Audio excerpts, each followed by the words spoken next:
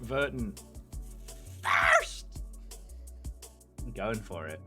Let me add that to the boards. How you doing, friend?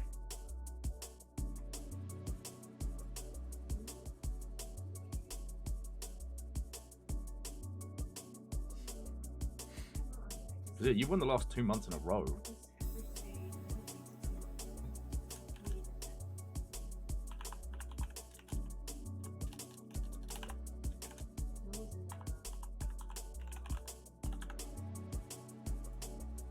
Kakazi, Gigaboons. Watto and welcome. Happy yet another person tried to make the Netflix of video games day to you all. Happy dunking on bad business models day. Oh, look. Schadenfreude is kind of like... It's like... Schadenfreude is like red meat, right? Like, you shouldn't have it all the time, but every now and then... Oh.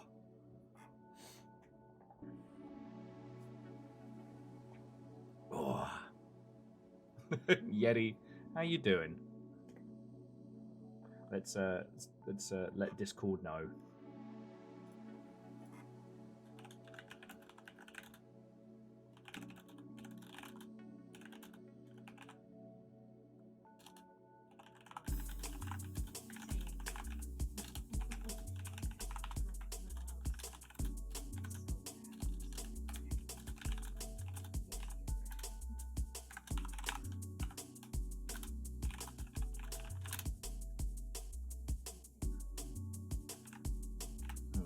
Discord has been alertified.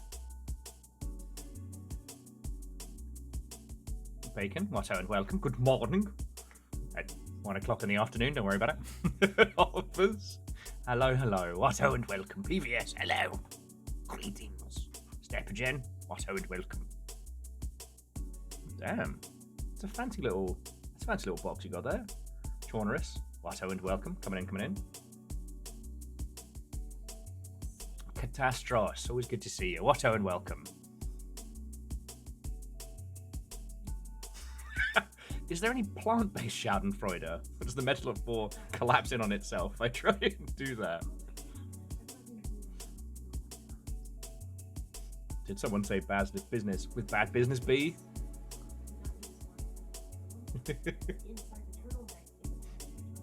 Oh.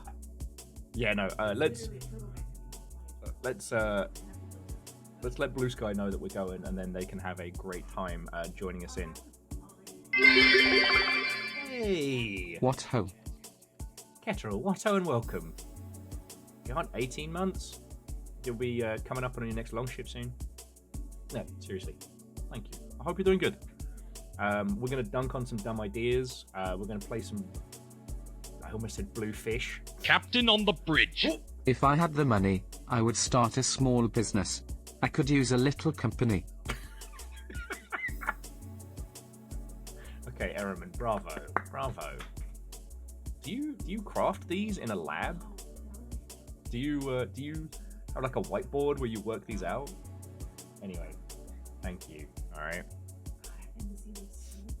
Puzzle Sicko Gang, business fish. Eat 'em up.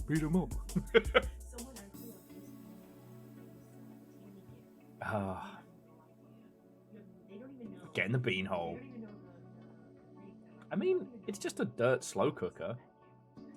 Agent Dirt Slow Cooker. It's a pretty good name, actually. DJ Coil, Watto, and welcome. Captain on the bridge. Ooh, that's Did you know that during test flights the F-11 Tiger shot itself down? Cause it was so fast it caught up to its bullets. You know, Mental Monk, the thing is, I don't know if that's a fact, or if that's, I don't know if that's a fact, or if that's actual science.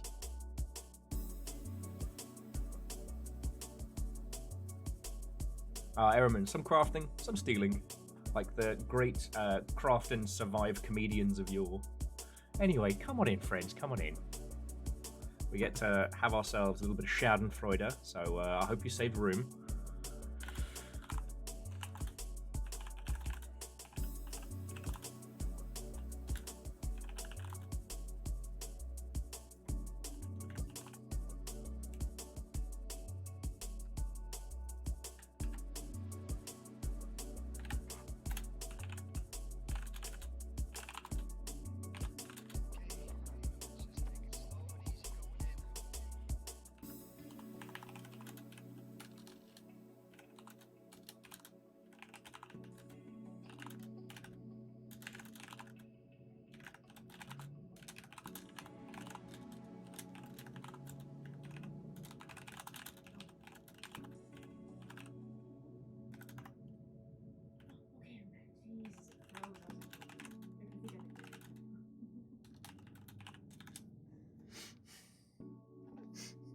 It's actually a fact. Okay, I didn't know that.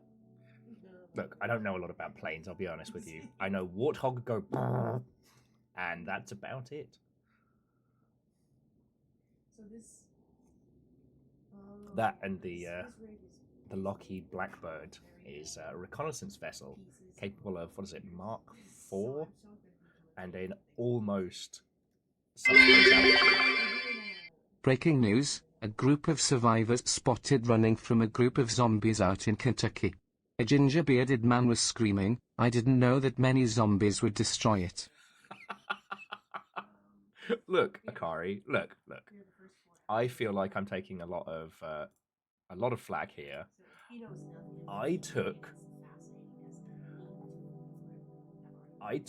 what was a survival game and I turned it into a road movie. I think that's a creative output. I think that's how I'm going to choose to see it.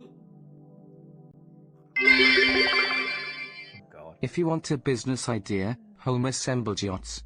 Turns out Nuva rich people are willing to spend and sales are through the roof. That's very good.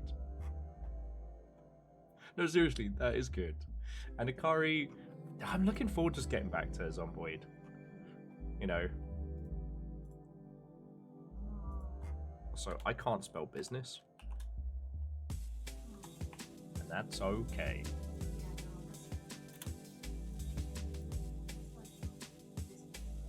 Oh, wait, no, that's the other way.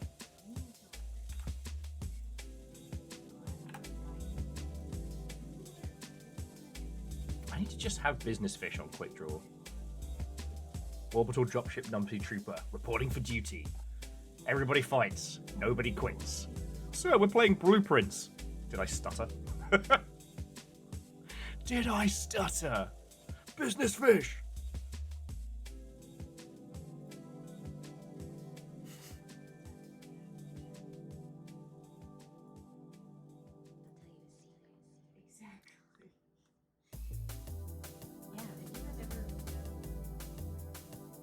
Oh, Akari, that'll probably be very useful just because, you know, it's not like we're going to be securely fastening our characters.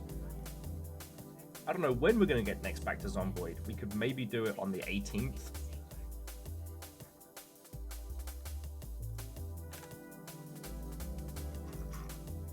But that's a scheme for another day. Make your aquarium work for you. Call 555 Business Fish today. Fish have been under the sea for millennia, and they've not had to change. Why? Because they're that good at business. And here at Business Fish, we'll teach you how to be as good as a salmon.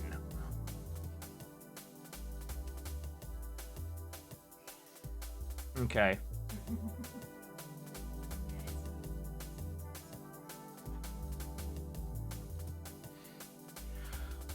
Okay. Alright. Posts are out. We're live on this website called twitch.television. How you all doing? I hope you're doing splendid. I don't have much in the way of tales to tell, dear friends, but in a good way. Last night, I popped downstairs right after stream, got the stuff to make burgers, and if you want to see what I created, go have a look in Galley Cantina, because I'm stupid proud of those burgers. I almost over-seasoned them. I'm getting, yeah, that's the power I wield. No, but no shit, I'm genuinely so proud of my burgers. So what I'm thinking is ease up on the Cajun seasoning a little, but do it as I'm like frying the patties rather than add it to the meat, which is what I was doing.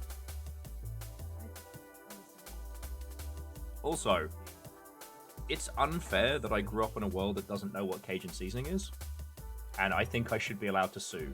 I'm not quite sure who, the British government, my dead parents, I don't know who. I should be able to sue someone, right?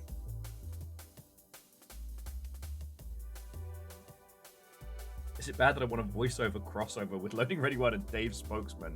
Hi, I'm Dave Spokesman. Oh.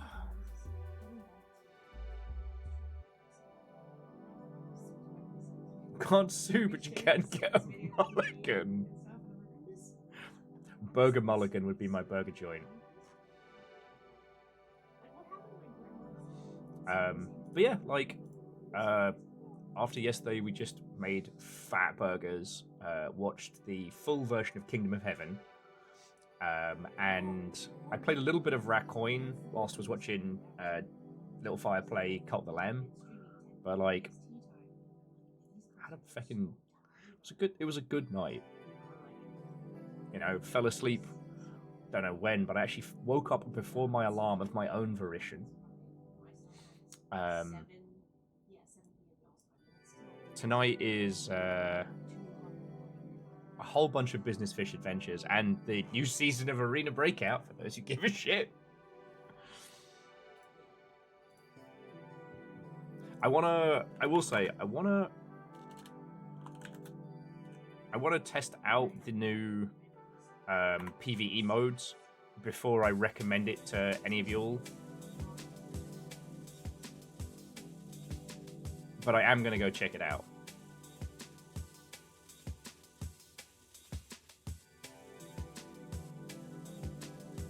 And they're doing like a whole like quasi-stalker anomaly thing going on, so...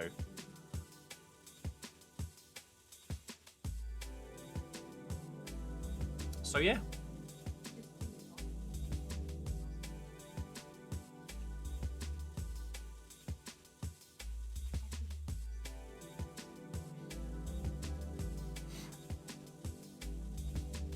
Yeah, sorry, I'm very boring. I figure we'll give it another minute or two before we start getting into the Schadenfreude, because, you know, it's like a buffet. I don't want us to all to get to all the, you know, the good stuff. The late risers miss out on the good stuff. So yeah, what have you all been playing? What have you all been up to? Tell me your tales.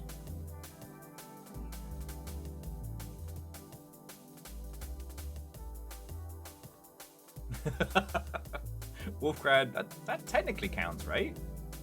Waking up at 3 a.m. is technically before your alarm.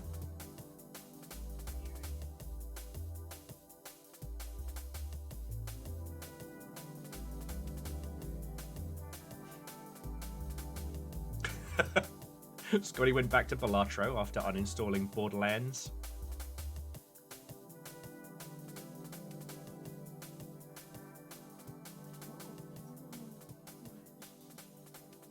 Aw.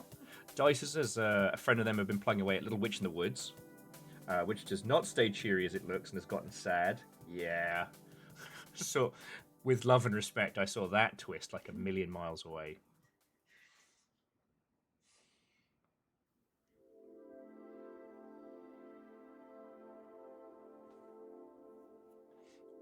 Sorry, friends. I'm just hang on.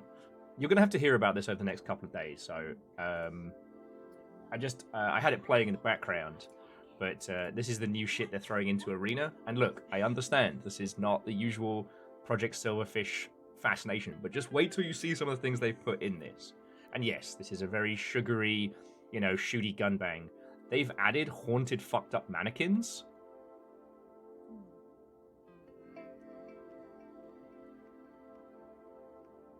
Now, I hope people enjoy this because, like... And also...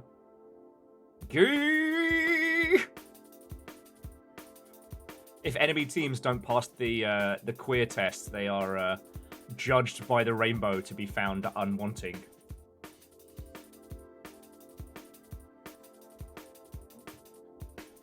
And also you can fight your friends for a gigantic D20. Let's go.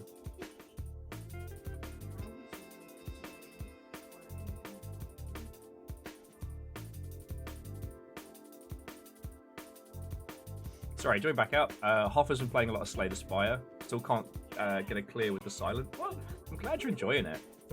Obviously, I'm loving Racoin the Coin Pusher.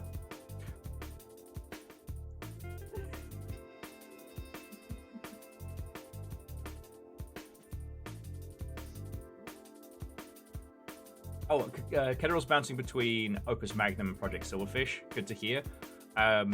I still haven't made it into the annex yet, but I did hit the wall, and oh boy.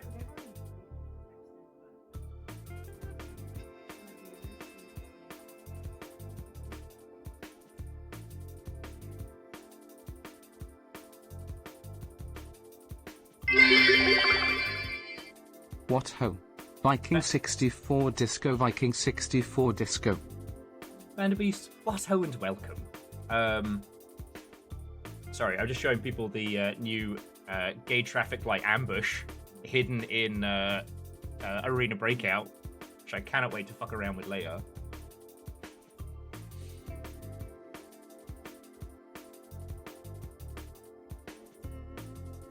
Verdant has also been playing too much Pokemon Pokopia.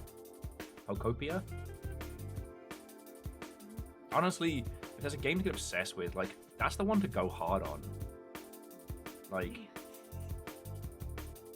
have fun with your spooky ghost Pokemon. Alright, actually, you've got to turn this off because I'm going to start, like, obsessing over details now.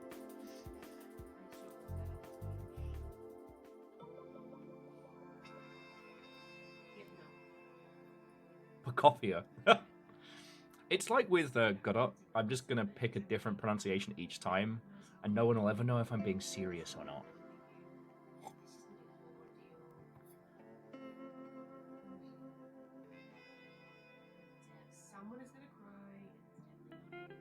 Okay. Akari's been doing dare mode for blueprints. Let's go. Okay. Look, I've stalled long enough. Let's have some fun. Alright, friends. Sometimes, when we talk about game industry news, like, especially of late, it's been hard. And today's been no exception. There have been, some layoffs. Our homies who make the MechWarrior games of late sadly had to lay people off. And that sucks. Also, I didn't appreciate how they wrote it. They were all like, whamp whamp, rather than like, yeah, we just fired a bunch of people. But maybe that's just me being salty. But.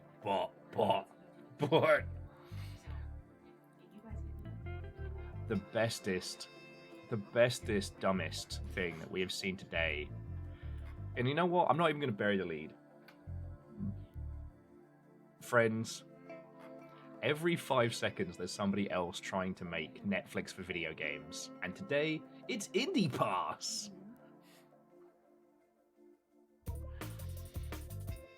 Now, if you're unaware of Indie.io, they are an indie publisher, and they're fine. I don't think they support their titles well enough, but they do have booths at places like PAX and the Ilk. I will say that in my Is It Riddled with AI roundup from last year, the Indie.io stand had the most indie-flavored nonsense with generative AI riddled into it as anywhere else.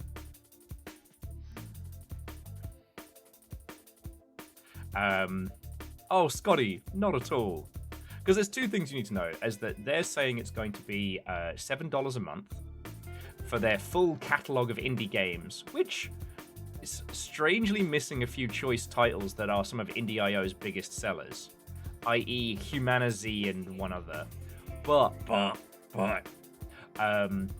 payout for game devs is based on playtime. Oh, we can see the fact. We can fact with it. What is Indie Pass? Indie Pass is a subscription service offering you a curated catalogue of games from indie developers for only $6.99 a month. Not really nice. You can enjoy unlimited playtime and discover new indie favorite games. Exactly, Hoffers. It's Spotify for games. What about develop hymns? DJ Coil, Sinbin, 3 minutes.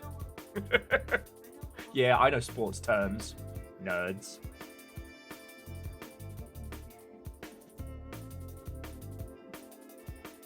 Exactly what you expect. Aeon, what's on? Welcome. So, like, things like this. How often are new games added? Check back regularly. We add games frequently. Better yet, games are often available on Indie Pass the same day they launch on Steam.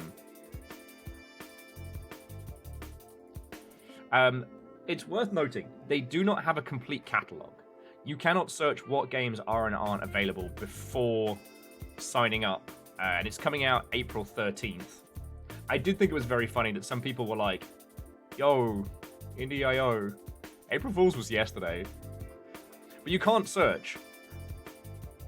Also, Cozy, Locked in My Darkness, Blue Maiden, Dark Mine, Shift Knight, Survivor. Like, right, okay, I'm skeeting this one.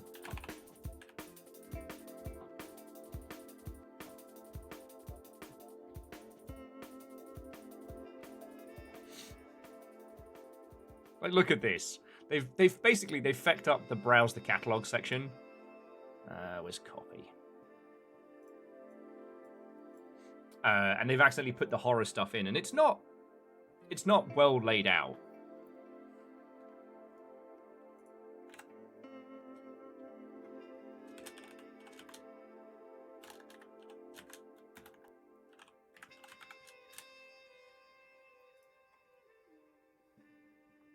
Oh, it's also because I guess they're letting people use tags. So again, if you go into horror and then you kind of see like, I guess.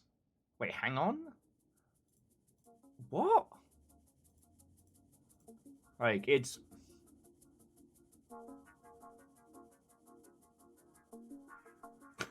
MDH says, I haven't seen a piss poor catalog. Like, I haven't seen a catalog this piss poor since Kindle Vella.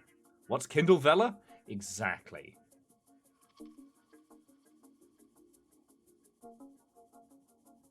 Well, yeah, so Alnus, this is the thing.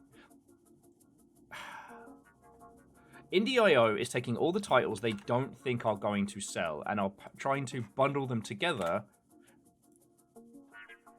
Yeah, Doomy's here. Damakira is a... I mean, it looks interesting and fun. It's got a very... It's got a very high school art style. 18 positive reviews on Steam. Like, that's fine. Oh, Matrak. I don't want to bury the lead too hard, but this is... What they are selling us is a business plan, right? And their complete misunderstanding of why subscription services have worked in the past is a great example of why this is going to be a complete and utter shit show. But going back to it.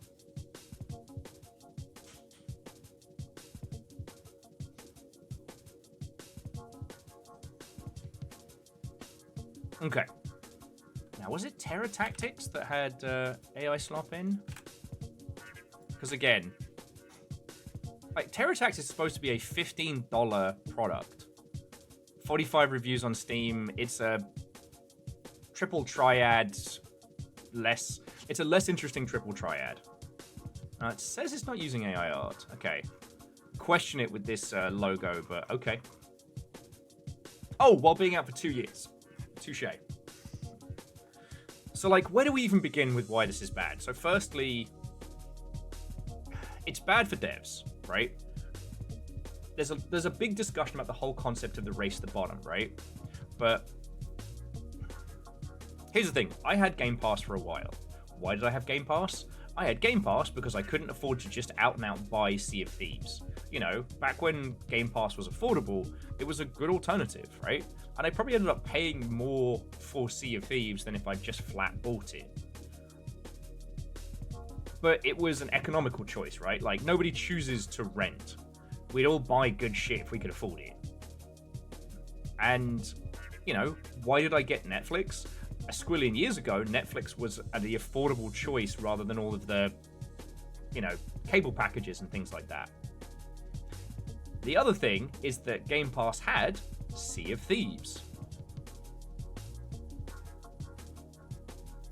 Essentially Legend. Like, not Sea of Thieves, but Game Pass.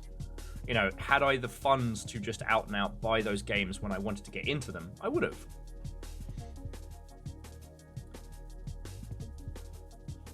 With Netflix, there was also kind of like the quote-unquote killer app. Like, first it was for a lot of us, Breaking Bad was a thing that you got on Netflix. That was the first place you got to see it, and that did a huge amount, right? I'm just having a look at some of these.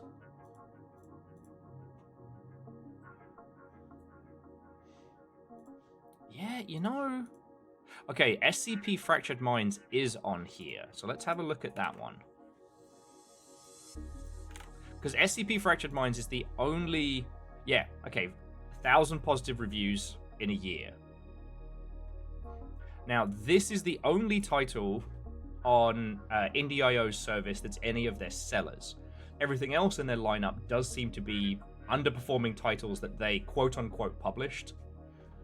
Does make you wonder how much of a cut they were taking for their so-called publishing services. But their other two big sellers are not on this, so they don't have a Stranger Things season 1. They don't have a Breaking Bad. They don't have a reason for us.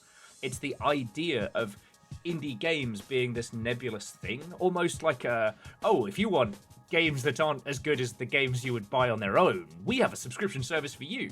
Like, even in the pitch, it's devaluing their own product.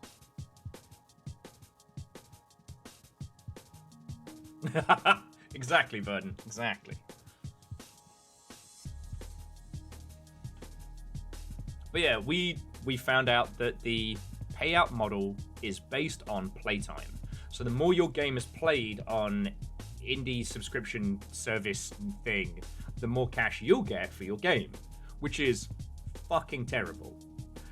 Because the thing is, it's not a fraction of incoming revenue, it's a split of a pot based on payout.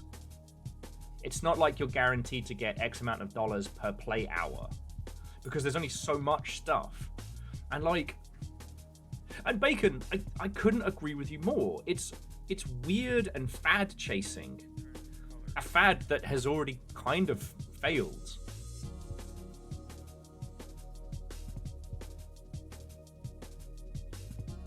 Well, and MDH, that's the thing. Humble Bundle is... The Humble Monthly, I don't think they ever made it truly pop. But in Humble Monthly, every month you pay X amount and you get those games, and those games are yours.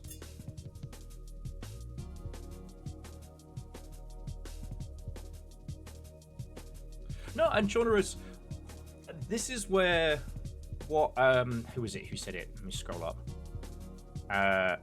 Where Matriot was making an excellent point is that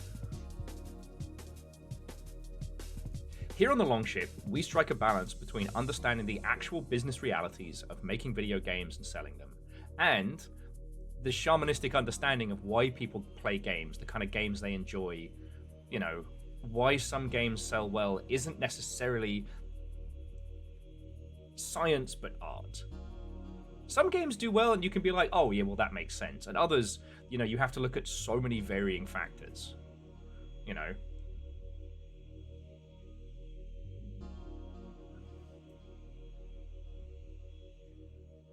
Like, Game Pass worked because Microsoft owned those studios. Like, they're paying the salaries of all of those teams. They can see what's coming in and what's coming out. And as much as it was about getting people on a subscription service, it was also about starving out the competition. They just don't know what the fuck they're doing with Game Pass anymore, but that's another story. With this, you can see the math on the page, right? You can see this concept of like, oh, well, we have, 170 games. We can offer a subscription service. People can just play all of it as they want. Well, except for there is no killer app, there's no quality threshold title to push it. They're just selling a business model. Like, there's this thing when business people spend too much time together, the business lingo bleeds out and they stop thinking about they stop even thinking about what the product is. It's only the product.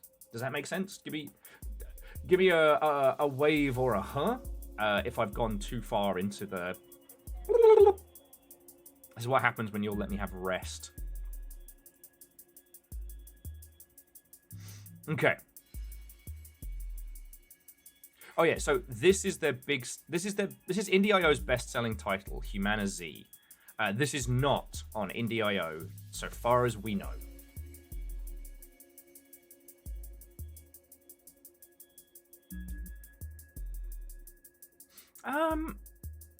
Okay. The best way I can think to describe it is that it's more like over scientification. You know, there's a lot of language we use in the business of games to understand things. Words like, you know, engagement, retention, conversion, etc.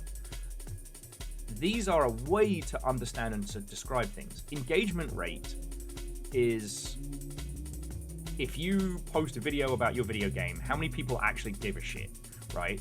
It's a quick shorthand to understand a thing. Attachment rate, how many people buy your main game versus how many people then buy the DLC for it, right? You think about, you know, user spending habits, not because you want to squeeze every penny, but because you want to be able to say like, oh, if we release the Will in a sexy Roman outfit and a Gundam costume, users seem to want that. But the, I don't know, Will with bunny ears DLC didn't sell. All right, don't put Will in bunny ears anymore. You know, but what happens is when the business people become so disconnected from the product, from the game, from the title, that they're using a mathematical logic of business, but for business's sake, and that's what this is. Oh, we'll do the Netflix for games. We have this catalog. Okay, but do you? Because there's a lot of games on Indie.io's setup that they don't pass the quality threshold. Immediate thought, make better bunny ears. Well, see, that's where the shamanistic comes in. Did the Will Bunny Ears DLC sell poorly because the bunny ears were bad, or do the users just not want Will in bunny ears? For those who didn't see yesterday, the reason why JPost has a phenomenal power thing is JPost dropped some serious cash. There will be a stream where I'm wearing the sexy Roman outfit and the Gundam costume at the same time. It's coming. It's coming. And yeah, Catastros, this is a fancier looking Zomboid. Humana Z, to my understanding, managed to get stable multiplayer in faster than Zomboid. Now, that is because Zomboid was, I want to say Unity, but it might be Homebrew Engine. Like, Project Zomboid was fighting technical limitations of its creation.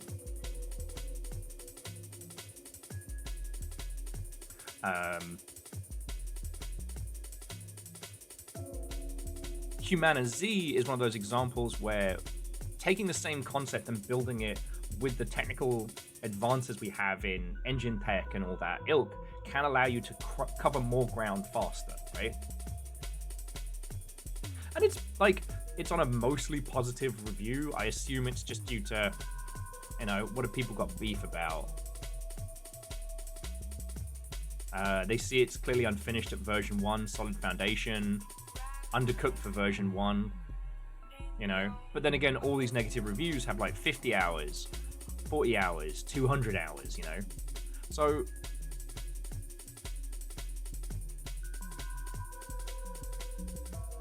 yeah, whoa! And Alnus, that's where, like, something like Humana Z, a cooperative zombie survival game, is kind of like a, you know, a swishier Zomboid. This is the kind of game that people will play for 200 hours. If we look at Indie.io's catalog, let's look at their most recent titles. Oh yeah, so this one we did see. This is Yankee Rabbits. Waifus with guns versus pink rabbits and bats. A corrupt cop blames you for it all. It's cute, it's brutal, and it makes no sense. Like,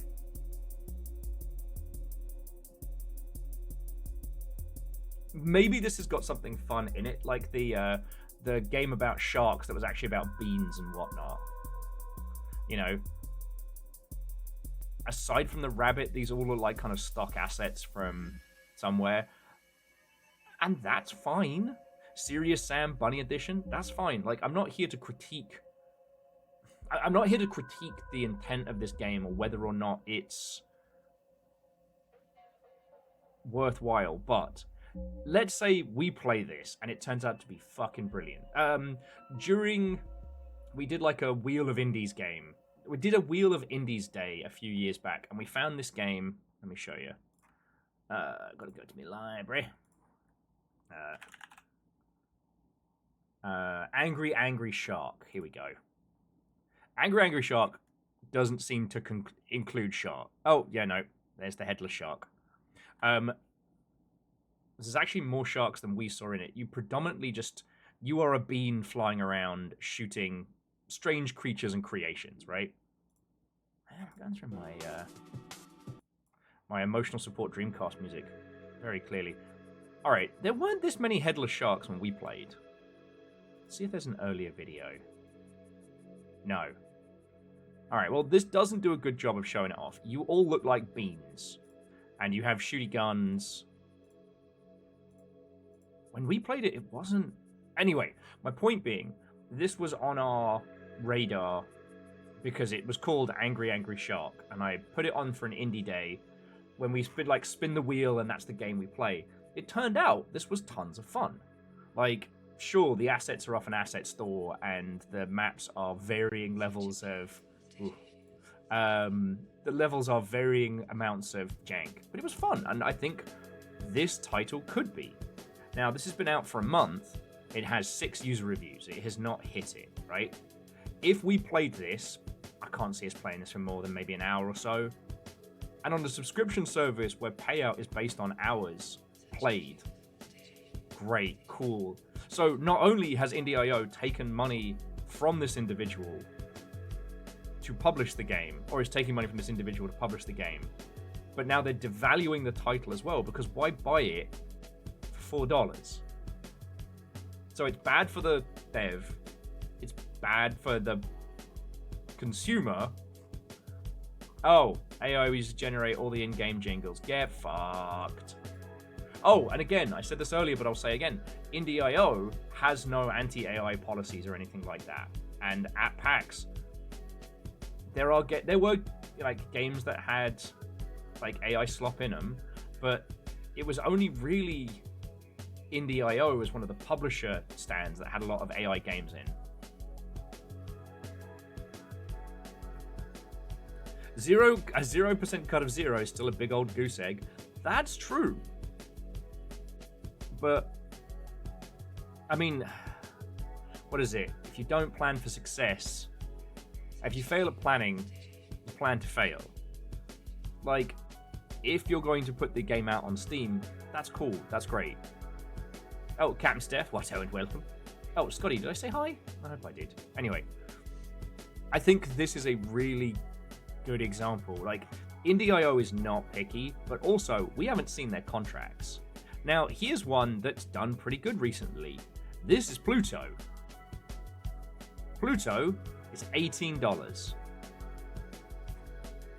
Now, to my knowledge, Pluto is actually not going to be on this indie subscription pass, right? But like, so if you haven't seen Pluto, it's a little bit Slay the Spire, it's a little bit Dungeons of Blood and Dream. And this really has the potential to take off. Like, it's fresh, it's interesting, it's different. Your upgrade system is based on rings on your fingers, but like, you know, you can cut a finger off for a huge boost, but then you lose a slot for upgrades. You know, there's some real weird tactics to it.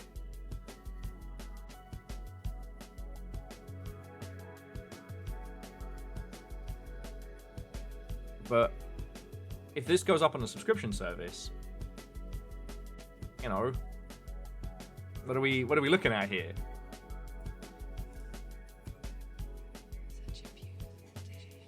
Oh, this doesn't need those character portraits as reaction images. God, I need someone to draw like gnarly Longshipians like that. Maybe that'll be our next art style.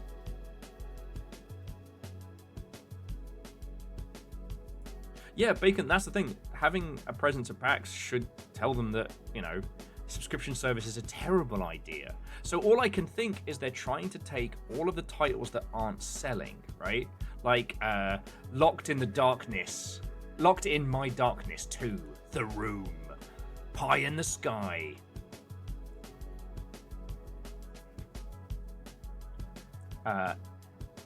Airhairs, which is a horrible name for your game. Chirophobia.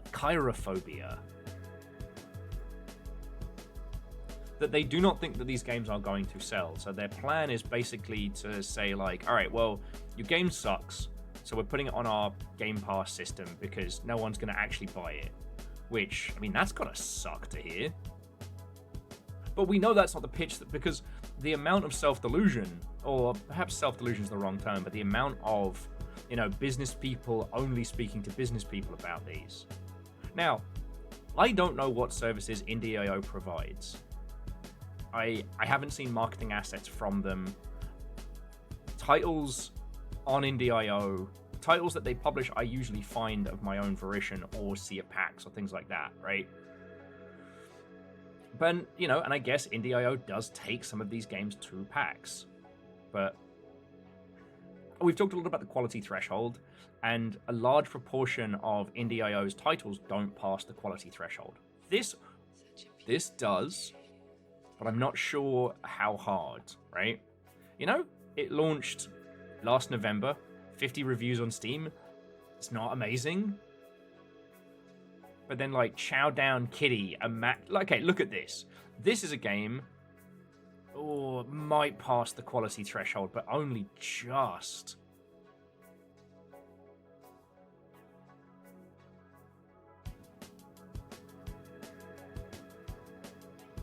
Feed your cat until they explode. This looks like a... Okay, look, I'm not here to be mean to games. We're talking about business here. This seems to be a similar premise to Puzzle Swap, but you're, feeding cats rather than, life adventure stuff. But... You know what? No, I'm not gonna dunk on the cat game. Yeah, okay. So Pie in the Sky here. There's like some YouTube fodder, right? Hang on. Friends, one of the problems, right, is every game has the possibility to be your favorite game ever, right? Playing as an absolutely bastard, I guess you're a magpie in this, that seems fun as heck. And the quasi Tony Hawksness of it. Ugh.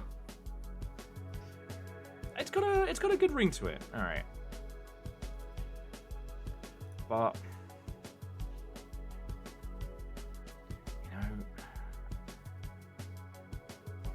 okay, this is Air Hairs.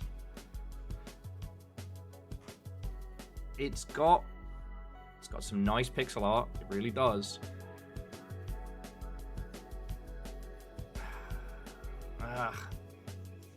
Sorry. Inside of me, there are two wolves. Both of them have indigestion. Look, Air Hairs is never going to sell 100,000 copies. Oh. Okay, well, we're good on this one. Air Hairs is never going to sell huge. Bullet hells as a genre is a very difficult sell. Now, why that is a thing we could talk about for hours.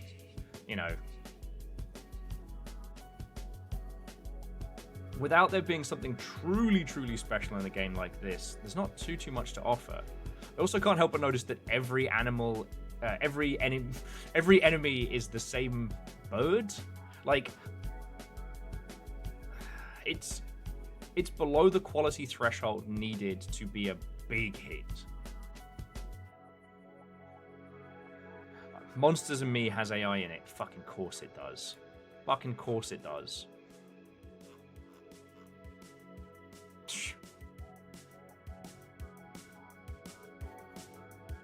Oh, no. They just use it.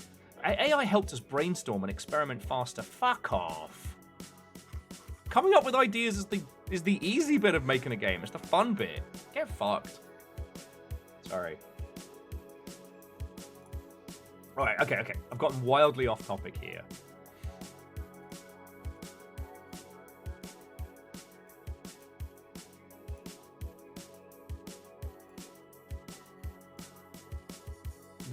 Most of the titles we've just talked about aren't really here, right? I'm looking through what we're being shown, and there's a lot of very early in career indie titles, right? Oh, apparently I already have Dark Deity. Oh, and it is not well received. Okay. Okay. Apparently it's Fire Emblem on a budget, and that's okay. But this game is $25.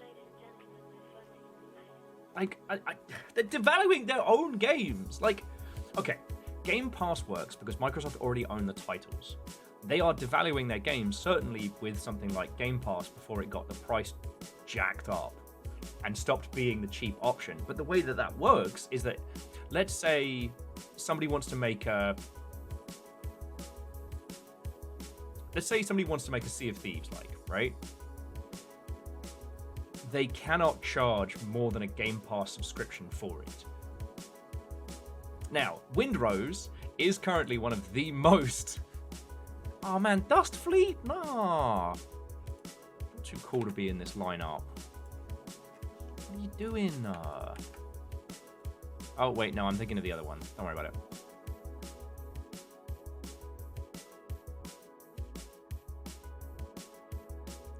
Dust Fleet's kind of budget homeworld, sadly unrelated to Dust in Your Eyes, who does deserve their own fleet. Chona says that Dark Deity is from 2021 with a released sequel years ago. True. It's just... Alright. Sorry, I have so many things that I want to pull apart of this and show you how wrong this is, that they're all kind of getting stuck in the door of my mind. So, Game Pass works because it's only devaluing other people's games, not their own, right? But Xbox is a huge international brand. Indie.io is... I mean, how many of you had never heard of them as an outfit before we had this conversation today? And the other thing that... Video games have this wonderful thing, right? Video games can continue to sell wildly, even after their release window. See, in the business world, they always think about video games as being this like week to 2 week thing, right? You have your launch day, and that is when you sell the most amount of copies, and then it craters, all right?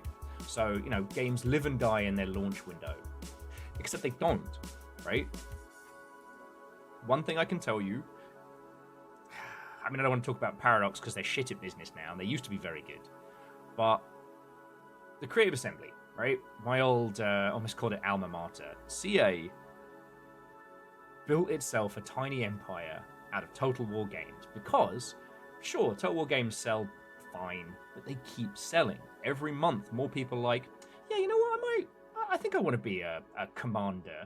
Yeah, you know what, I think I want to be a samurai general or something. You know? They sell month in, month out, and that's nothing to sneeze at. And a lot of, like, big PC titles do that.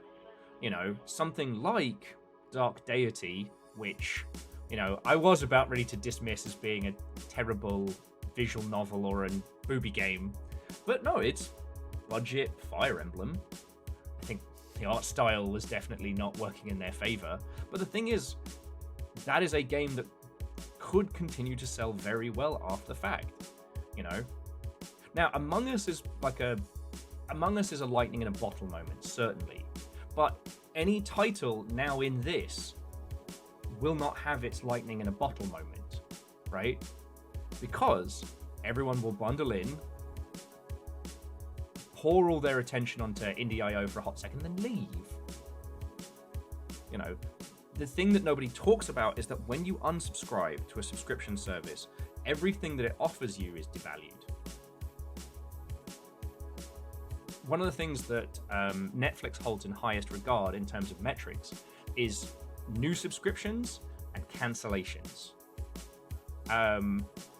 The One Piece live action did brilliantly for the sheer number of people who subscribed for the first time for Netflix.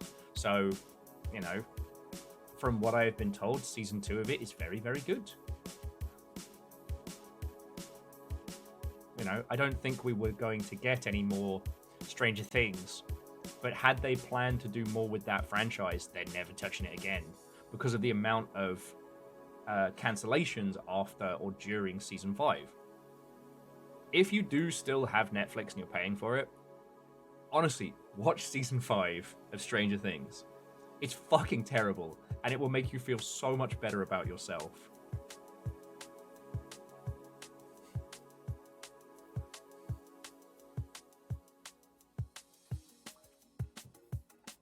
Now, Scotty makes an interesting point. Smaller indies really do need their games on streaming creators or any and all platforms that they can afford big snazzy ads. Yes, it's the conversion after that, right? Not every game does well in the streaming circuit, i.e., I always love talking about...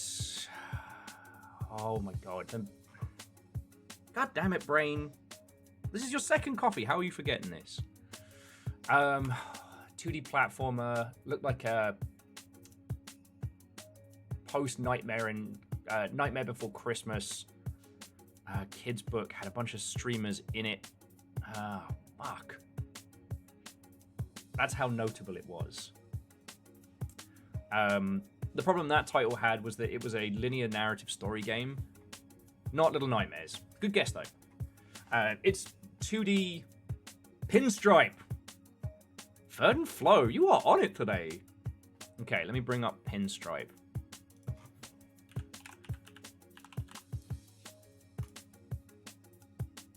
Okay, Pinstripe has done significantly better since last. But the dev of this title was very vocal about how it sold awfully at launch and was genuinely considering quitting games forever because couldn't afford to keep going. Now, this looks very much like, 2010's indie bait stuff.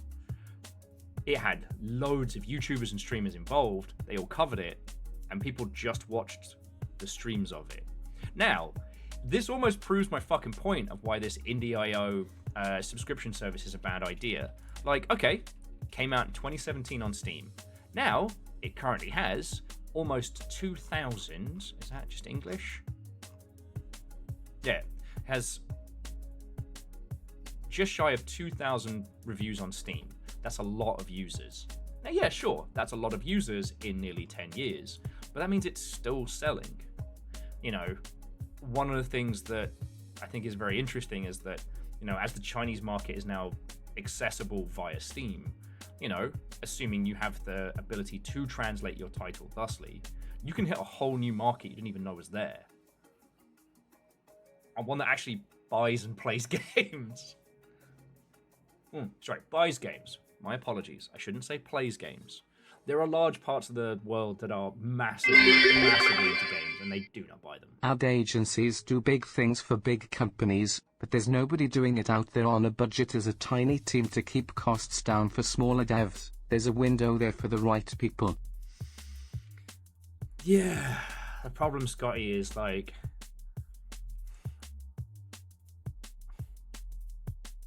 there is a few people who've gotten close, right?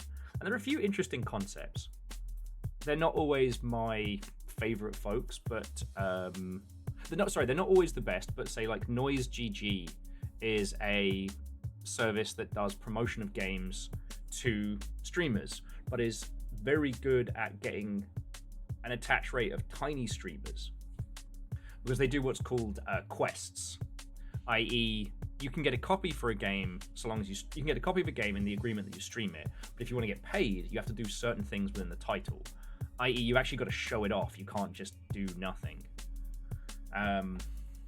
Keymailer used to be perfect for getting keys into hands, but that's all gone to the dogs. Terminals is fine if you have the hours in the day to upload all of your, coverage manually. Though I do want to point out that Terminals denied me a key for the Blackout Club. So they can't be that fucking good. Sorry. Terminals is run by Evolve, who are one of the big PR agencies in gaming. And I know homies over there. I don't hate them. It's just,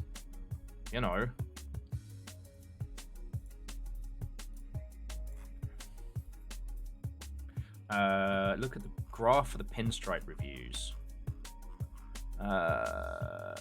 Show the graph. Ah! Now, I wonder what the fuck that was. And, Verden, thank you for pointing that out, because look at this graph. This game came out in 2017. January 2019, something changed. And then from January 19, pretty much through until, like, yeah, through until January 21. No, Scotty. Look at that spike. That spike happened 2 years after release. Like, think about that for a little record scratch moment. If you sign up with a subscription service, that doesn't go anywhere. Now look, we haven't had many subscription services in games. Game Pass will love to brag when things went well, but we don't have too much info, right? Like, it's not like they're giving us like sales figures of how Game Pass affected, you know, their main first party sales and shit like that. What we do know is that whenever a spike in popularity happens in the music space, the amount of interest from consumers does not translate into revenue for artists, right? Like, even if you have like a, I can't think of a better example right now, but like a Baby No Money TikTok moment, you know, like your song is the song of the moment that everyone puts behind their TikToks. All those users, they don't go and buy your shit. Those users go and listen to it on Spotify. And Spotify barely gives pennies out, right? Now, Baby No Money's not a great example because, you know, that dude's playing the social media game and is making his money elsewhere. It's very hard to do that same thing in games unless you are a personality, because it takes 3 to 5 years to make an game. Well, in the indie space, you can make one in a year or so, but that doesn't mean you can like keep up with the hotness.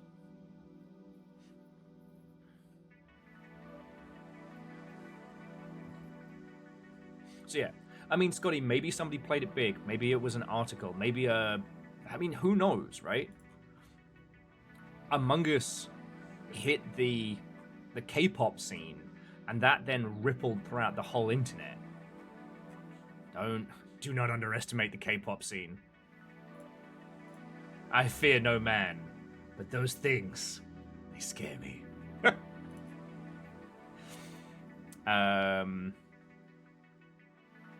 Fucking sorry, I'm still laughing at the cozy section. Cozy games like Locked in My Darkness, a Blue Maiden, a slow-burning psychological horror set in a haunted Japanese neighborhood. Trapped Mine, you're trapped in a mine. Night Shift. Feeling hungry? Our pizza will never make you hungry again. So cozy. But game publishers are the opposite of takeaway places, right? Game publishers have one job, and that is to have their shit together. You be creative, they be money, they be business. That's where they take their cut. That's the handshake in the deal. And this is bad business. You're right, Wolfgrad, these are all cozy descriptors. Like The Survivor, manage your failing ship, evade lurking horrors, and navigate galaxies to find lunar base. Maybe Indie.io doesn't do any kind of advising, they just pick titles. But why would you call your game The Survivor? Oh, no. Sorry. Lurking is cozy. Sorry, and this is where I keep jumping between titles, is obviously Indie.io do not provide any feedback. Look at this fucking awful trailer. Variable frame rates. I guess trying to show some kind of, I don't know, like slow motion. Blech.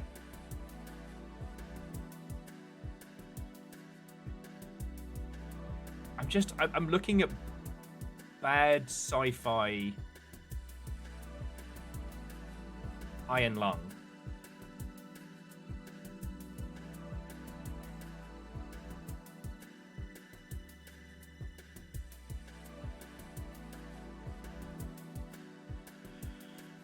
Yeah.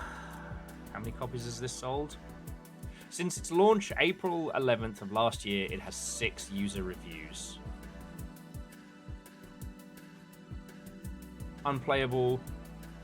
I want a refund. Terrible shovelware. Proof of concept, not a game. I found home.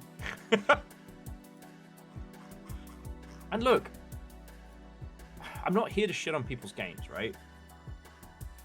But it really does feel like Indie.io are taking the games that don't sell, the games that they don't feel people will buy and spend money on, and they're just kind of going, shimmy, shimmy, shimmy, shimmy, shimmy, pay us $8 a month. Sorry, $7 a month. You know, we have this massive catalog of 170 games. Yeah. If any of you bought those, like, 1001 cartridges back in the day, you know what that is. You know what I'm talking about. Yeah. So yeah, if any of you will have any dunks to deliver on this, like, you are weapons free. One thing I would like to talk to you all about is the Resident Evil releases on Steam. More because I'd like your honest feedback on it. Dice says, I had that for PC and I got a salvage and surplus megastore. Damn. I got given one of those by my dad one year, and it was mostly demos. It was mostly just demos crammed onto a CD-ROM. A couple of those demos were really good, though, and I still miss them. But that's another story.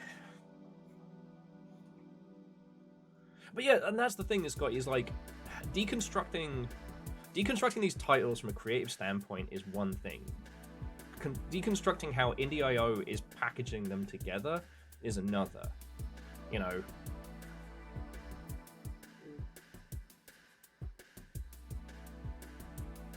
like, bragging about the size of your catalog as your opening gambit, but then only showing your low quality titles. You know, how come Humanity is not the fucking tip of the spear on that one, right?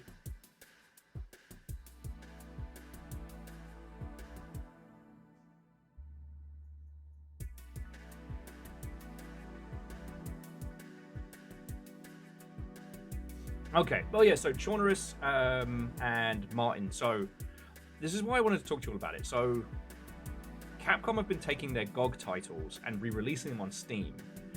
Now, they are reviewing very well. Original Resident Evil dropped yesterday. It's already at like nearly 300 positive reviews. I believe it's the Director's Cut edition on PC, like the OG. However, all of the discussions around it seem to be based on... Hang on, let me bring it up on screen. They seem to be based on the fact that, unlike the GOG version, a lot of these have DRM on them. And DRM is one of those really hard things that it's really hard to find any actionable data on whether or not DRMs really do affect sales figures.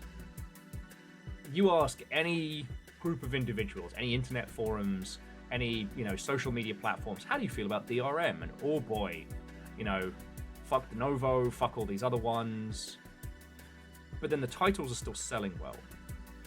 And I'm still, God, I hate saying I'm old enough to remember that there was a huge contingent of individuals that really hated Steam when it dropped because of what was perceived as, you know, DRM, digital rights management, you know.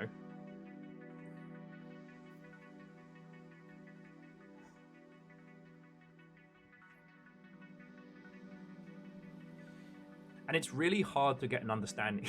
God, I love OG Wesker. Sorry, Little Fire inflicted this on everybody when starting their playthrough of Resi 9. I love this. There's actually some behind-the-scenes footage of this. Though I did get it wrong. This one doesn't have the dogs covered in spaghetti. This one has animatronic dogs and little puppets. The dogs covered in spaghetti is from Resident Evil the movie. And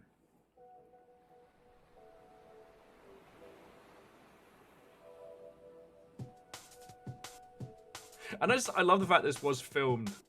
This was an in-house Capcom production as well. They went out to the fucking fields outside of Tokyo, shot this at night. Five Nights at Wesker's. Let's go. So good.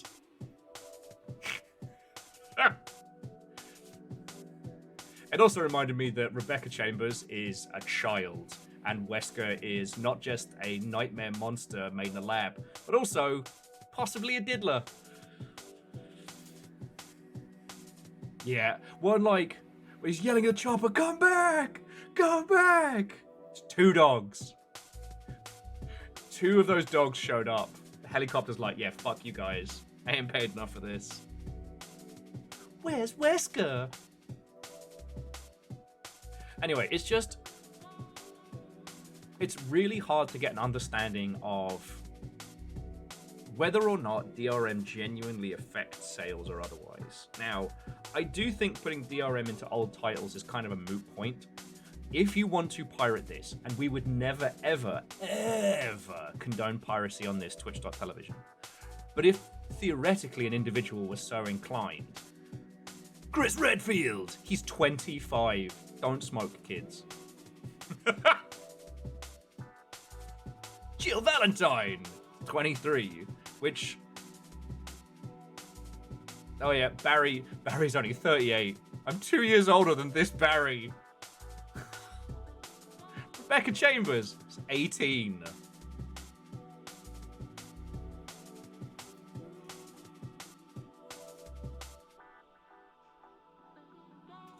Anyway, if you desperately wanted to illegally acquire a copy of Resident Evil, the director's cut, I summarize that one would look to download an ISO, an image, a disk image, right? And sure, you wouldn't get a lot of the, the PC additional versions. But the thing is, the version on GOG has no DRM. And I can only assume that if you desperately wanted to pirate it, that would be the version. So why add the DRM to this one? Because, the iTunes model is one of the reasons why, Steam is still much more successful than GOG. Getting Resident Evil on GOG is great. But going to the site, buying it and installing it is more difficult than going through this. Oh yeah, no, Martin, Wesker went on a fucking night op in, the Colorado mountains wearing sunglasses. No one questioned that. Wow, Wesker, you never take your sunglasses off, ever. I got no worries.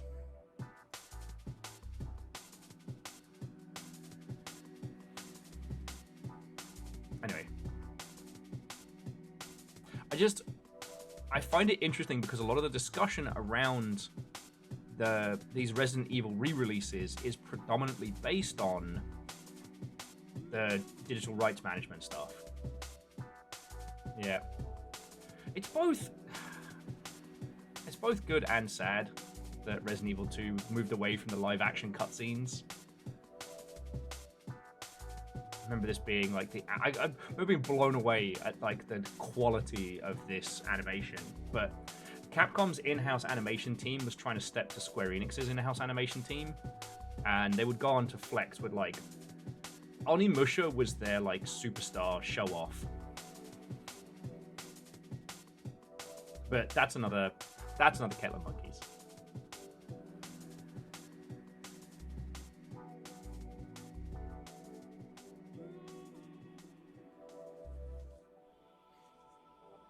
Yeah, Vanderbeest, I do miss the FMV cutscenes as well, but I do like the fact that what was that like Vietnam Resident Evil game we found where the person did like all of the cheese with like terrible green screen stuff.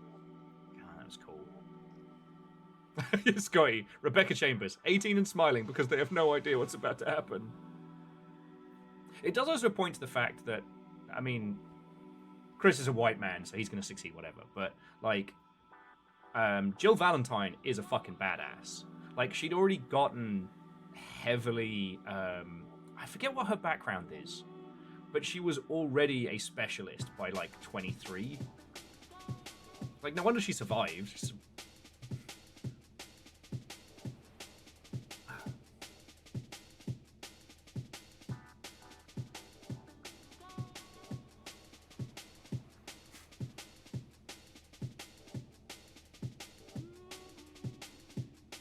Whoa, Martin, what Rebecca's good at, we don't know, but we do know that Wesker was creeping on her when she was in school.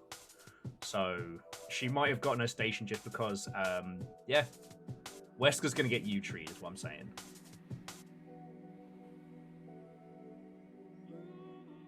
I mean, Claire's no fucking slouch either, but, like, think about it. She didn't know Raccoon City was going to be infested. She literally has a Bowie knife on her jacket. Like, she goes to dive bars and she fucking glasses guys for fun.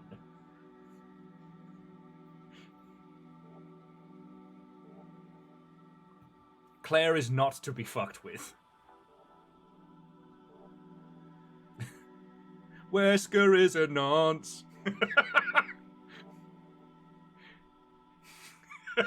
Wesker, the nonce with glasses.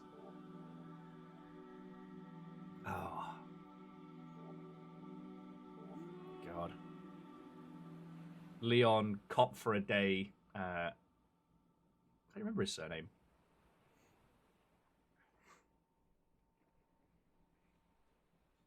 Anyway, sorry. I took this conversation to some really weird places. I'm sorry. It's just one of those things of, like, this is where the shamanistic kind of, like, bumps up against the business, right? Because if shamanistically you know that people hate DRM, and DRM apparently slows down rigs, it apparently makes things worse for everybody, but you can't find evidence of it other than a very, very vocal group. Like, what should we be looking at? What information should we be taking away? You know? And yes, I'm going to look at the Resident Evil Nemesis page as well, because...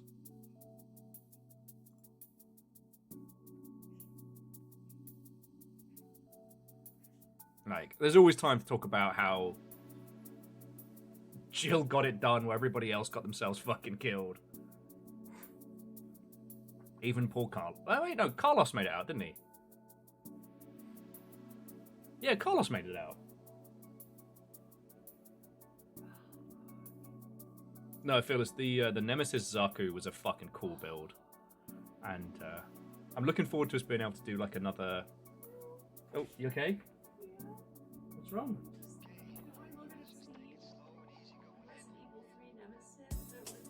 Yeah. Yeah. Well, and this is the thing we're talking about is, like, and people are loving it. It's just there's a vocal group who are talking about how it's got like anti-piracy measures in. Okay. And those anti-piracy measures aren't on the GOG version, which is the same title. Why are we so arguing about anti-piracy? Well, and that's the thing, right? Like that's been yeah, obviously. So what? I don't. Anyway, I want to go back to my nostalgia happy. No, like, be nostalgia happy. I was just talking about how, one, Wesker's a nonce, but two, how Jill's awesome. Yes! Resident Evil 2 and 3 were my go-to childhood games. Right? Go-to. But 3 was it. Jill Valentine has been my favorite game character since I was a little child. She's just badass. She's cool. She was in the army. She's ex-Delta Force. She did special shit. Then she's in Stars. Yeah. Even after Stars. You know, like, she's just a good femme badass. Yeah. Resident Evil 3, just to quote Alanis, Jill did this in a nightclub dress in one night. Literally, first off, I want to know what she used for that tube top. How did it stay up? That is, like, industrial grade. What magic did she do? This is the kind of shit cosplayers could only dream of. Literally.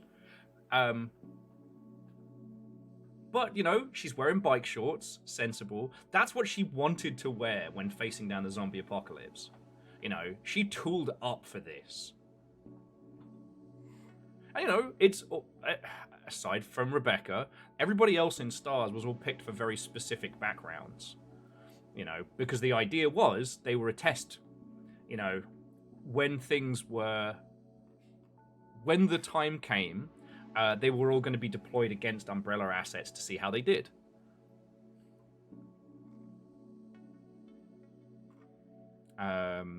Leon was just right man, wrong place. What's Barry's background? Protects Jill from she's Mostly. Oh, he was Air Force. Oh, well. Not everybody can pick the right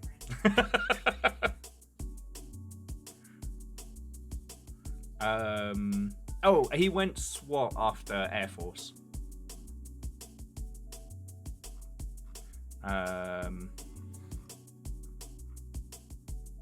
Oh, Chris was also Air Force. Him and Barry being the Air Force to SWAT pipeline. And Wesker's was fucking test tube. But you know what, Martin? Leon had no right to survive Resi 2. And I'm just glad that, you know, he got some kind of therapy after. A combination of luck and being the one nice... a cop so good that he quit being a cop after one day.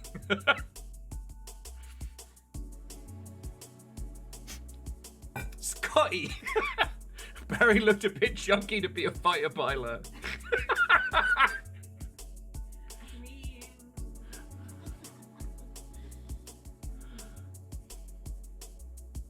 Sorry, Resident Evil is one of those things that I love it with my whole heart because, like, it wasn't always this, like, brilliantly written cacophony of nonsense. Honestly, like, the plot of Resident Evil gets weird by the time you get to Code Veronica and there's, like, giggling twins with sniper rifles and shit. But I do like that they've used the later games and the greater lore to flesh characters out, you know?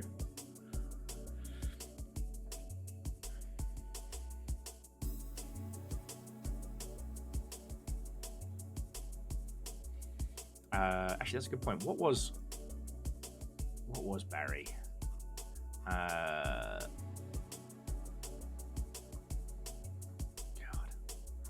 fandom is such a terrible site. My my ad blocker basically goes to war every time I'm on.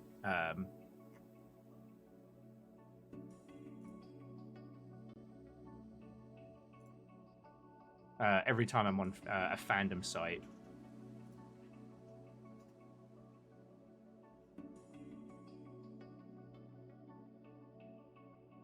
Yeah, Chris and Barry were in the same unit in the Air Force. And then they went into... Yeah, then they went into SWAT. So yeah, no, Claire's the fucking, like, wunderkind of the squad.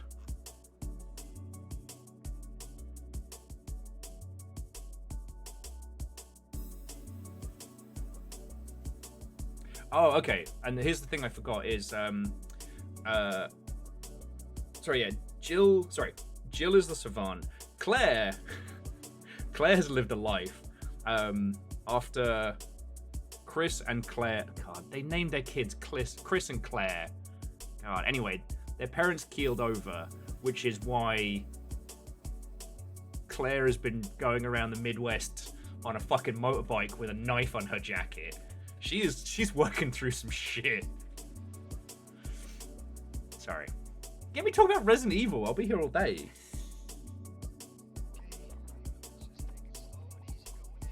Martin. Oh, how you find the Resident Evil 4 remake is up to you. I think it is very well constructed, but it weirdly didn't grab me. And Resident Evil 4 was just one of those games that I obsessed over. Like, I got it all unlocked, and I played so much mercenary mode I found out how to break it.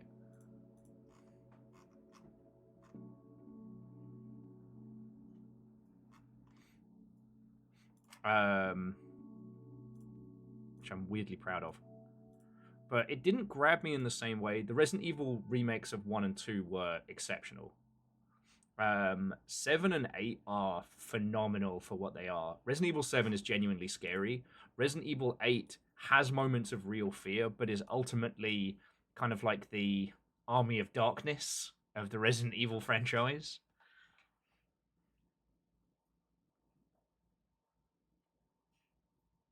Oh, God.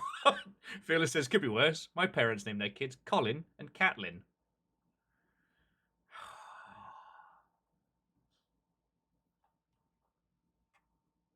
I know, and Catastros, that's heckin' cool. Anyway, I'm a big Resident Evil nerd, so I'm using this as an excuse to talk about Resi Evil. I don't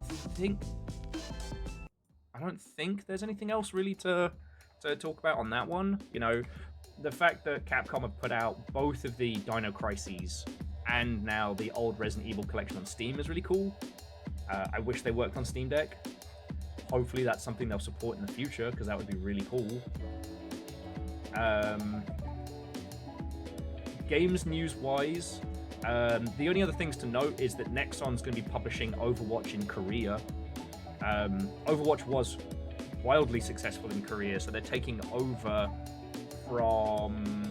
I think they're taking over from NetEase. Nexon being the ones who recently said that Arc Raiders was the Trojan horse of AI, convincing people to enjoy AI in their games.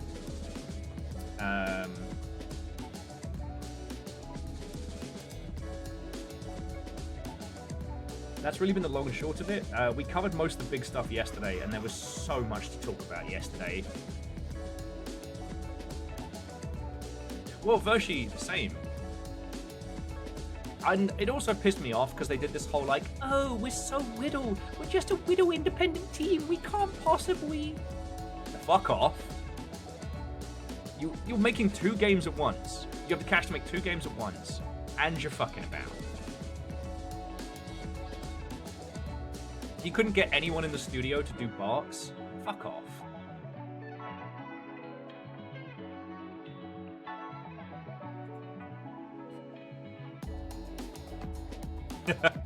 Well, Fearless, one of the things I love about Resident Evil 8 is that the Lady Dimitrescu mansion, i.e. the castle of Cali Thurstus, is preceded directly by the scariest fucking part in that game, which is the puppet mansion. Like, and that puppet mansion is fucked up. Like, they lure you in with werewolves and impossibly large vampires. And then they're like, oh, you're playing? You're invested? All right, motherfucker, it's time to dance. Ooh, still good.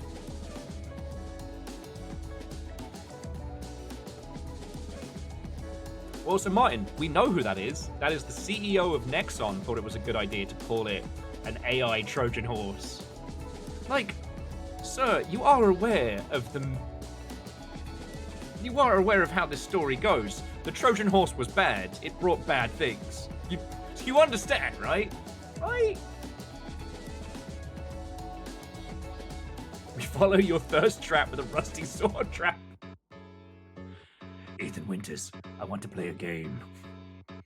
His poor hands. His poor hands.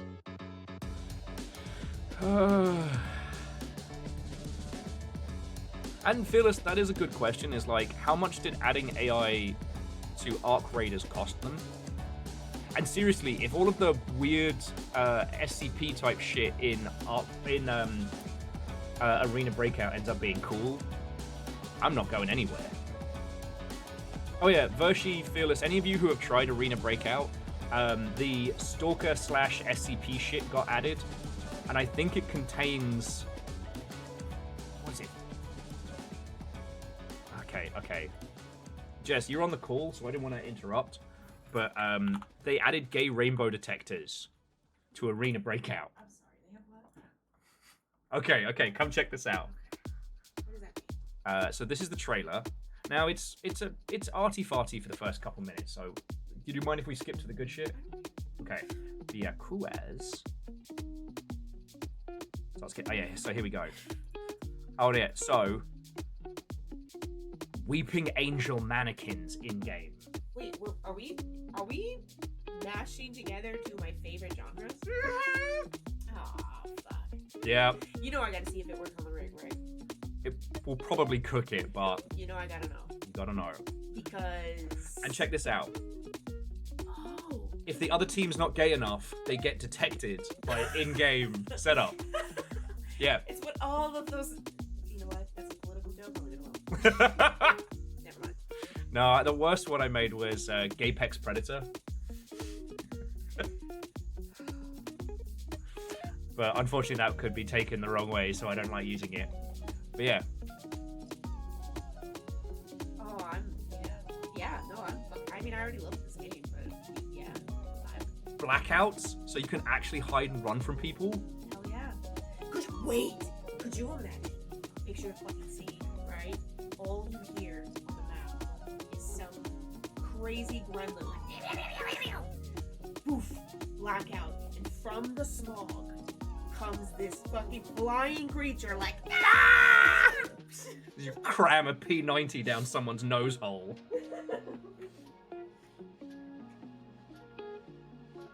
No, Jamami, the traffic light says, not gay enough, and then you die.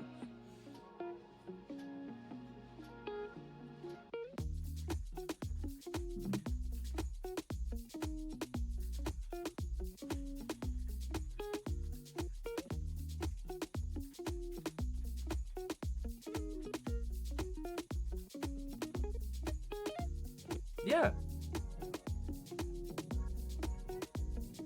No, and Catastros, that's what's so infuriating is when we have to deal with people that play the I'm just a widow indie, I have to use AI to make stuff. Because you can make incredible things with store-bought assets and things like that, and then it can end up still taking ages to put together because it's worth it. Catastros was just saying that one of Markiplier's editors, Lexian,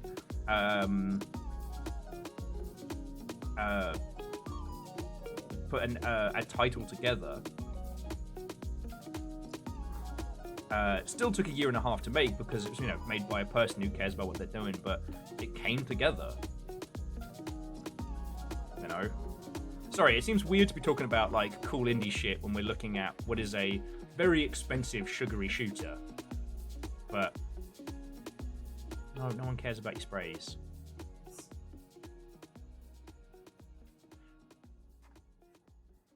Yeah, adding anomalies to maps I'm already like feeling pretty familiar with.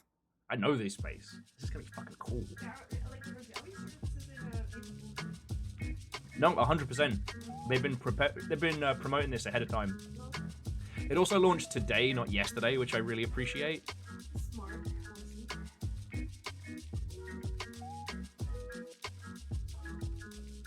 You get to pick superpowers for your round.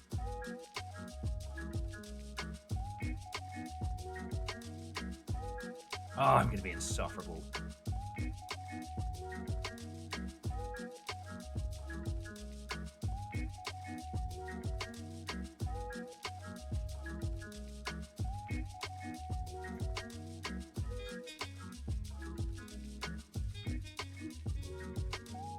Gadastra just says, gonna be. Oh, that's cool. Well, Catastros, hopefully it comes to Steam, so give the guy some actual cash for it. Yeah, Luxian's title. It's apparently...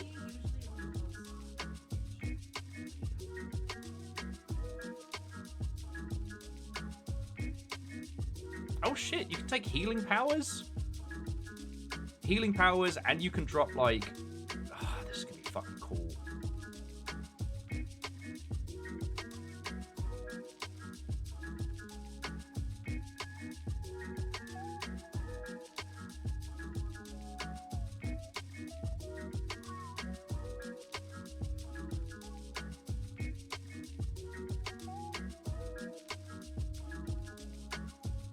Second bell tolls. The extraction points will start closing and anomalies will increase.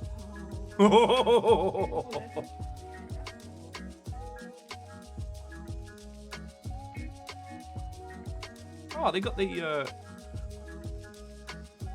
Echo Orb, which can be looted.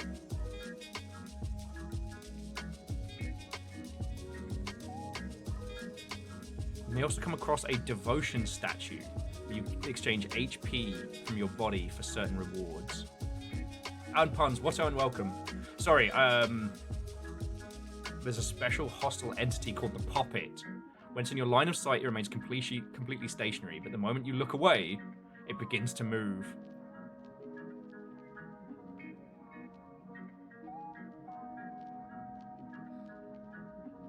Now you're probably thinking, Will, this sure does not look fun. They added PvE, so you can just play with the homies. You don't even have to play against people. I just don't know how the PvE works yet. Okay. Special rare drops, 3-axis gyro, etc.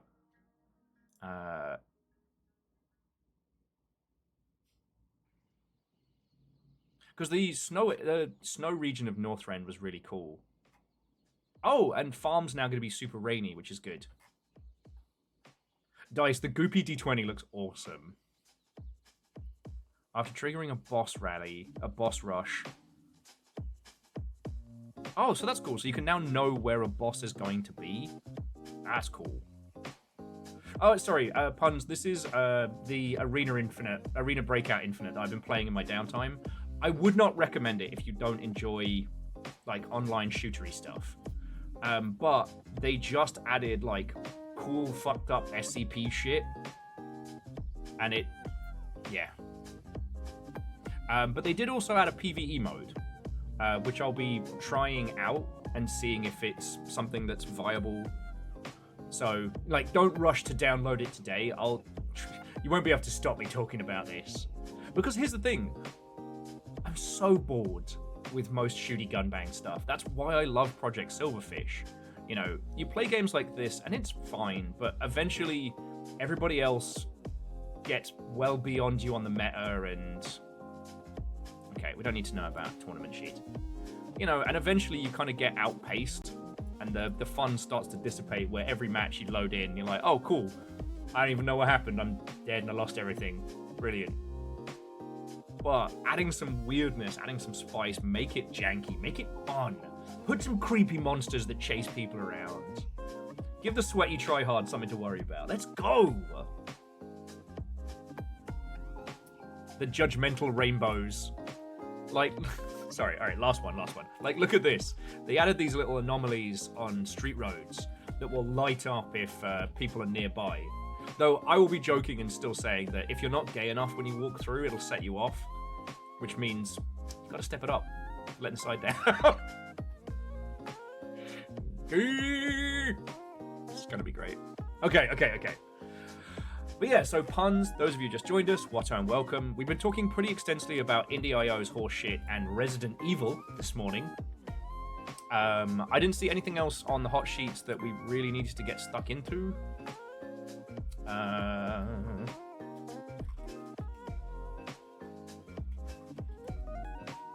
You know, we already talked about Nexon being trash and shite.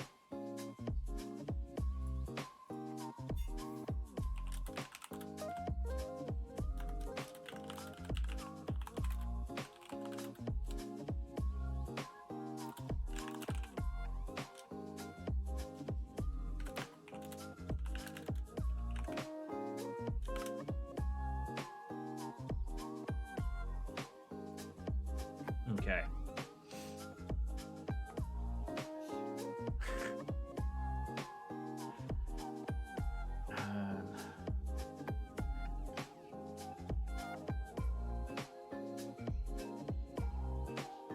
Yeah, I can't think of anything else.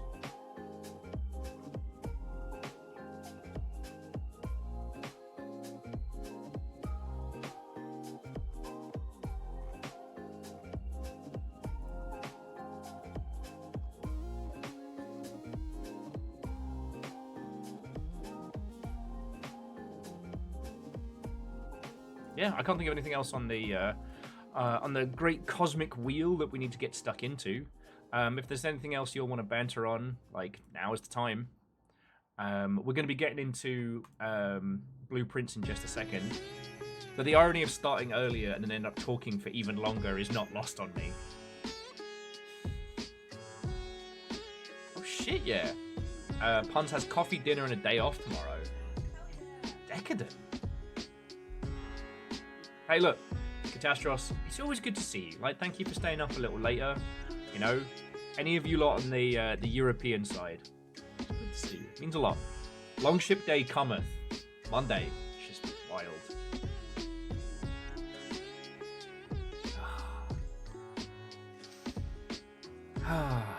Also, just one last time, because I'm so proud of them. If you didn't look into Galley Cantina, you can see the burgers I made last night, and they were almost over seasoned. I know what I want to try next time, but they were fucking good. So good. It's all that, you know what it is? It's watching Bob's Burgers to sleep. I've been watching so much Bob's Burgers to help me sleep, or help us sleep, that it's now kind of like incepted into my mind. The power of Belcher I can summon. And Nova! What ho and welcome! Ah, Nova! Over seasons. I think you mean summer burgers. Oh.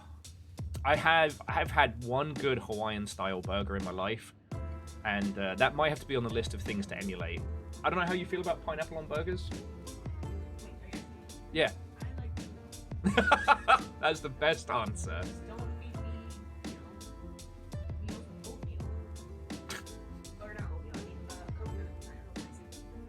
I assumed it was a bit that you and Fred had going. Oh, yeah. no. Although you didn't mind the coconut curry I made. Well, no. It was good. Project Fried Chicken is still on the way. You're not going to get me this time. You're not going to get me. But thanks to JPost, I don't have to worry about making sure that the PO box is going to be there for Longship Day. And whatever these new bills end up being. Like, JPost does not know how much shit he took off my shoulders yesterday.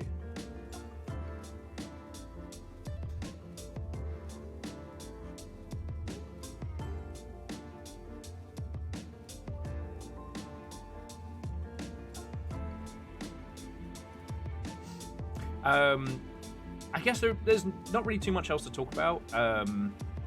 You know, we're still in this. You're right. J-Post did a cardboard Gundam onto my shoulders, which is somehow lighter. We kind of went over the Will's wish list yesterday. The only things to note is, if you've been waiting for it to version 1, Xenonauts 2 is out. Back when XCOM decided to go all FPS-y, Goldhawk Interactive made Xenonauts, which was a harken back to like XCOM Apocalypse, XCOM Enemy Unknown, that kind of thing, and it was good. Xenonauts 2 has had a really good early access run and is now ready to version 1 it up. Okay, please, like, yeah, okay. And it's extremely reminiscent of classic XCOM. Now, XCOM ended up righting the ship and doing very well in XCOM's, you know, New XCOM and New XCOM 2 did very, very well. So it's been really nice to see that Xenonauts has found its own vibe and its own flavor.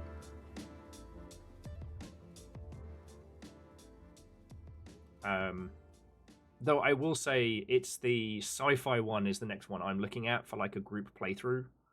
Even if I have to just manually name everybody.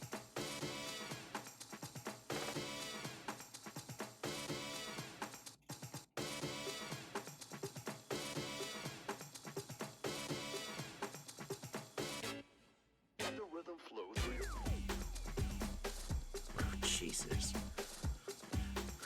Verdon, I read that. I don't know if I could read it out loud without doing myself an actual fucking damage. And Rodser, like, glad you enjoyed it. It was just that, like, the original Xenonauts was a response to a cultural movement. it's really easy to forget what the 360 era of reimaginings was like, where everything was going to be a first-person shooter with these huge cinematic set pieces and huge trilogies. Everything was a fucking trilogy back then. And XCOM was the one which most people equate as kind of like the breaking point. Ironically, the XCOM shooter, what we know about it now, actually would have been really cool. Like, it wouldn't have been another, you know, generic, like, railroaded cover shooter. It would have actually been, you know, you would have still had to have, like, detect, investigate, and then bust out the big guns. But the general consensus was so negative. And then ironically, they pivoted to do XCOM Classic. Well, the XCOM that we now know, and it was wildly successful. But it was that. Syndicate was another one that got the treatment. XCOM Shooter. Do you mean XCOM Enforcer? I mean, that's more positively remembered than XCOM Declassified the Bureau. Fascinating game. It's not a good game, but it's fascinating. But yeah. The other one that dropped was Darwin's Paradox, which seems to be doing fine. You know, it's a Konami-published comedy physics game, comedy platformer.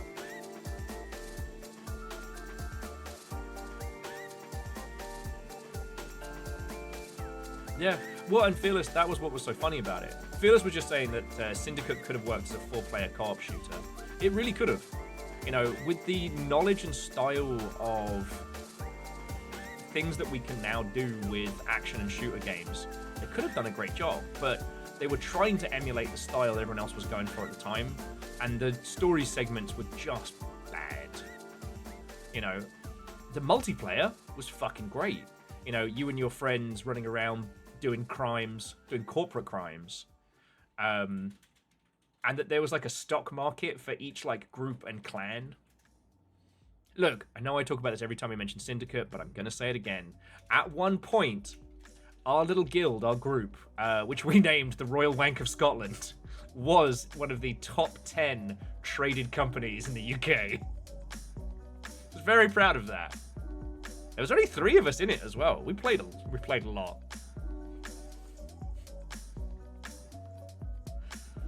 But yeah, so basically, for this title, Abe's Odyssey but Squid.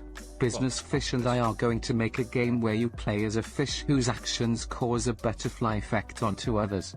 We'll call it Bass Effect. You mean Bass Effect? You know what? That could make a trilogy. I'd trilogy that.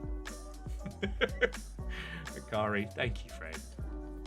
It's funny because like we went through that whole phase where everything was going to be a cinematic universe. After having gone through that phase where everything was going to be a trilogy. Kept you waiting, Squid.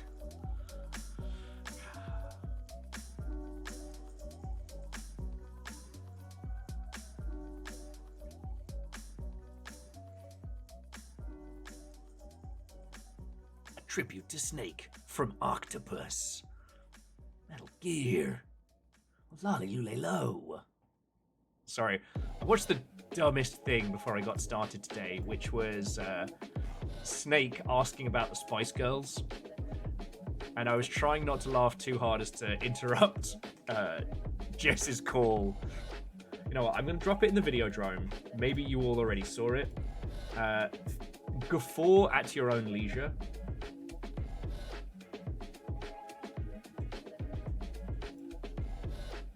Guffaw at your own leisure.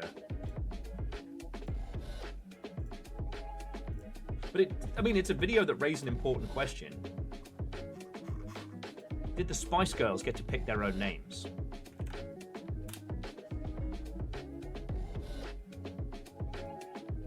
Like, do you think they got to choose? Do you think it was chosen for them? Because in that case, it's messed up that Scary Spice was dubbed Scary Spice. Think about it. It's science. What Spice Girl name would be Numpty Spice?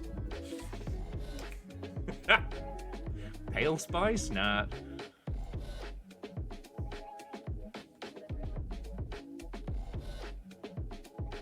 Yeah, so Jim, I don't know who Konami hired like 2 or 3 years ago, but like that person has been quietly unfucking Konami for a while, and it's been fascinating to see. Their re-releases have been good. You know, they've been working with good devs for like, well, I guess it's going to be longer. Like, I wish I knew who it was, but that person is not taking credit. You know, Konami are making some sensible little publishing pushes and, you know, working with some interesting folks. Nobody hated the Metal Gear Solid 3 remake, which, if there's a group of people who will have no qualms in telling you how much they hate something, it's Metal Gear fans.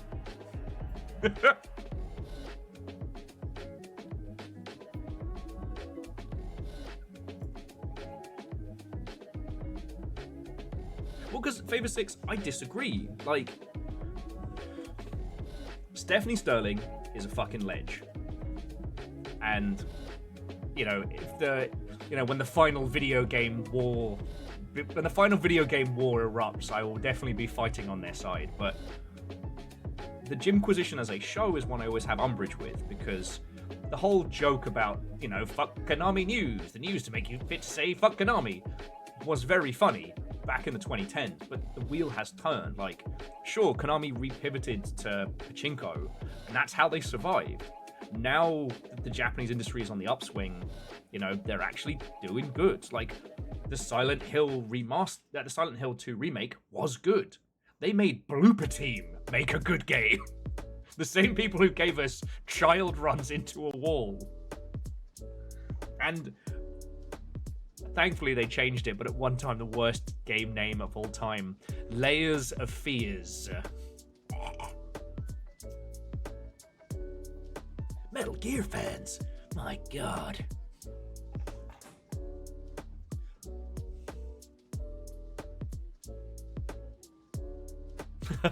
Mega Boss, thank you for telling us that you've not played the Star Force Mega Man Legacy Collection yet.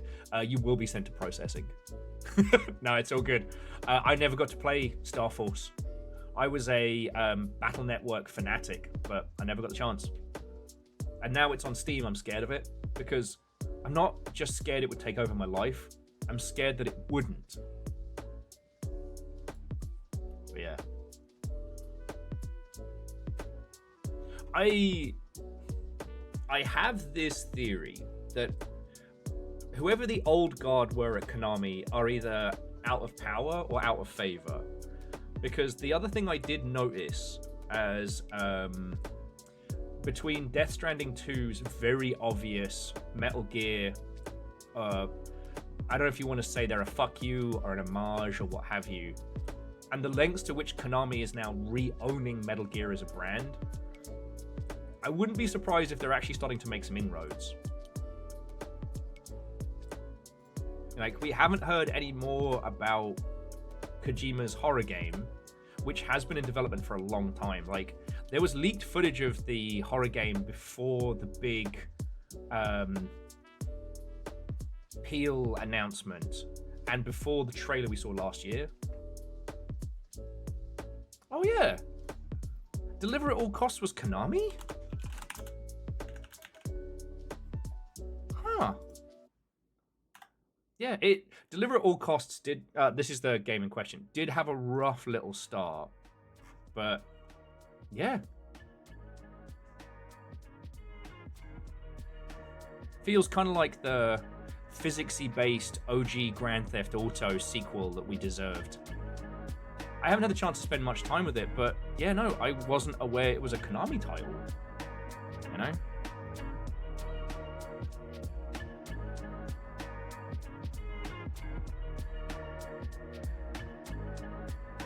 Like, it just looks like good, chaotic fun. I'm a little bit hesitant to stream it just because I already have a bit of a reputation for driving, and I don't want to solidify it any further. But at the same time, this looks dumb fun. God. Sorry, Jim, I get a lot of shit because I kind of had a meltdown when playing Watch Dogs Legion because they cut Soho out of London, but Covent Garden is perfectly modeled. Camden's the same but smaller.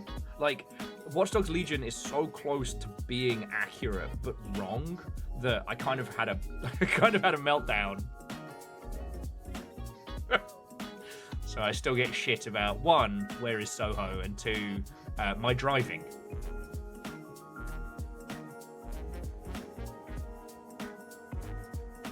It's alright. We're playing more Blueprints in a bit. There's no car to fuck up.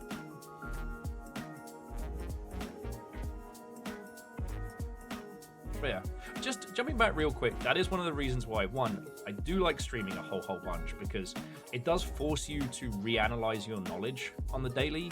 You can't just be like, oh, Konami is terrible and bad and they're only shit all the time. Because they can turn themselves around. EA probably fucking couldn't, but, you know.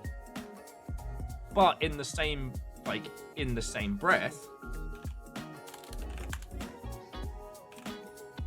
you also have to remember the times before.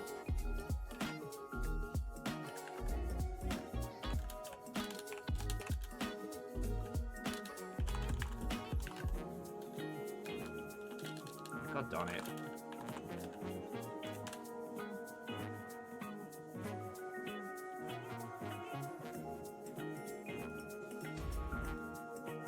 So, like, I'm here to remind you of the mess that you left when you went away, Konami.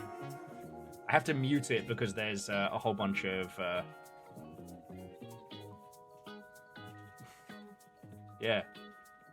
This was Konami's final E3 press conference, which I have done watch parties over, and it doesn't stop being funny. 99 Nights. Please tell me they've got the wrestling slap fight. Please. Oh yeah, the fake dancing they're doing for Just Dance, and then they both stop. The wrestling slap fight, reminiscent of Cybermania. And this guy, this fucking guy.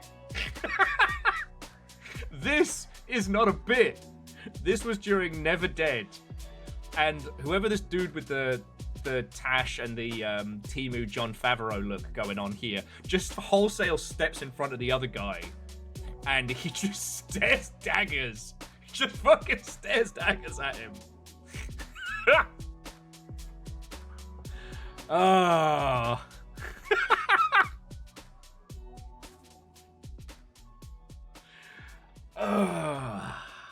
I am cursed to remember. Yeah, that bit there is so funny because they're doing it together and then one guy stops, but it keeps saying, perfect, perfect, you've done it.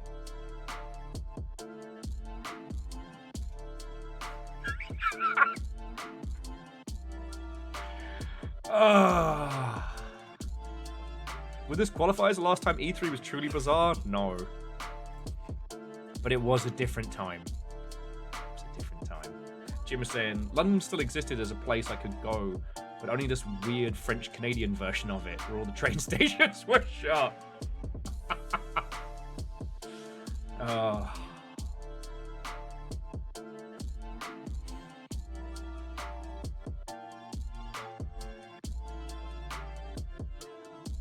mean, it's not like the Jeffrey Kegel's Power Hour is any different for weirdness. It's a different kind of weirdness. Hey, and for every good Konami press conference, there were like 3 boring ones. This is just... Okay, I might need to...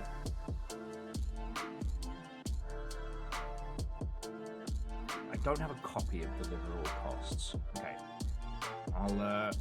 I'll put that one on the schedule when I get the chance. Also, I haven't seen it discussed to quite the same direction, but like... Okay, the whole like phone-in poll Silent Hill game wasn't very good, but Silent Hill F is supposed to slap.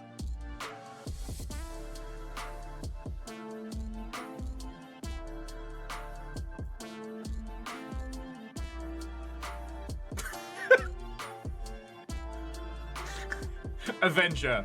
I'm disappointed of how long that took me to work out, and I was like, oh god, what happened at E3? Distinct lack of pig shagging. Jeffrey Kegels did confirm having an illicit affair with Miss Piggy.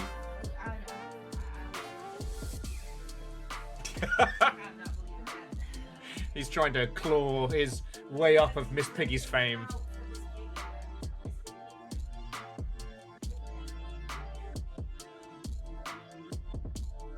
Isn't Canada, London literally London, Ontario? It has a Westminster and everything, does it? Like a tiny model village?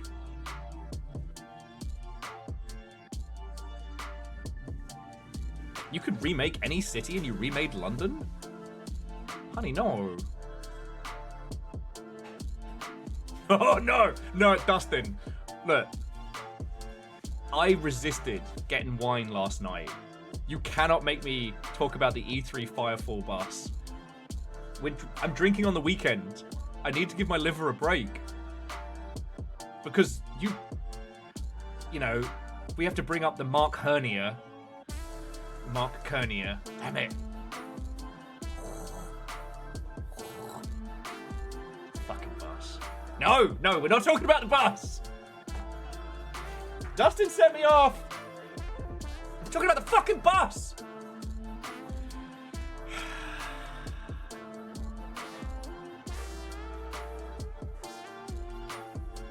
God.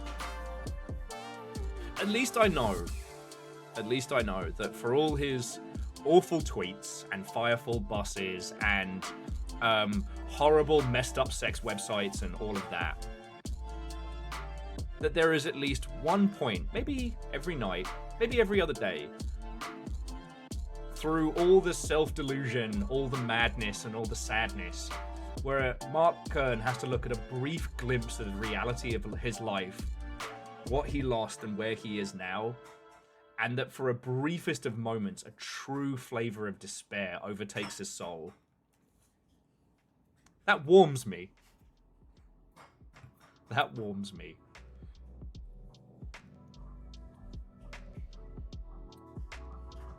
No, Dustin, in this house, we say thank you to the battle bus driver. As two bobs descend at high speed.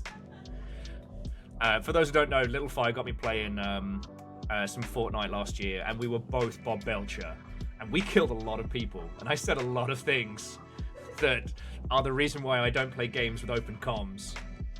I think it was one of the Bart Simpsons who had been dogging us around the fucking Simpsons map, and we managed to job him.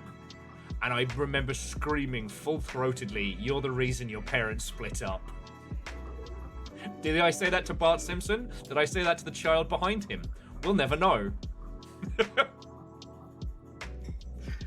Oh. I'll get started early so I can start playing Blueprints early. Gets talking about Mark fucking... Oh, that battle boss. There are some really good documentaries on how much of a piece of shit Mark Kern is on YouTube that will give you a level of catharsis you didn't know you needed in your professional day-to-day life. From his awful porn websites to his disastrous crossovers and the whole shebang. He's resulted... Like, he has to be the most awful person on social media because that's the only way he can pay the bills.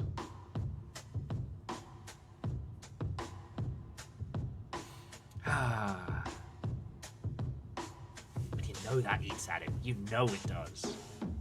Okay. So, is there anything else industry-wise or banter-wood you would like to dive into? Because, like, quick show of hands, who of you are going to be tapping out once we hit Blueprints time? I have business fish ready. If you didn't see it, Jess got me an actual business fish that I can cuddle while we're cracking puzzles. Oh shit, Dustin, you're on a long weekend as well? Fuck yeah. We're calling it Long Ship Day Weekend. I can live with that.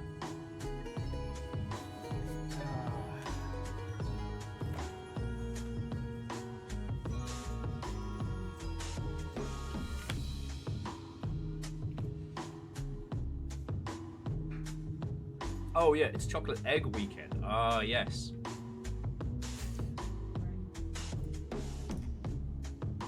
Both as a Catholic to get Good Friday off. Nice. But friends, tomorrow we're gonna make sure we turn that Good Friday into a great Friday.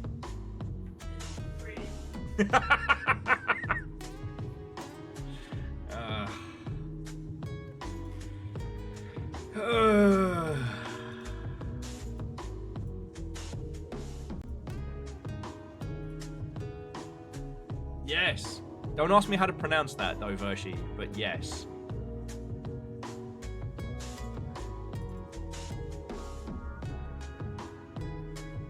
Thank you. Ostara. That's the one.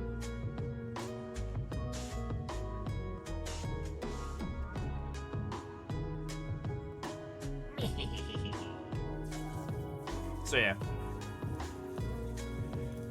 It's one of those things that I usually wouldn't bring up, but I sometimes worry that through the assumption that everybody knows it, I never bring it up. Like, Easter is another reconditioned holiday, right? Like, Easter isn't a Christian celebration. Like, it's another repackaged special one, kind of like Christmas.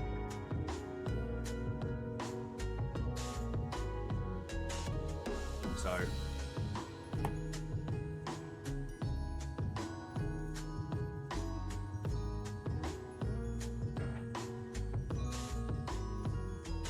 Yeah, I can't wait to get zombie chocolate rocks in 3 days. Oh yeah!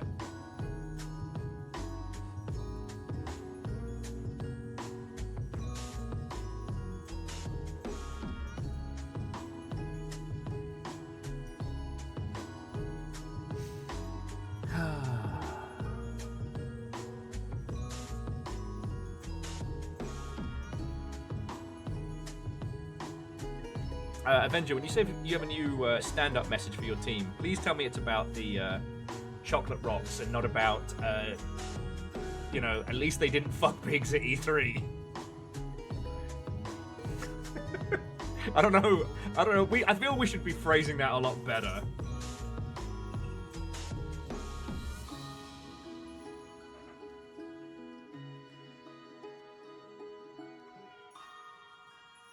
Motivation comes in different forms, is all I'll say.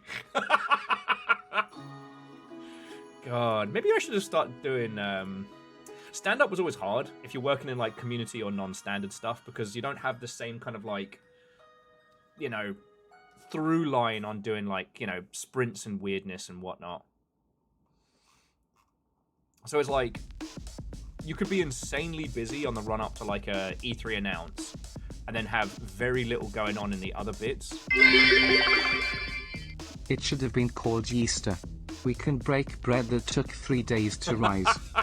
Damn, that would have been way better. But...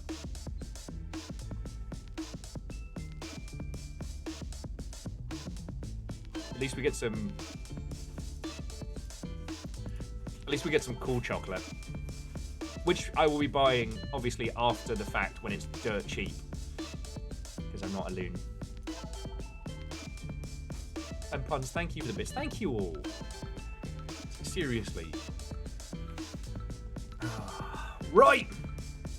Friends, I have been talking your ears off for 2 hours. No, call it Wesker. You have to wear stupid sunglasses for 3 days until you can see again. Akari said we'll have to call it Wesker. You have to wear stupid sunglasses for 3 days. Remember, friends, Wesker was a nonce. It is entirely okay to shoot a missile at him. Wesker is a nonce.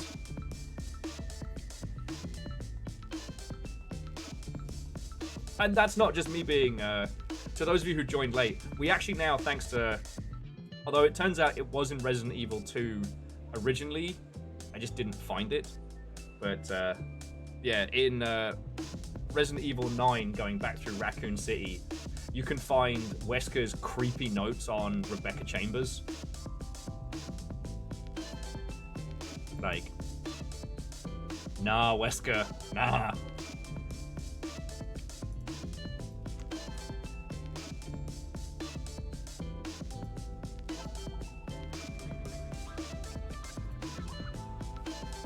Will Wafflemancy? No. Smithers was innocent. Smithers was not innocent, and neither was his fucking parrot. I've never wished more harm on a single animal than Smithers' fucking parrot. Right! Speaking of mansions, let's go build one. So friends, if you are tapping out to avoid blueprint spoilers, now is the time. I'm going to jump over... I'm going to jump over to blueprints now, but I am going to leave it at the start screen just so that those of you who are avoiding spoilers won't see anything. Okay, and Jonas was saying that that Wesker's creepy picture was in Resident Evil 2 originally. You had to search his desk like 50 times. I guess I just never did it, you know. True. So yeah, puns absolutely, and yeah, like seriously, all of you, thank you. You cannot know the difference between getting out of bed yesterday morning and getting out of bed this morning. And tomorrow we're doing more Sons of the Forest, i.e.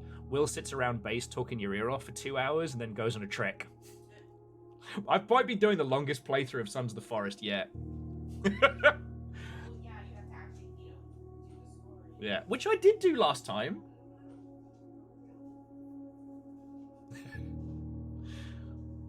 Oh, pun seriously, thank you. I know how privileged and how lucky I am that this is what I do and this is the chair I sit in. So, thank you. But yes, I am desperate for the loo, so I'm going to nip off. I'll be back in just a second. If you need coffee or whatever facilitates your puzzle solving, I believe for Sherlock Holmes, it was... actually, I wrote it down in my blueprints book here. Shit tons of drugs. Yeah, I'd be a master detective if I could do opium and cocaine all fucking day.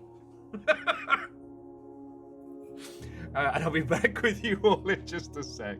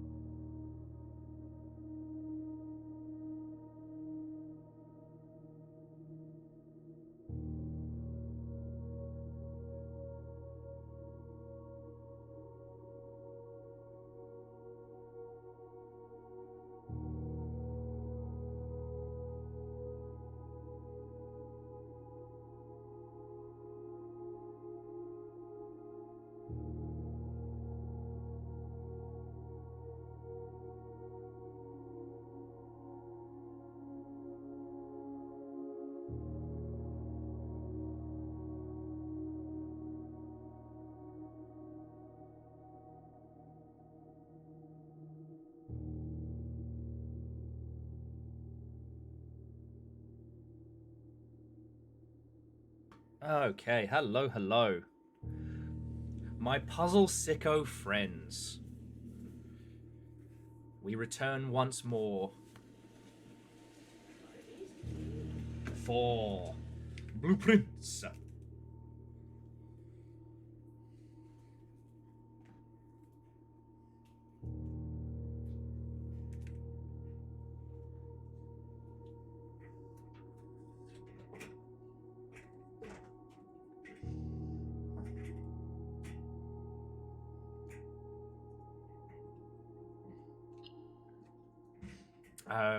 God, when last we left our heroes,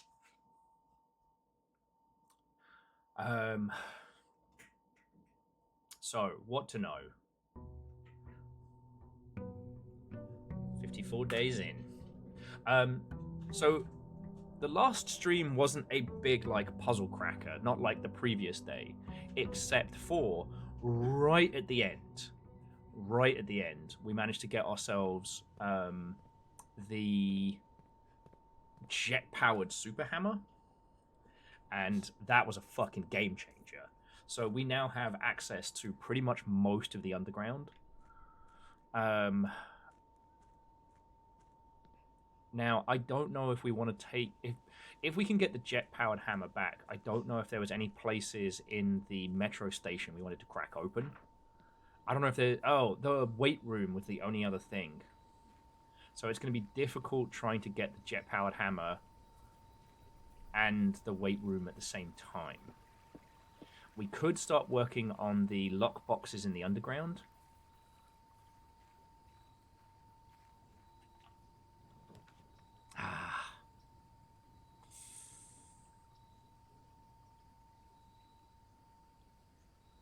You know what? I'm going to go tool shed. The other big mystery that we're chipping away at... okay, battery pack and water cans is good. Well, so Akari, that's the thing. If we set the jet-powered hammer into coat check, we can't just get the hammer anymore. Which wouldn't be a bad shout, but it does mean that... oh, yes, and Chonrish is correct. The garden and the secret garden both have uses for the... we need a better name for the hammer, like the... I don't know, the Fuckinator 9000 or something. Hello? Fucking blame. Oh, do you know, Blueprints is actually... Be careful with what you choose to say next. Be very careful. How committed you are to the bit. The bit versus survivability. No, you know the jet-powered hammer from Fallout? Mm-hmm. Yeah, we basically got the equivalent of that last week. But we were missing a couple of rooms. Which is very difficult.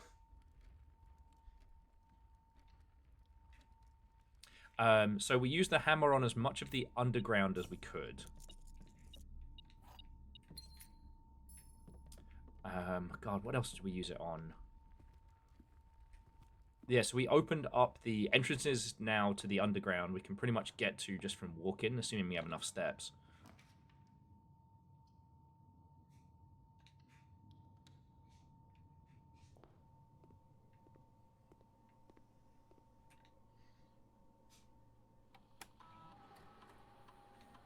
Okay. Let's see what we can do experiment-wise.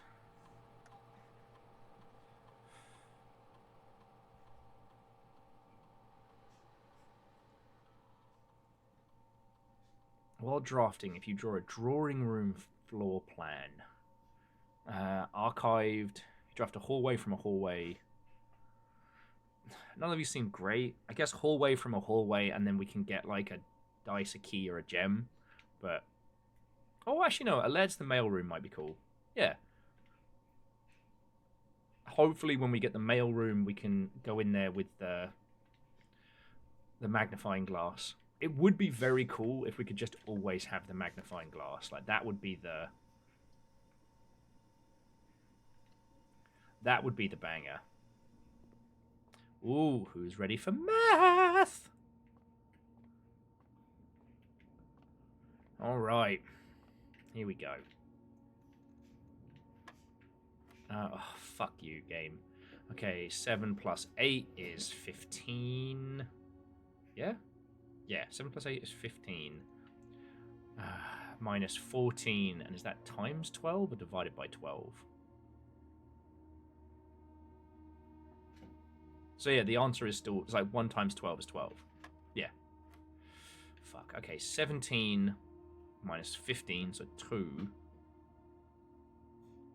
2 times 20 is 40. Divided by 10 is 4. Good at maths. And bless you. 8 and 13 is 21. Minus 1 is 20. 20 times 5 is... Bless you.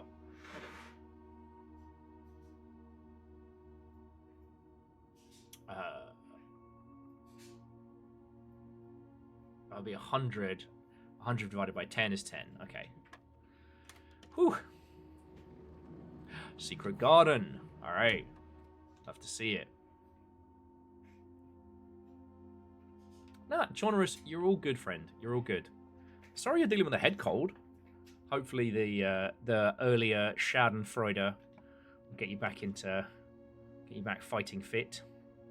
You know, I'm gonna take the chapel. Now I know eventually I'll get all this money back. It's really different how one's opinion of the church changes for when you're the one controlling it. But please, friends, spare a thought for little fire today. Why? What now? Well, because we finally watched Kingdom of Heaven last night. Oh, for fuck's sake. Yes, I did. You did. It was a lovely movie. No, I mean, you can shit on it. Like, I'm not mad. What is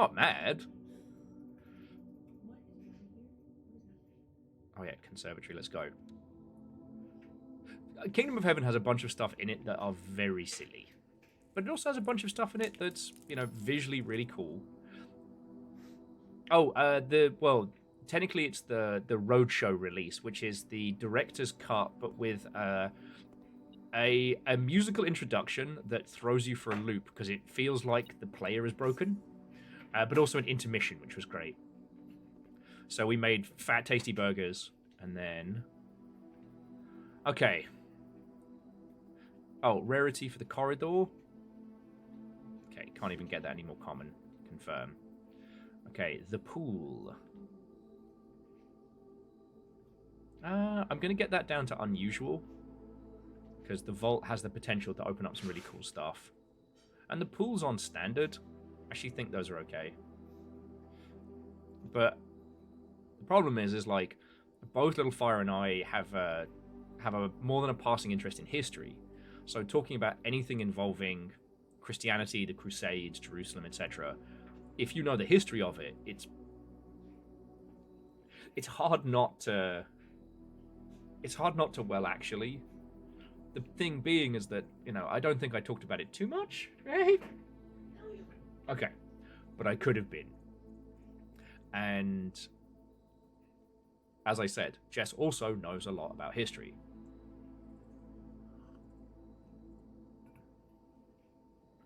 Actually, Jonorous, that's a good point, yeah. The pool does give us the sauna, which... that will help. Okay.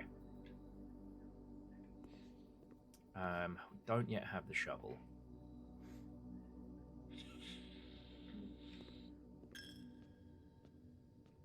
I'm going to start bulking out the other parts of the area. But yeah, so obviously, like, you know, from working on especially like Rome and Attila and things like that, like I have a pretty good knowledge of... Oh, there we go. There's the pool. I have a pretty good knowledge of funky medieval history and stuff like that. But so does Jess. So it's that hard thing of like, I want to talk about it.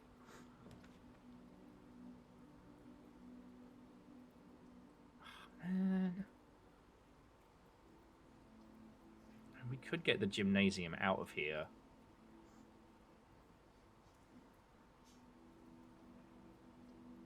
might just put the sauna in now, and then we'll just see where the chapel... No, because this is how you fuck the run, Will.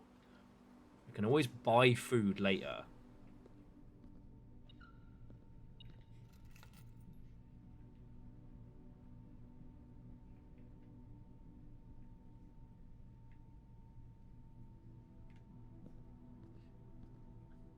Yeah, Chonorus, thankfully, I have been listening to you lot when you've been teaching me stuff, so... Yeah, because I was at one door with no dice, and that might have been another bricked run. Which is fine for our first run of the day, but, you know, I should be trying not to fuck it up.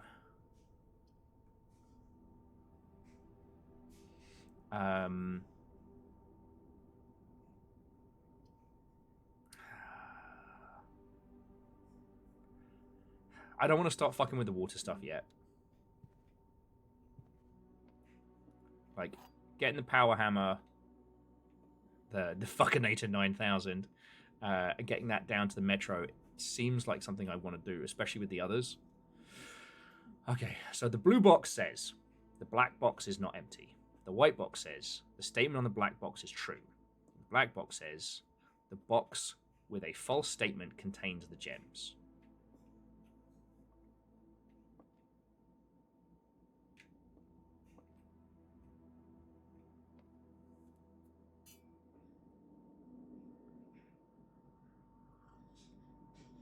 Oh, actually, Chonorus, I didn't know that, so thank you for telling me.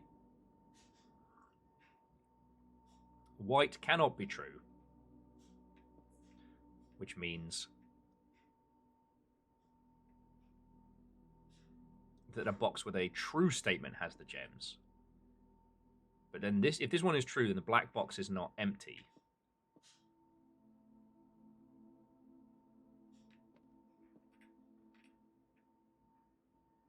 Again, blue says the black box is empty. White says the statement on the black box is true. And the black box says the box with the false statement contains the gems.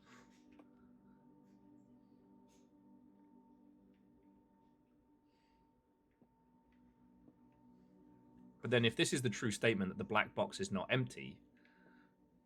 Yeah. And Chonorus, it's all good.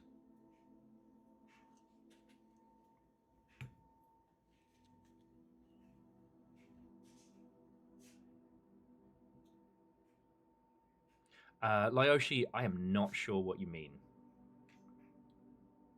Yeah, all right. We can roll the dice in blue. I mean, there you go. Chonorus got it. Chonorus got it. And if you hadn't, like, considering how many times I've fucked up on this, I'm not going to give anybody shit. All right. An early dining room. Let's go.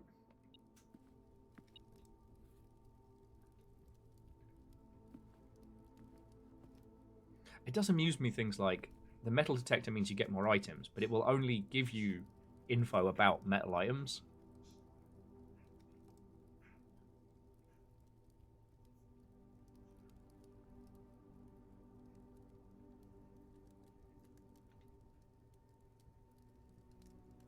Oh. Akari, if I could give you a sticker, I fucking would. Look. It's the angel of baking. Joya. Enjoy your lunch. There's always a fucking pun! Once you are live and going, I will attempt to restrain my infuriation at these terrible jokes. You have about 10, 12 minutes. Okay. 10, 12 minutes that I can scream about this. It's a stupid pun! But for the name of a major god. God damn it, Business Fish. Somehow this is your fault. Alright. Now, I'm not giving myself a sticker for that one. That was Akari's the spot. Here we go, chapel. Yeah, cook, baker, Joya. Enjoy your lunch. Good spot.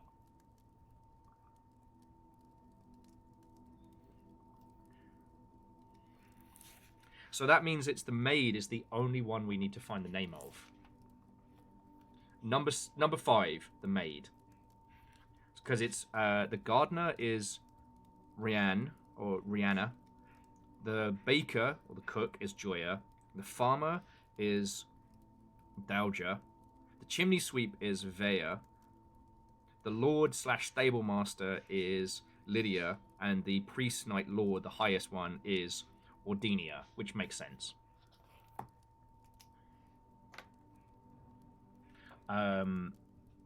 Akari, that's fine.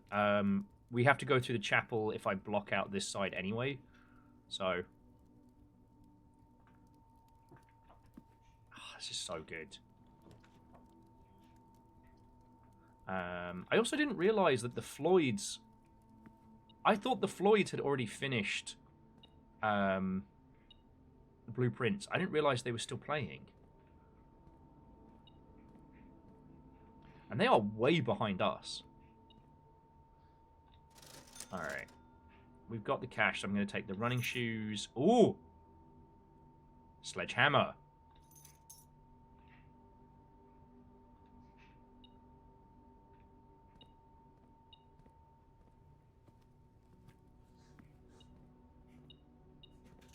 Oh, can see it there. Yeah, well, and I guess the other thing, Nova, is that, like, you know, if you all are watching this, this is, you know, obviously in real time. The Floyds might actually have cleared all of blueprints and are just kind of waiting to bring it together. Fuck, that's not good.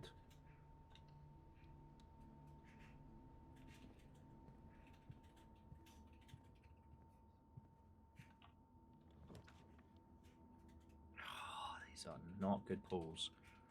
And yeah, no, I did see that Florida's been doing Subnautica. I watched a little bit of it, but for some reason, Dan Floyd's calmness around the Reaper Leviathan, someone described it as it's very, what's the term? Very Animal Planet of him, which is good and smart, but for me, nah. No, that actually made me more unsettled. Okay. Now, question. We don't have a kitchen yet. But we have the hammer, right? We have the hammer and the battery pack. I think we still need the broken handle, which is possible.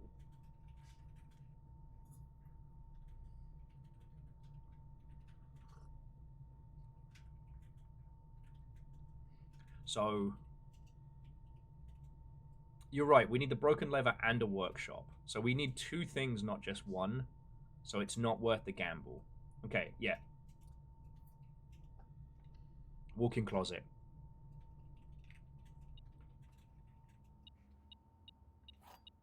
Is that a cupcake? Fuck yeah. 10 steps for a cupcake, let's go. Where are the rest of the items, though? That was a cupcake and a gem. Oh, and the salt shaker. Extra food. Alright, so where's the last? Am I just being dense?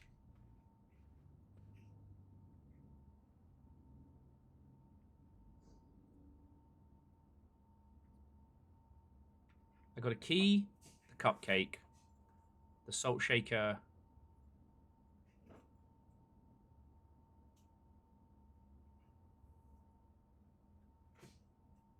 Am I being a dingus? And a gem? Okay, okay. As long as I didn't miss anything there.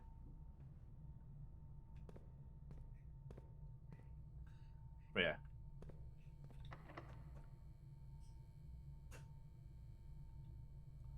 I mean, I will say, I never know...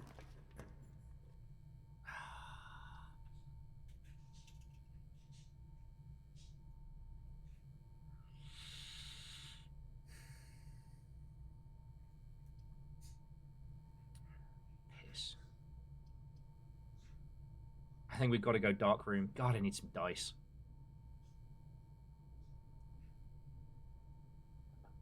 Dice goddess has forsaken us.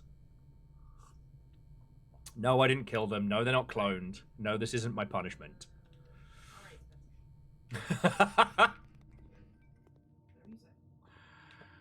We'll do a gem requirement one. Oh, there we go.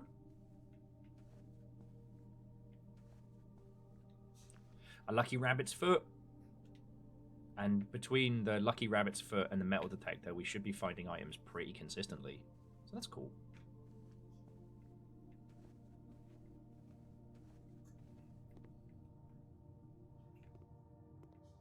No security card, though. Ah, well.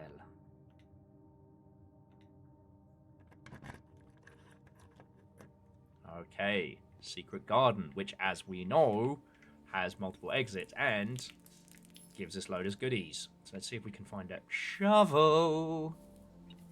Okay. How's this for a slice of fried gold, eh?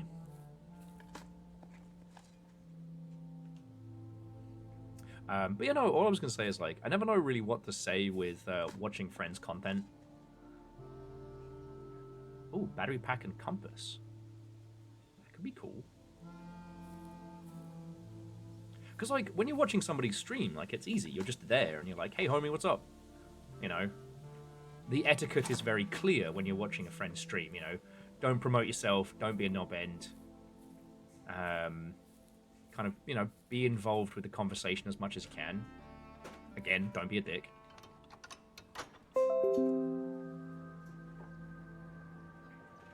Windows Defender taking umbrage that I said don't be a dick. That's fine. Indeed, Fearless. For great chivalry. For great chivalry.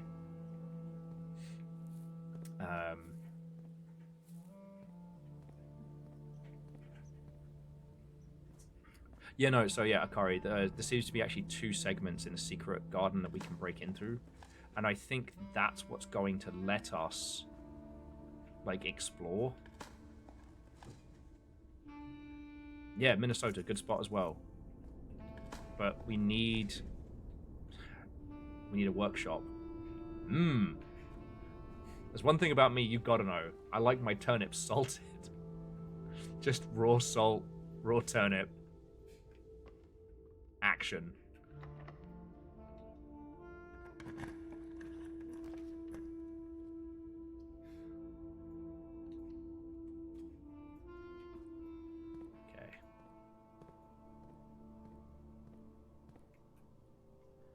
If we have an excess of keys, we can hit this room up. Okay. Really need a... Okay. We've got one up the secret garden. I'll take the treasure trove for some cash, because we can use that to bolster our funds and buy more food. The treasure trove is going to be basically our game changer. Because for as long as we keep drafting, we're going to keep making money off this. But I'm going to save the key on that one.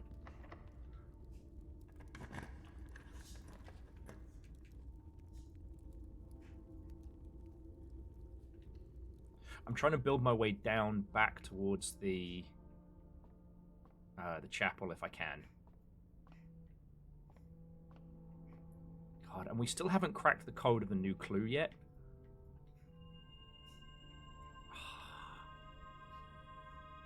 Shit. Dead end rooms are more common today. I might have just fucked us.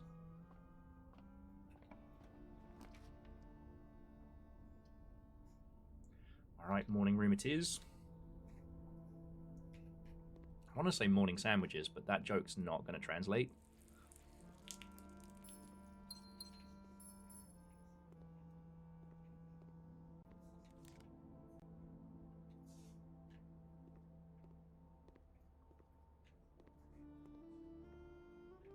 I have a knockoff of this little coffee pot here. I always... everyone seems to have a different name for it, but I do love it.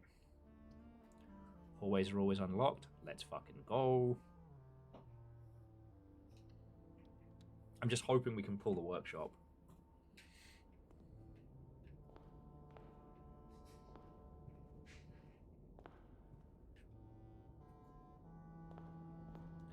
Minnesota, I wonder if we can use... I mean, should we be able to get the rocket hammer back? Yes, drawing room. Should we be able to get the rocket hammer back, it would be worth a shot, but ultimately we need to get it close to the furnace. Ideally the powered furnace, which I think affects the heat more distinctly.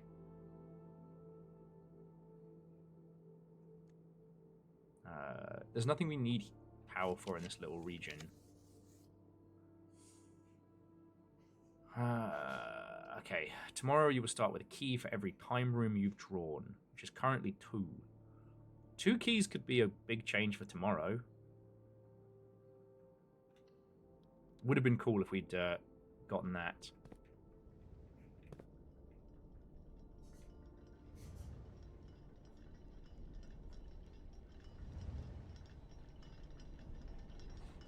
Would have been cool if we'd gotten the workshop here, but we'll see how it goes.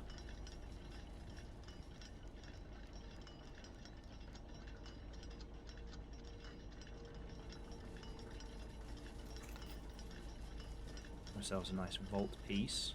Oh, excuse me a second.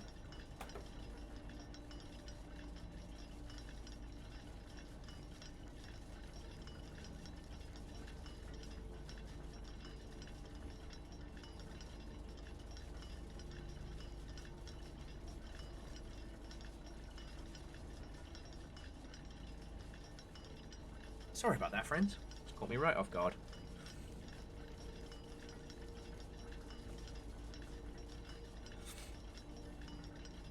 I think we have clips of this, but I've not quite worked out where we take this yet.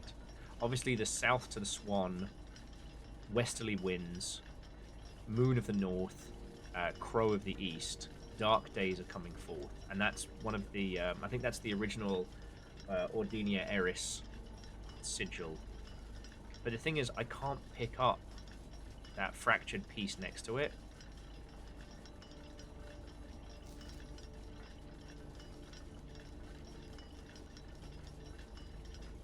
Unless...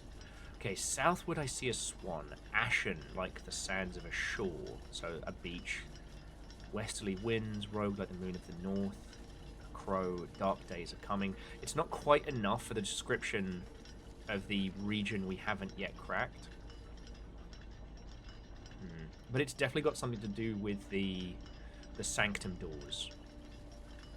Just don't know what yet.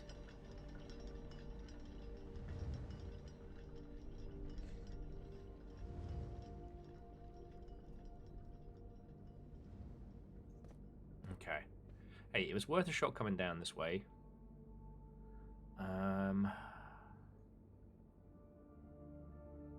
The commissary wasn't selling dice, was it? No, it was just selling gems.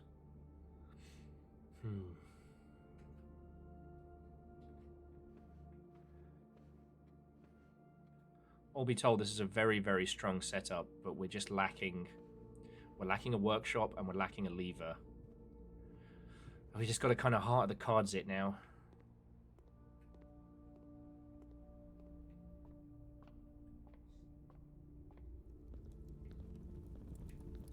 Dreadmoon did kind of fuck us a little bit. And worst case, you know, we'll trundle around, we'll dig up some spots.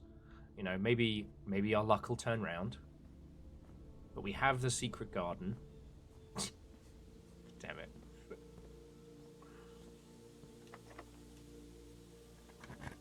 They see me rolling. They hating. We can't take the vault because we're 1 door, 1 life.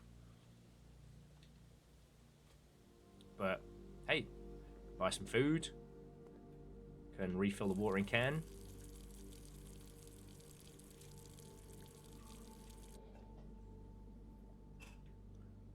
Also at 0 gems. How do we get to 0 gems? Theft. Alright. Oh, we don't need any food right now. Is this the end for Zombie Shakespeare? Yup. Fuck.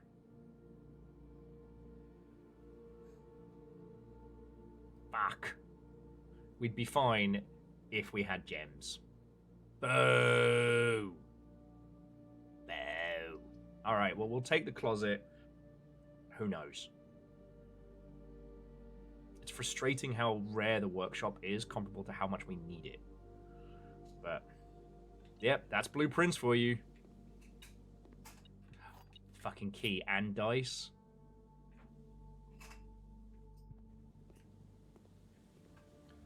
By the old gods and the bastards. Okay.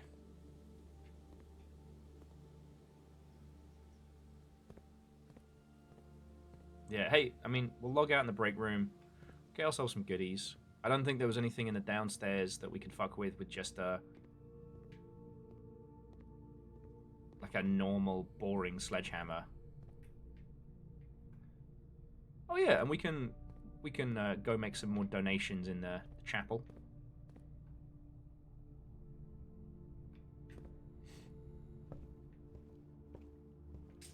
Banana.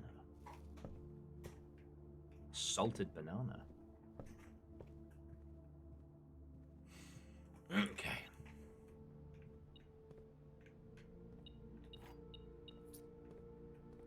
You know, we are going... the next run, we're going to have no keys at all.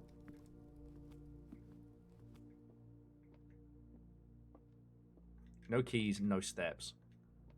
It's like almost like whatever you have in abundance is what you will be forever lacking in your next run.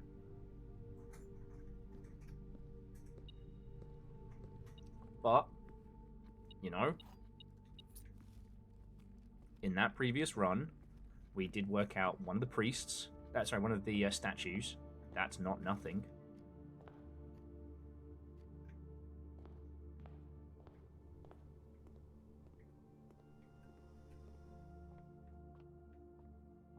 Ah, interesting.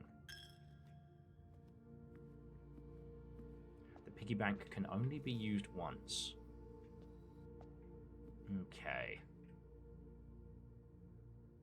So yeah, this is the one god we do not have named yet, or the one deity, I should say. We've got everybody else set up.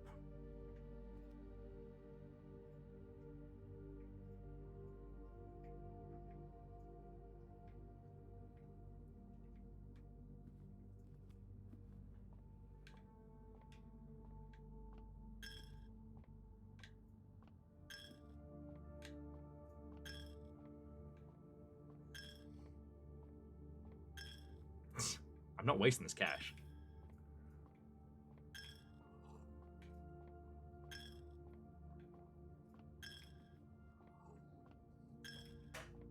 However, we are now starting with like 30 gold, which is wonderful.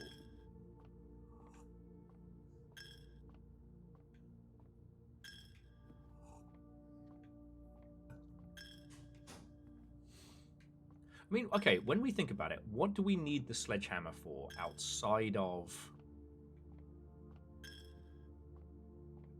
We only use it for trunks. There's no other vases that we can smash, like... And the trunks aren't game winners for us now. So... Akari was... Well, sorry, I believe it was Chornerus. Brain scramblies, it's been a week, but one of your lovely selves was saying that if we can get everybody together, if you get all the pieces together for something like the super hammer, that it's only the sledgehammer that won't respawn. So maybe that should be one of our long-term goals.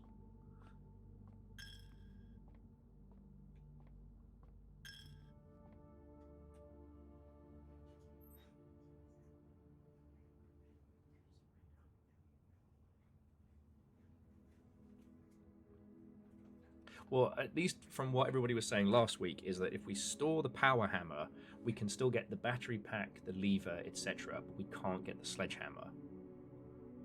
I guess we can't have two items that do the same thing? I don't know. Yeah, it was Chornerus who was looking into it, and the...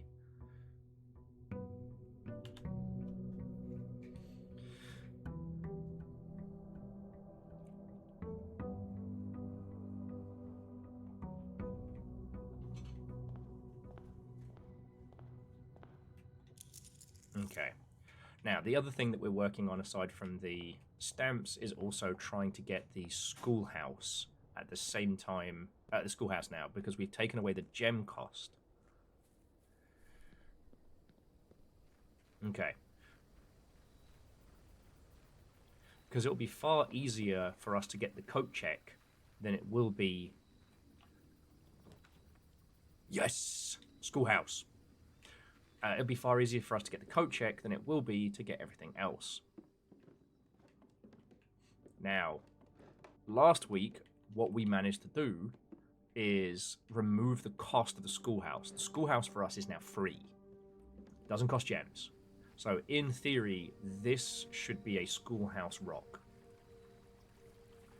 Our goal is to see if we can get all the way to schoolhouse. Sledgehammer this, super hammer that. When are you going to get the MC hammer? I mean, Vanderbeest, a very, very simple question to answer. Because whenever there's a crime, some crooks have got a new rhyme, you'll better beware because the hammer will be there. With his 2 talking magical shoes because he solves crimes.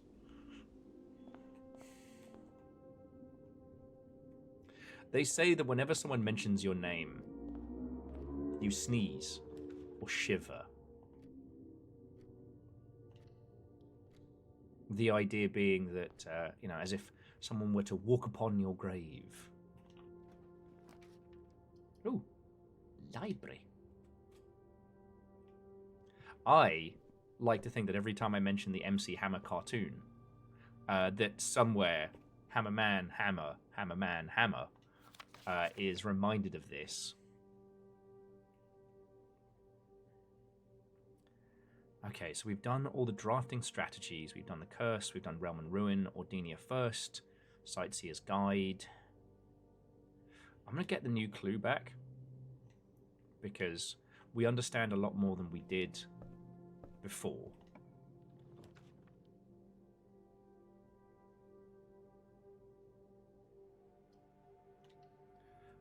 Don't get me wrong, I love the gallery, but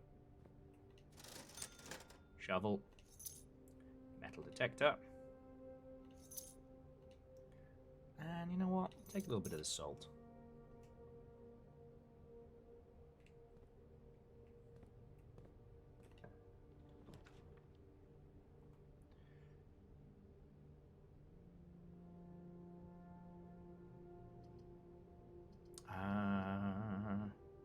Classroom, because we've still got large swaths of this area to open up. And between the salt and the goodies. Now, so far, I think our highest grade was either 3 or 4. I want to back it up a little bit more.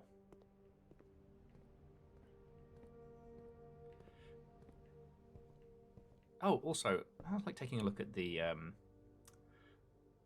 our little library books up here, seeing what we've been getting up to.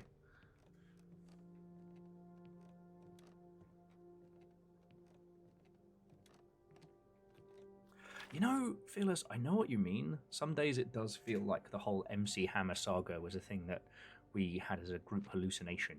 But we were talking about the whole Michael Jordan phenomenon yesterday. Favorite floor plan is the Armory. Most drafted is the Brookfast Nook. Most paid for is the Corryard. Oh, it only has contraptions we've made. Largest purses, the Ember bracelets. I've got one of the stamp collection. I've avoided the maid's chamber most fervently. And the Chamber of Mirrors, I want to solve it. Oh yeah, so our highest grade is 3. In theory, if I don't fuck it up today, we'll be able to do a classroom clear.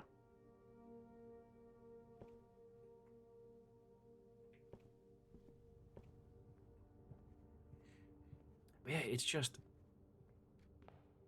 It was like at the end of the toyetic era, it was like all those resources got...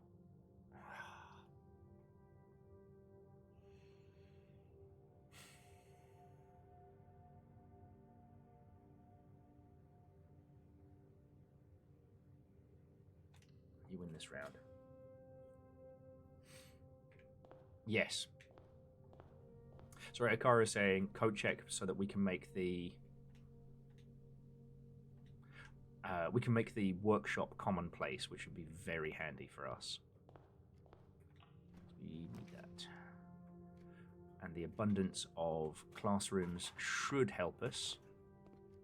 Oh, we're in grade 2. Yay! We're learning.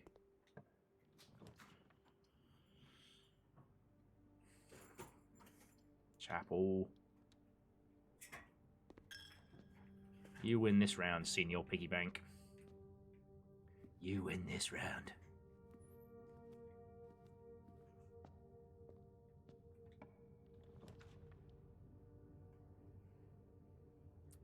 Gift shop.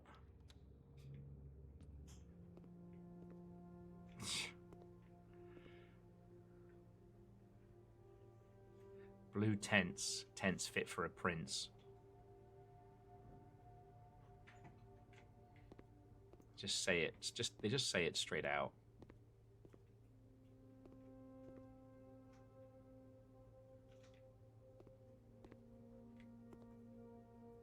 I do often think about how hard, especially for his mum, it must have been, knowing the true history of everything and how bad it was.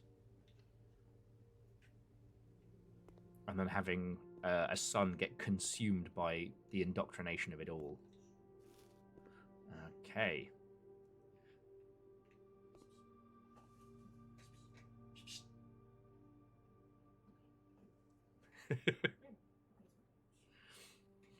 Sorry, I didn't know if Jess and I were just sending secret coded messages there. No, not secret.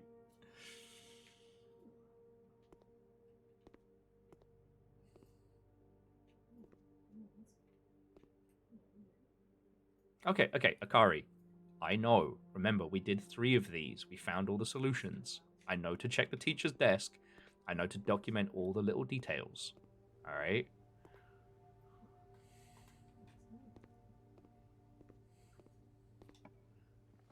Maybe a numpty, but I'm not a dingus. Indeed, such giga beavers. Nah, you're all good, friend. You're all good. Oh, I don't like this. What is happening?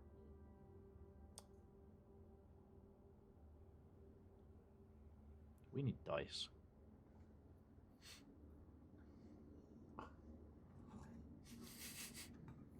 Vershi with, but Will, have you considered checking the desk? Skeet up, butt up, desk hole.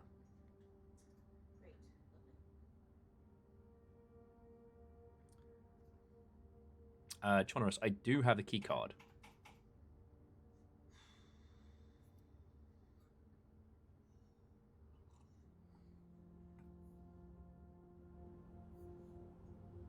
Sorry, I keep forgetting this is like the quietest game imaginable.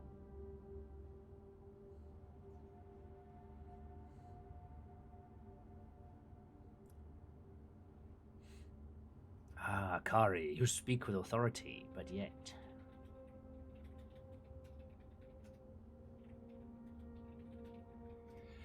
Yeah, the other classroom is open. All 3.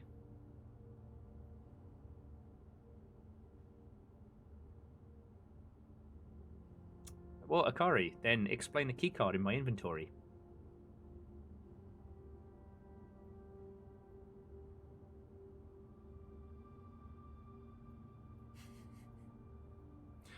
I guess the classroom is the play. We don't know what's in this classroom, and now we're getting stuff. Drops money in the Akari is wrong about card but not car funds. True. You've got me beat on cars every time. Friend, thank you. You didn't have to throw in cash because of that. I'm being an arse. Thank you. But this is a new classroom, so I got to do my screenshottery. Okay. This is the first world map we've actually encountered. So I'm going to document the shit out of this.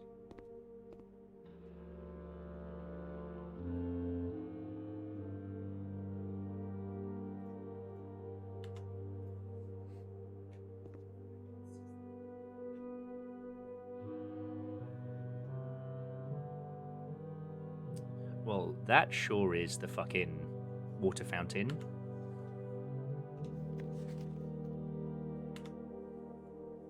We need the...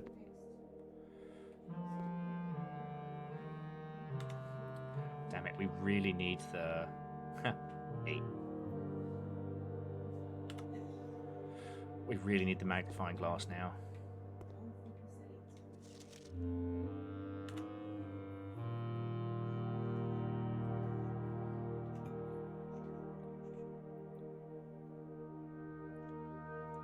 Vela, Fenmora, Manora, Dowager, and Mora.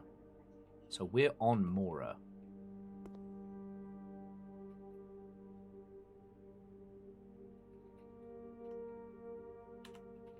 The Three of Tides.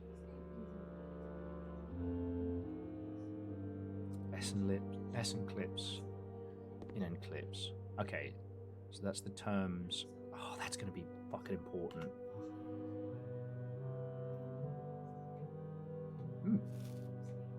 Free apple.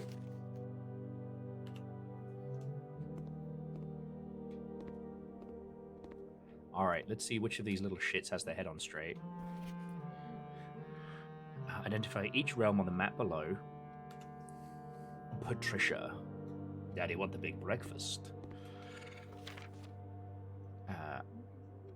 Hartney Anders. God, none of them are going to get it right, so we're going to have to compare them to see who got what right.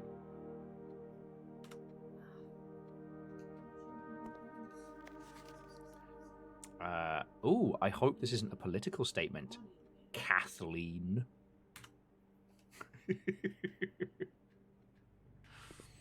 Okay.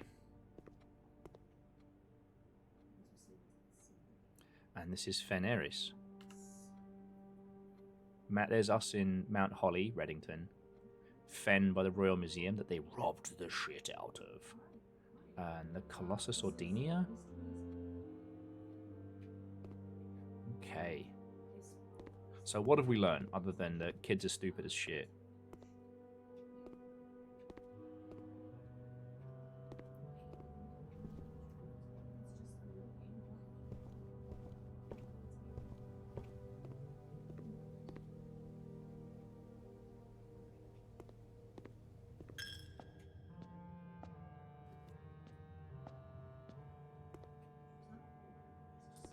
We've learned that Kathleen has political opinions.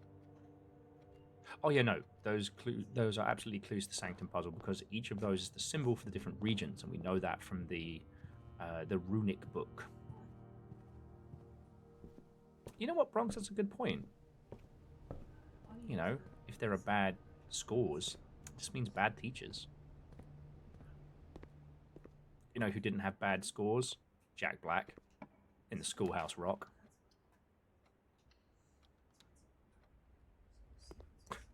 There's a reference you weren't expecting today.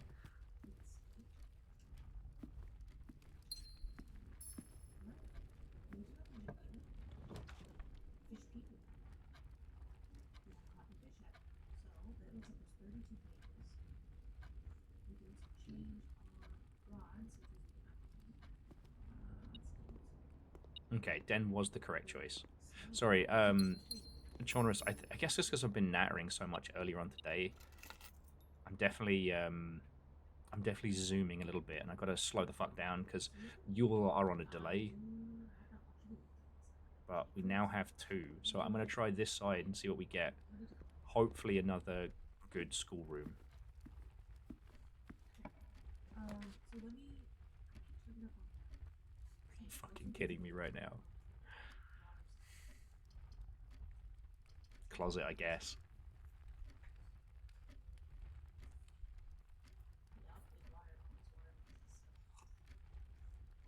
Yeah, Nova. It's because I got all of the talking out of my system earlier. Nova, we napped for 2 hours earlier today.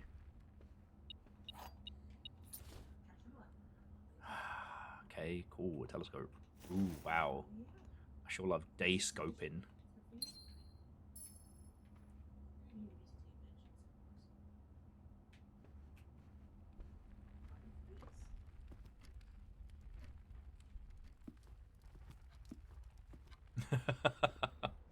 That's fair. That's fair. But yeah, Nova, we just all right. We swing hall. There was just a stupid business model announcement today, and there was just so much to dunk on. All right. Please be some dice. Of course not. Scotty Doggy, 5 minutes in the sin bin for terrible reference.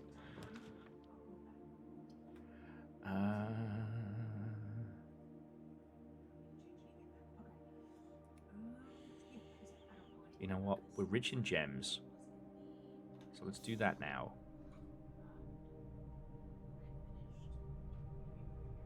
Do we want the boiler room to be...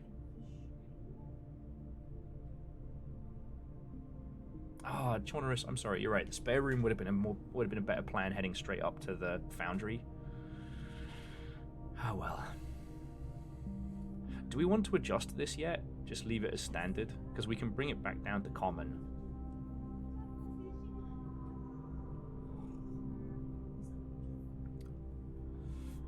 Standard is fine? Okay.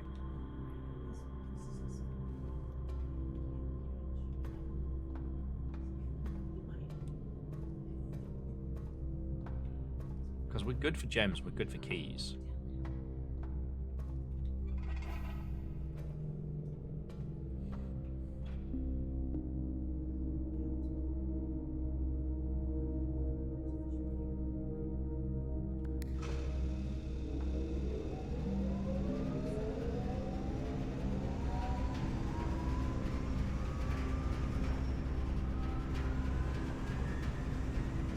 Let's do this side now.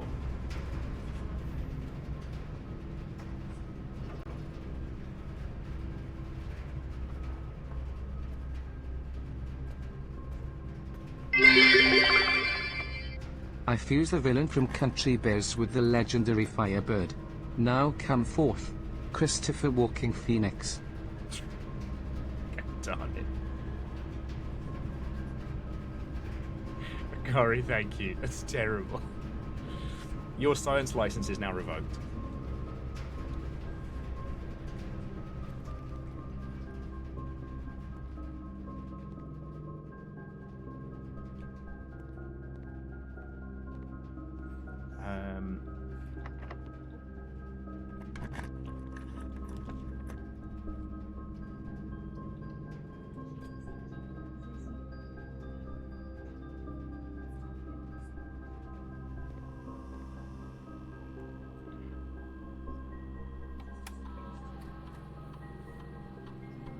It didn't look like the classroom connected. Okay, come on, something involving shit tons of dice.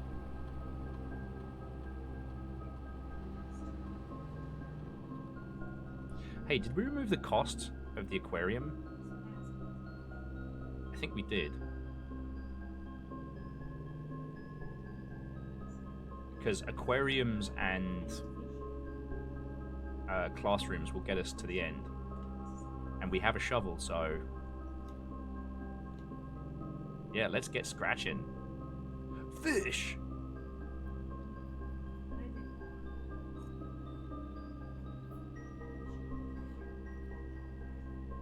That's how you know I've tuckered myself out of the conversation.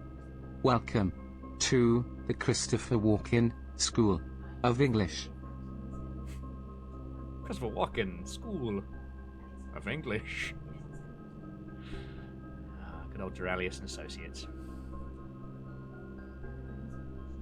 Okay. We shoveling.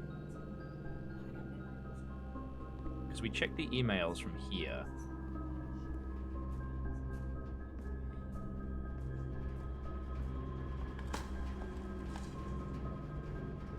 Three aquariums. Let's go.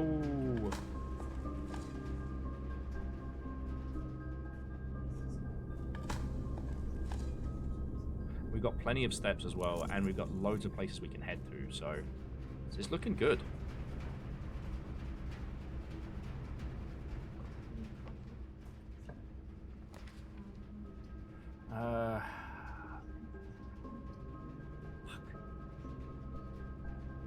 I want the classroom, but I also want the boiler room to be able to possibly pull like the freezer or something. So yeah, we're gonna pantry up, but we're gonna back it up.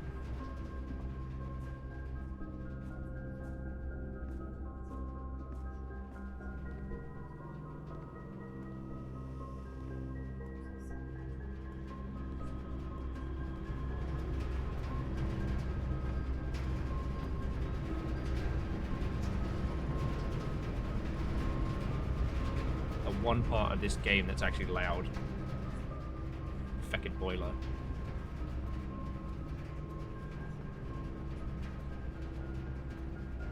Okay.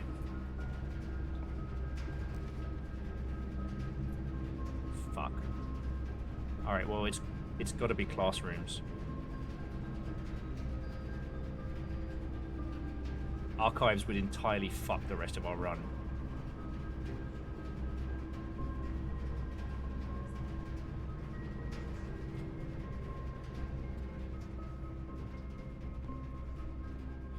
Okay, welcome to 5th grade. Ah, they're doing art. Make sure to check the desk. Okay, draw 2 things that share all but one letter of their name. Okay, so I guess this room was if you hadn't cracked the letter removement puzzle.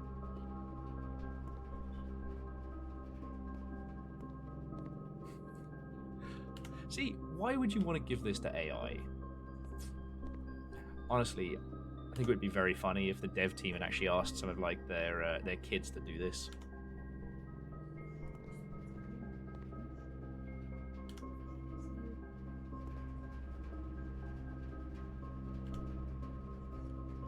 Yeah, so you notice we got the blue car, but then a red plane. All right.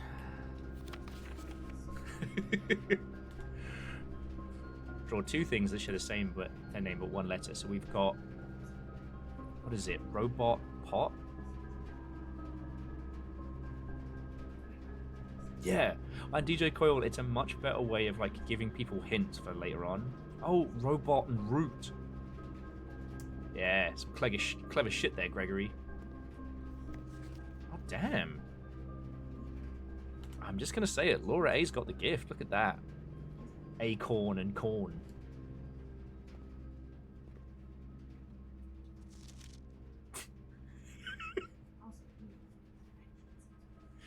Tooth and two. God damn it, Josh. Josh is getting a pass to the dyslexic club.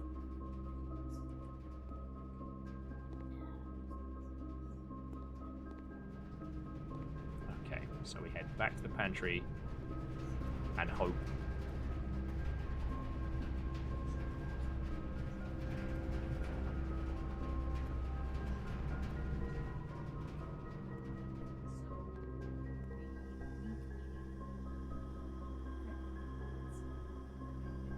Huh. The 8 on the counting slip is always sideways. Huh.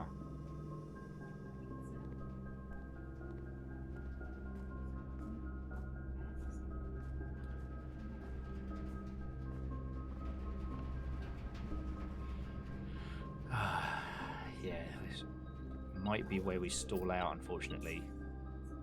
We've got the steps and we've got the money, we've got the gems. But we're out of keys now, and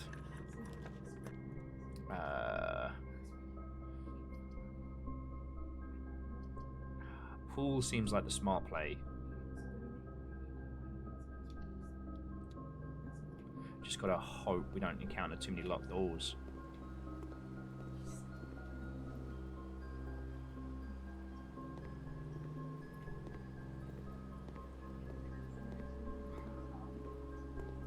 This business fish is my witness. Fuck! This business fish is my witness. Fuck!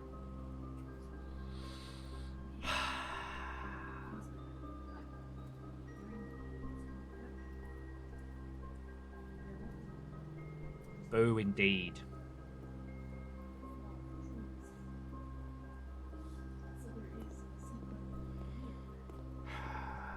You know, honestly, I'm tempted to put the car keys in the fucking coat check so we stop picking up car keys.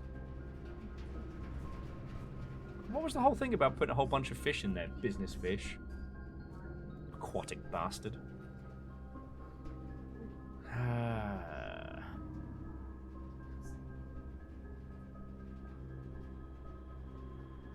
Shoulda, woulda, coulda, Akari.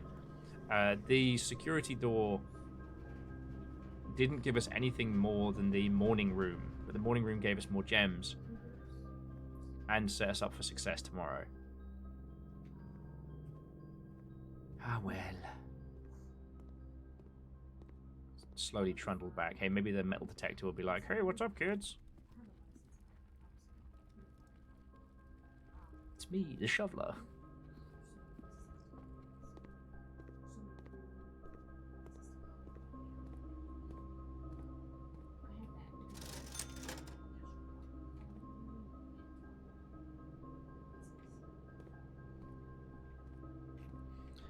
The Black Bridge connection lets you access a second computer from the first.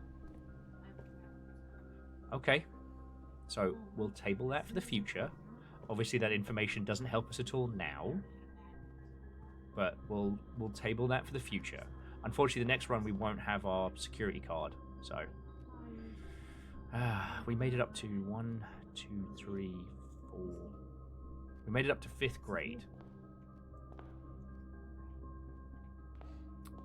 So yeah. Honestly, right now, what I'm thinking is checking the car keys, because the car keys are not worth it. Yeah, Nova, info for next time. We got this. It's fine. We've been having some really good... Oh, so Quadra Alien, Watto and welcome. We have gotten to the 48th room. Now we're into the post-puzzle sicko levels. I don't know a good way to convey to you where we're at, because we're kind of scratching in a lot of puzzles all at once. We've made it to the metro station. We have gotten the super hammer, but we haven't managed to use it in the weight room or the secret garden yet. I have a theory that the secret garden is going to let us explore the grounds. We have 7 envelopes. And I have so many dinosaur stickers now from all the puzzles I've solved. Yeah. So yeah. I'm checking the car keys because, you know, fack. And we'll plonk a few more coins into the old piggy bank.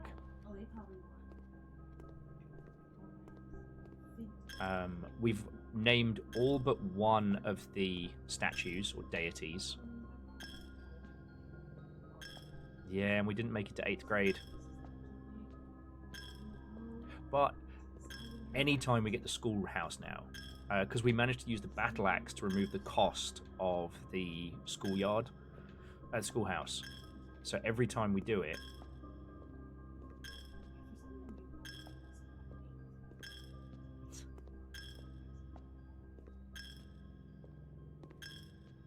there we go.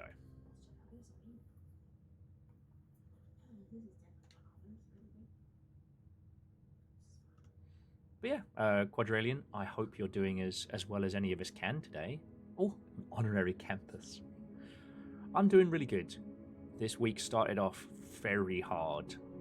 And while there will be a future stream of me wearing simultaneously a sexy Roman outfit and a Gundam costume, thanks to that inordinate amount of generosity, I now no longer have to freak out about new bills I'm going to be paying and a bunch of stuff. No, Fur. Not like that. I can't answer that question.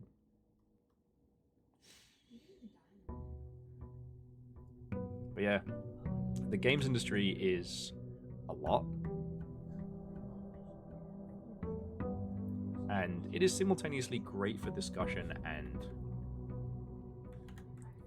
kinda terrible.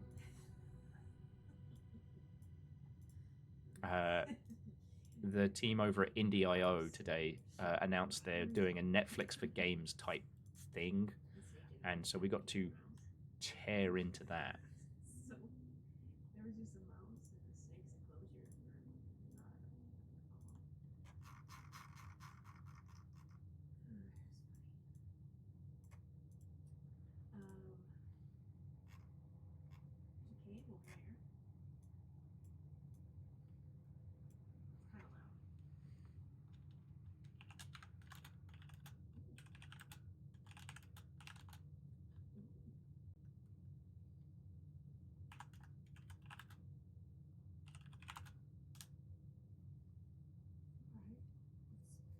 kind of loud. You're right. You know what, Nova?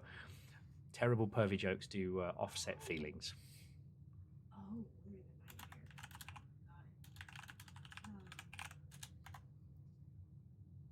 Yeah, I've only had fish one time in my life. It was I was an adult, but I got them from the fair because I bought some prizes. Some people think about the Roman Empire every day. I think about the Roman Earth Federation. Yeah, no, it did make me laugh a lot when that whole thing was doing the rounds. What even is this thing? It's a nightmare fish. That's what it is. Anyways, I got all excited. I got this huge. That meme was doing the rounds about like, what is your Roman Empire? And I didn't get what they were asking, so I was like, wait, my Roman Empire is the Roman Empire. Let me tell you about the Roman Empire. And Akari thinks about romaine lettuce. Yeah, little Cleo got cilantro yesterday because I popped down to get food and supplies for us and realised she'd eaten all the parsley. Guinea pigs can have cilantro, so I'm not giving her too much of it because it is quite high in vitamin C. But oh boy, came out this evening and she's just lounging, being like, "Oh, I'm so happy." J-Post, you know exactly what you did, Tara. Okay, so question, should we go trading post to help facilitate creation of the power hammer, or should we go tool shed? The tool shed's 2 items guaranteed, and in this run we got nothing.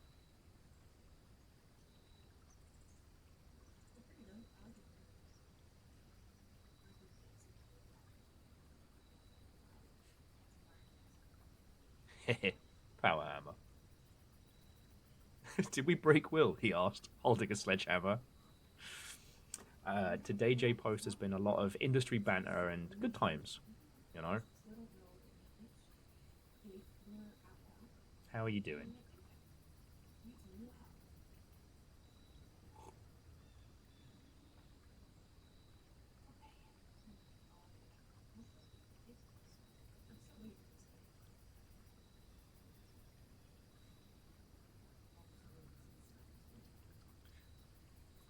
Because yeah, tool shed is guaranteed 2 items. Trading post, if we find shite in our house run and it goes well, we can trade up to additional dice. Okay, I'm taking the trading post.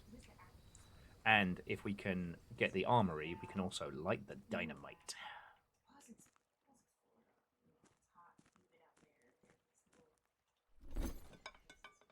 Oh, cool. J-Post, what anime convention you at? You know? Oh, you're hitting SakuraCon, right?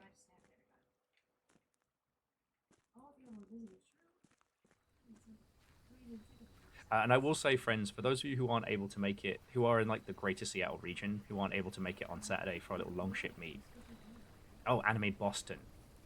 Oh, nice. Good to see Yoko Kano play concert. Got to knock a little harder.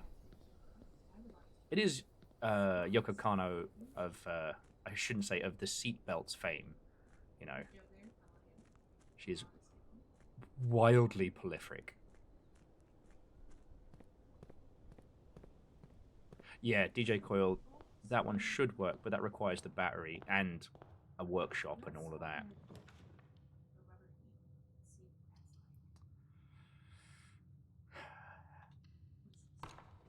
Dex. Bobby.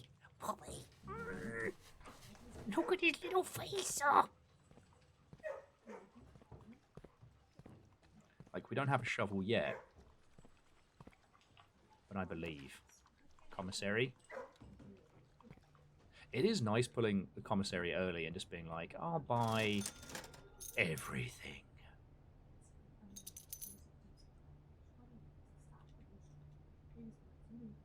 Okay.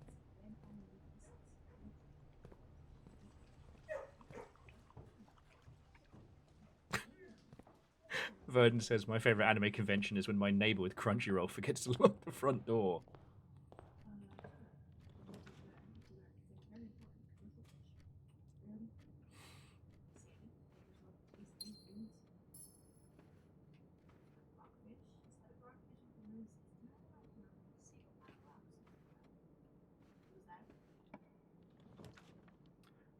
Observatory, bedroom. Roll the dice. The conservatory is paying dividends right now. I would love it if we could get a bloody shovel.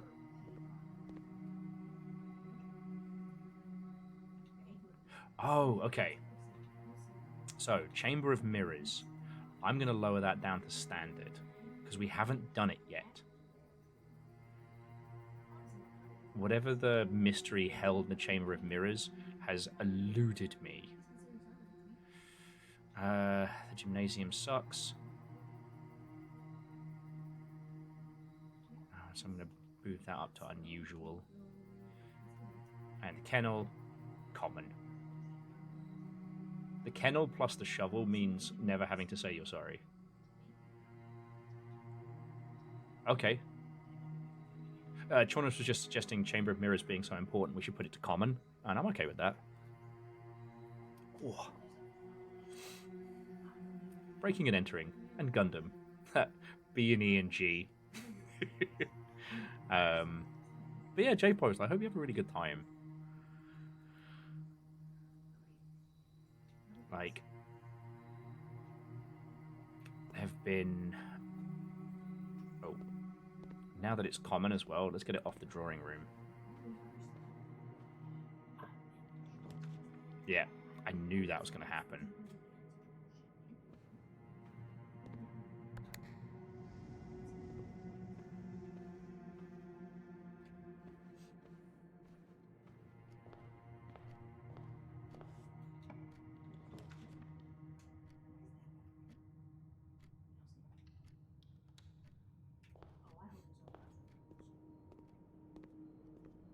Okie dokie.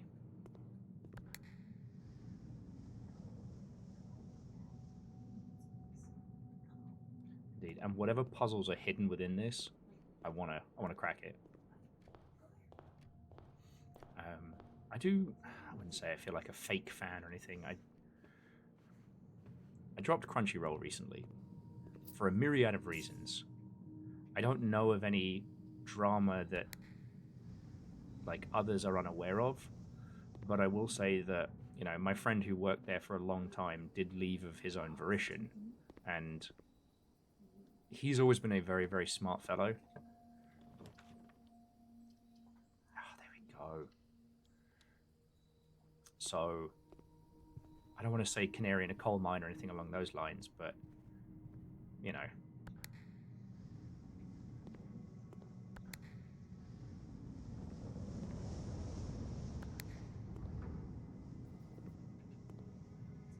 Oh. Interesting. But also, Crunchyroll is starting to become quite expensive. And I'm not watching it to the same degree that I was. Like, what would I be watching on Crunchyroll right now? Jujutsu Kaisen. What have I not had time to do? Watch Jujutsu Kaisen.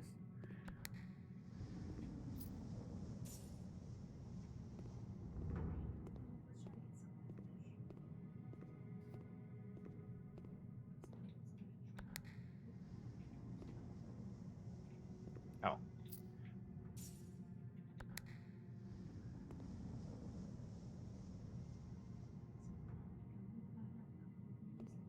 Well, as a genre is like, I've been keeping up with everything that's going on in games. I have not been keeping up with whatever's been going on in the anime world. You know, there has been discussion that, Crunchyroll's quality has definitely been on the decline. And I believe it was Amazon who have been using the AI translation stuff that has been, what's the word? Bad.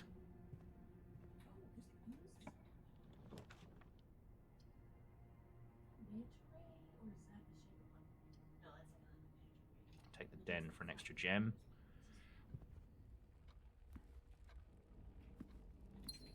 Who knows? Maybe here we go, and a box to crack into.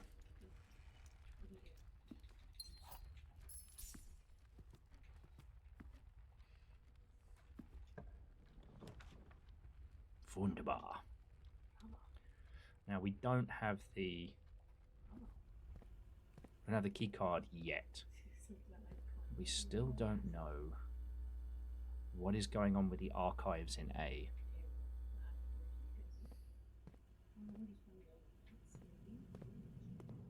Okay.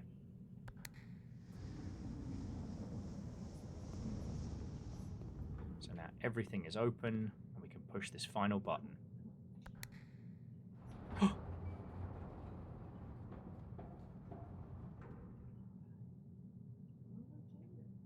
Hey, what the fuck?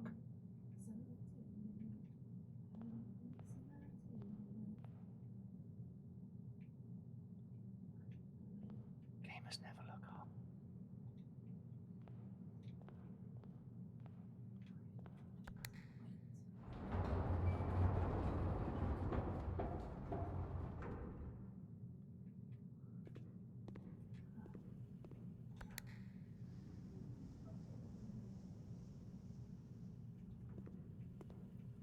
Okay.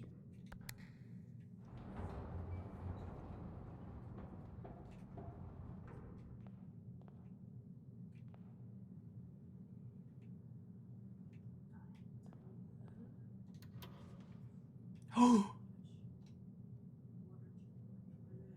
You found a duplicate of one of your floor plans. Would you like to add it to your drafting pool? Fuck yeah.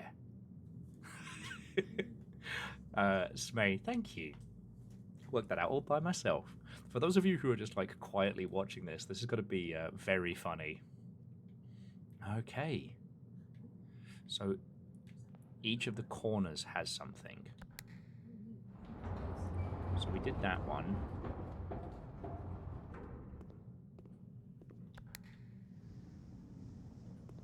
Now what does this one get us?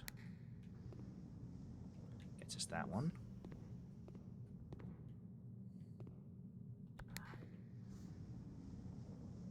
Oh, that gets us all the other three. Brilliant. Gamers never look up. Proven with science. Oh. Okay, that one actually doesn't help us at all.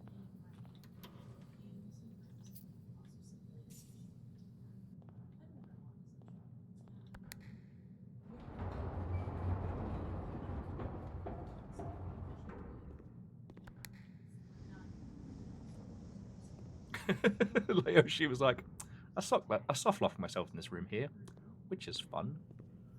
Okay, so we still need to get these two.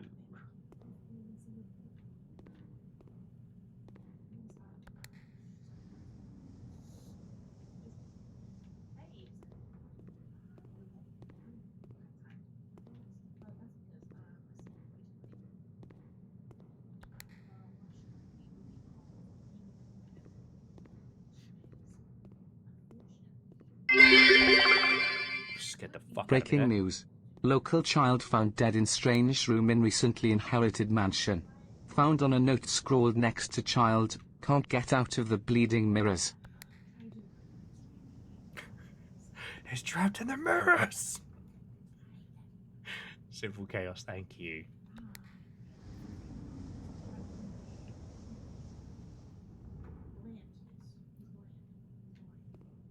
Okay, so I need to open up these two.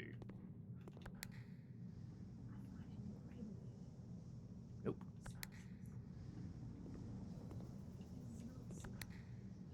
That's one.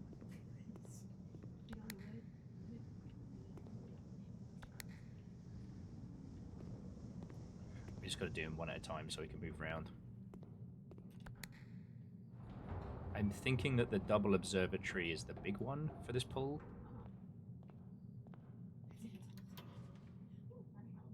Huh.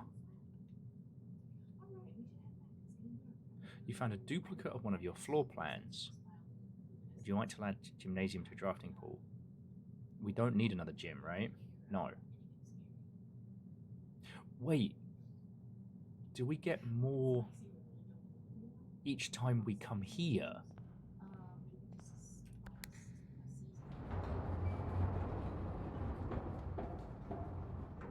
Oh, so this room is now very powerful.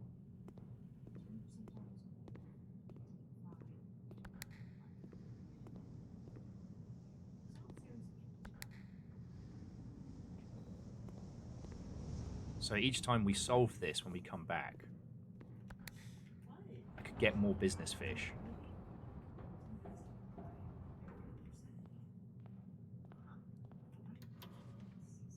Hey. So yeah, so this room is now stupidly powerful. As long as we're prepared to do the door puzzle every time. Are we unstoppable now?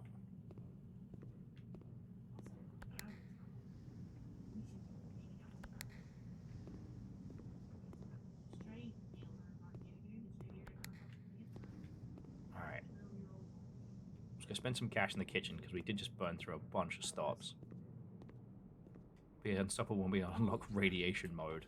True, I've not yet learned how to riddle us with radiation yet.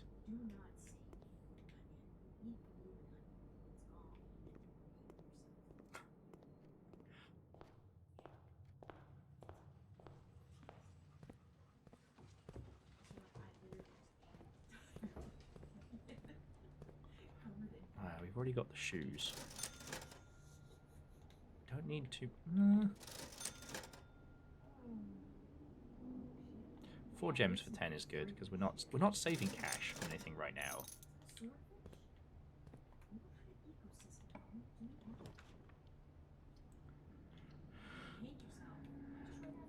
I need this breakfast nook.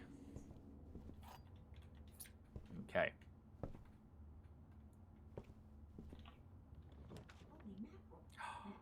Armory. Come on, flaming torch. Come on, flaming torch. Yes.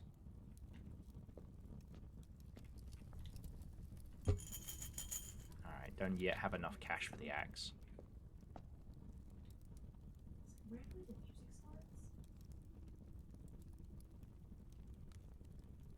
Let the hubris flow through you, yes. After I just... Well, we still would have been a coin short, but we can always come back to here.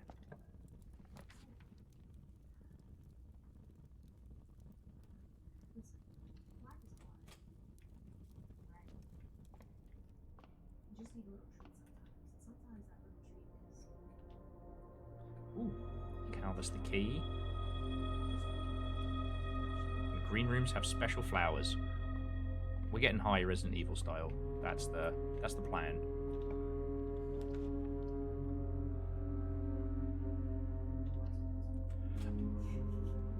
Come on, shovel. Yes. The shoveler. Poppies. Breaking news. Local glazing firm denies any knowledge over death of local heir at mansion. Management have said we didn't ask what they wanted armored glass for. It's not our fault they made it airtight. Perfectly preserved, like a strange little pickled royal.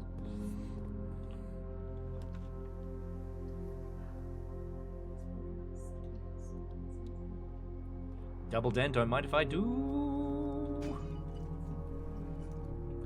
Nice.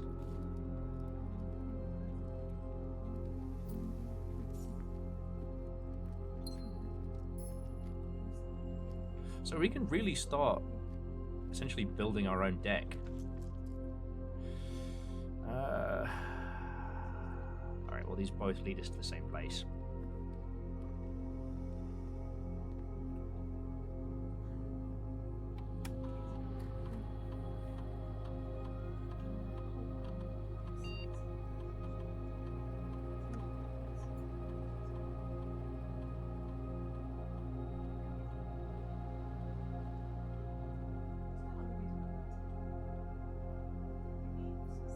Ah, yes, Nova.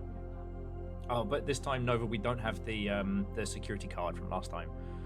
None of these seem particularly, like, super duper whooper. Draft a shop. Gives us an extra key. That can't hurt, right? Or maybe a key gem or dice.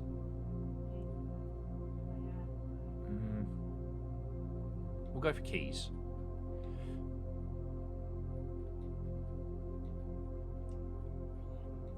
That way, got the chances of it, and we can back it up to the security room as well.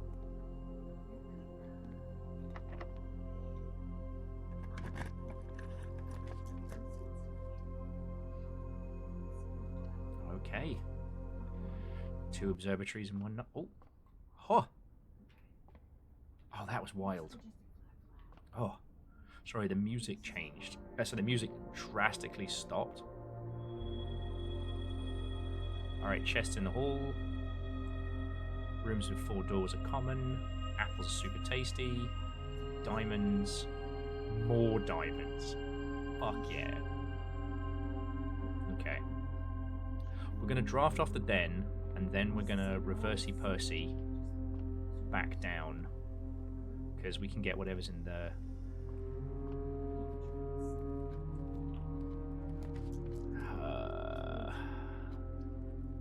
Okay, look. The veranda is a good pull.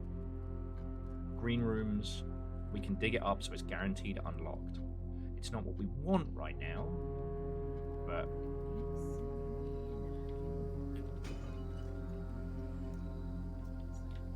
Look at all these in keys.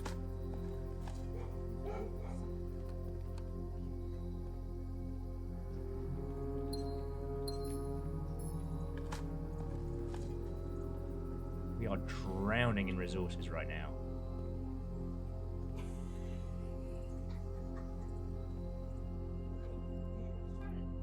And I'm trying to think of, like, what would... We've got... If we have enough money for the axe, we're going to be able to do 2 more rooms. We use the axe on the classroom, because the classroom's a good little tee-up, right? Bobby! Bobby! You saw...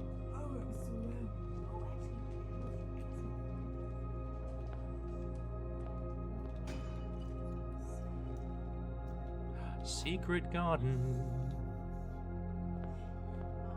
God, we really need to get that workshop popping. Ooh. Okay, we can buy the battle axe. Should we buy the battle axe? Right now we have the shovel and the sledgehammer and the running shoes.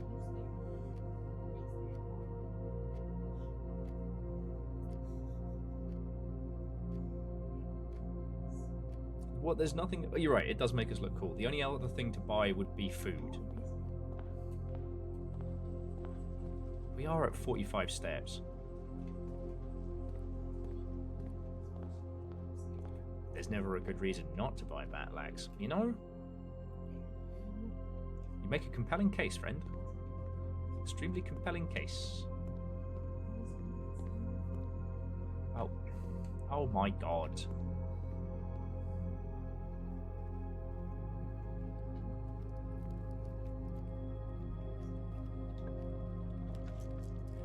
Garage. Don't have power to the garage.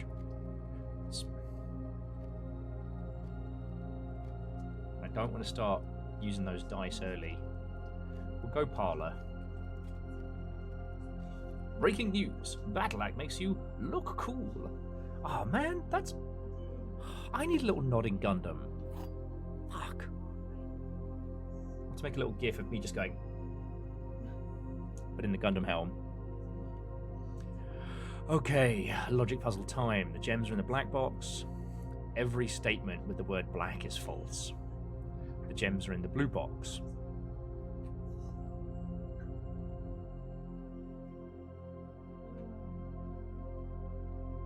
Yeah, Bronx, not in Gundam style.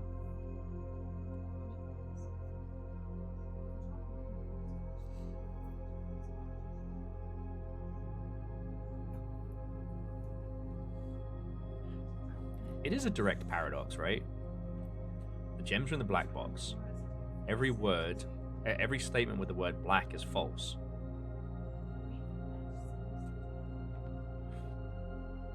So gems are in the blue box.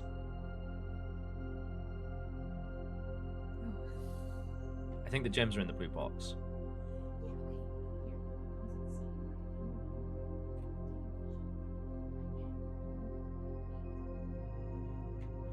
Oh, you're right. So every statement with the word black in it is true because this is false, which makes this false, which makes this true, which means the gems are in here. Yeah! Back of the net. It's a kaleidoscope in it.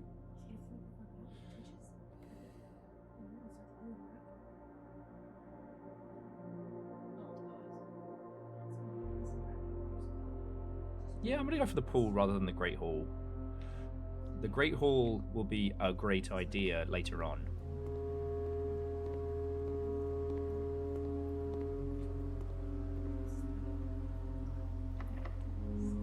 Sleep is overrated, says Will. Look, I like sleeping. I am pro sleep. I'm just not good at getting it when I need it. Alright.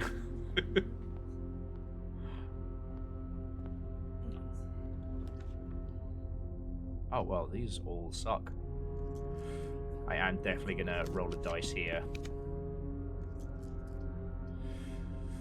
Gift shop or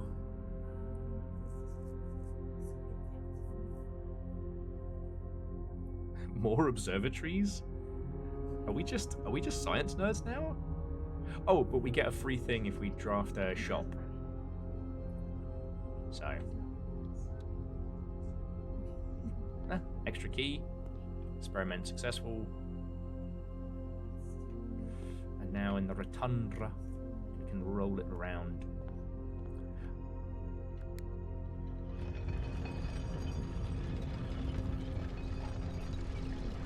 J-Post, I don't know. But I can't wait to find out.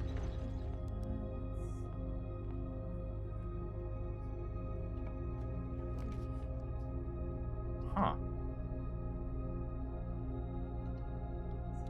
Simple Chaos, at one point Jess could do that and it was terrifying. Just put their head down, just go and they sleep. I watched it with my own eyes.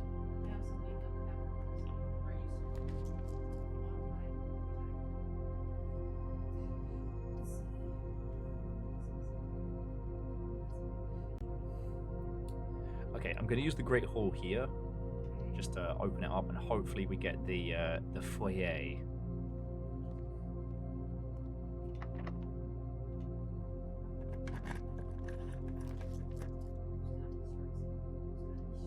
Oh, fuck you guys. Alright, fine. Fine, I'll roll those dice. Okay, well look. It's pronounced Foreyard. Okay. Music room it is.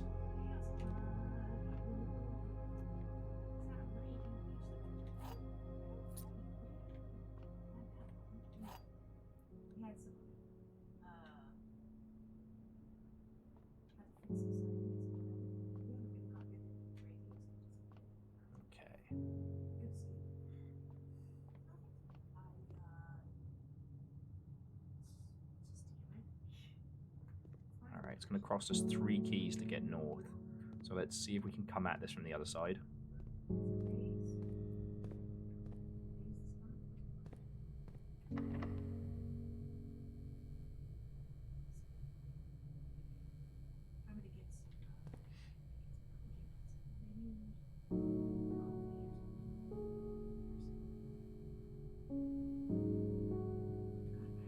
I've got an idea.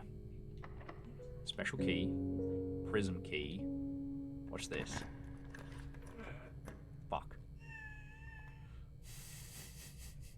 Okay, thank you.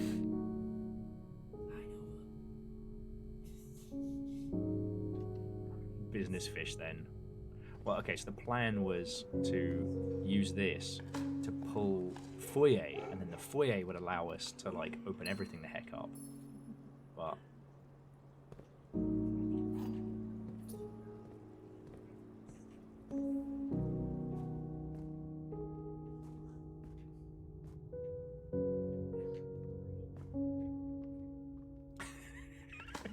in the words of Princess Leia, watch what?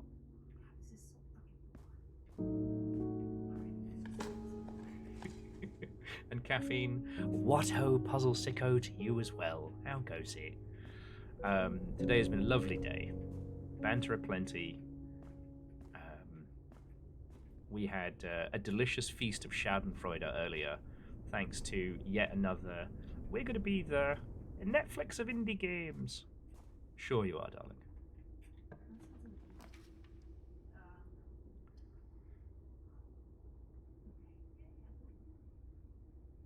Yeah, this is a boudoir maneuver. I'm going to backtrack a little bit. A little worried now that our steps are getting down towards the 20s. But we should be fine. Neo Shadow, Watto, and welcome.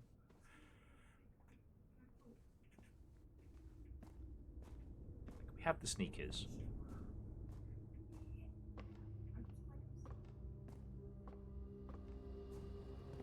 And, in theory, this door is guaranteed to be unlocked, so we just want to go straight one. The cloister strikes me as a very good pull right now. I've realised that the observatory increasing the chance of...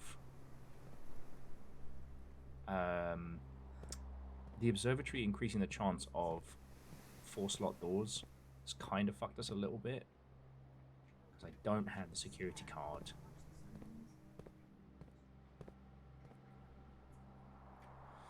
So I think what I need to do...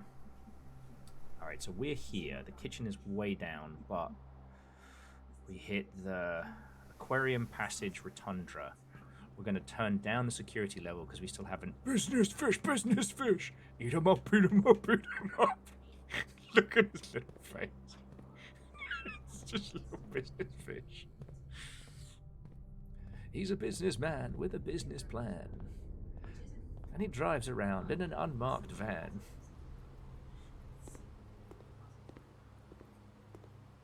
So we'll turn down the security levels. We'll also hit the dining room. Because, like, yes, having a battle axe does make us significantly cool. But, it is absolutely not the fish that you eat. Those are the business fish's rivals. He makes sure of it. That's why he's business fish.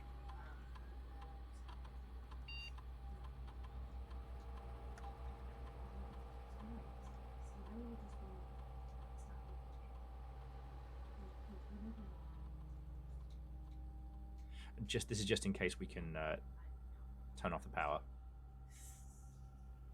But yeah, I understand it took us a lot of steps to get back here.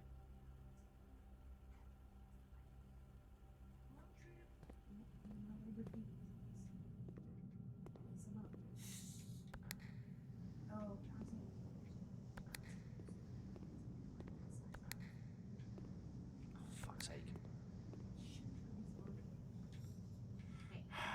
Gotta remember to open that up and leave it open.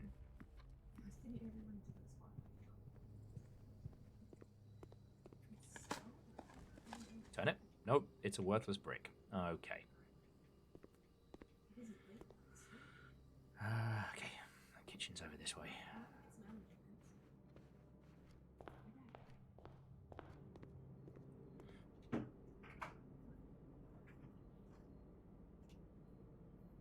"25 steps from the salad." Ooh.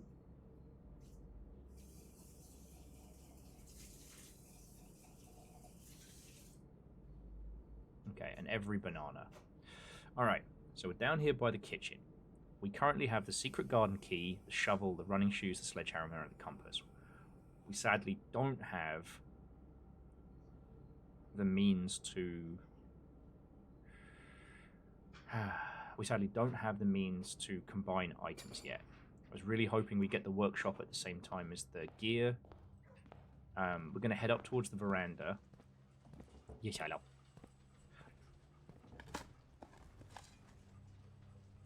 And open up the path north from there and hopefully connect everything up. Honestly, if we're...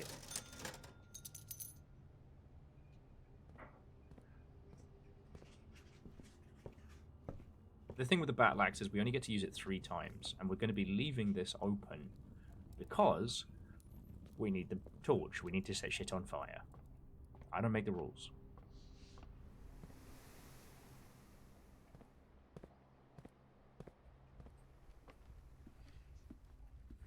So I want to save the battle axe for later, and I don't want us to run out of steps for this run. That would...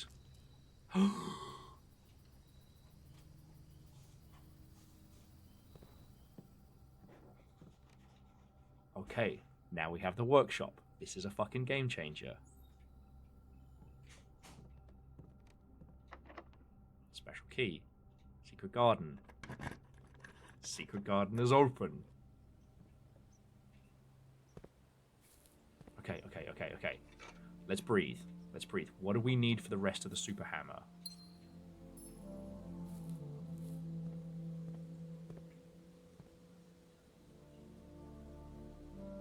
What do we need for the rest of the super hammer? Because, like, it's just a broken lever. Now, does anyone remember if the broken lever has any, like, guaranteed cool spots?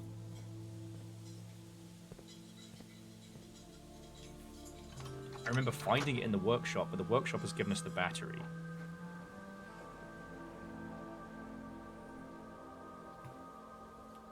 We could walk to the trading post.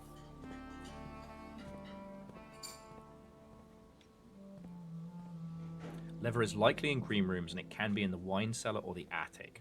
Okay, that's cool, because, like, I haven't dug up any plots here yet, so, in theory, this should be locked. Ah, shit, we already used the prismatic. Like, we've got keys aplenty.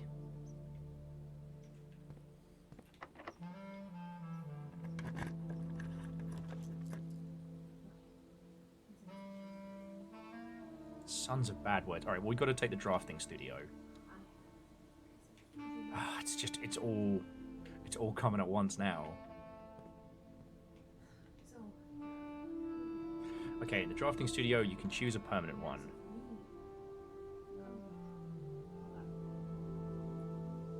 These all look like they kind of suck. When you enter the vestibule, 3 of the doors in this room unlock, and the 4th one becomes locked. The classroom we've already got, right? But the classroom is a corner piece for free. I don't know. What do you all think?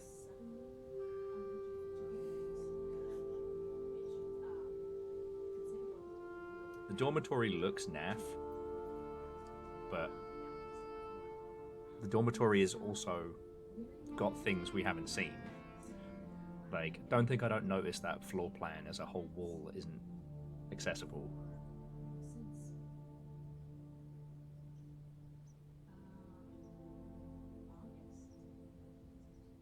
Oh yes, no, sorry.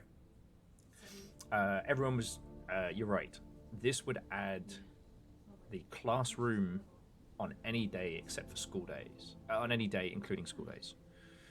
Currently, we have to pull the schoolroom to then do a school build.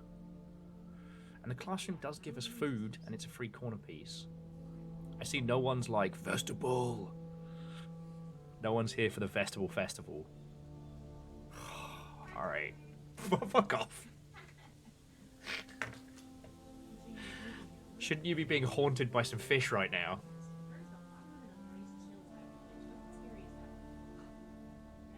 Well, let me know if you need business fish. You can decide when I squat it out.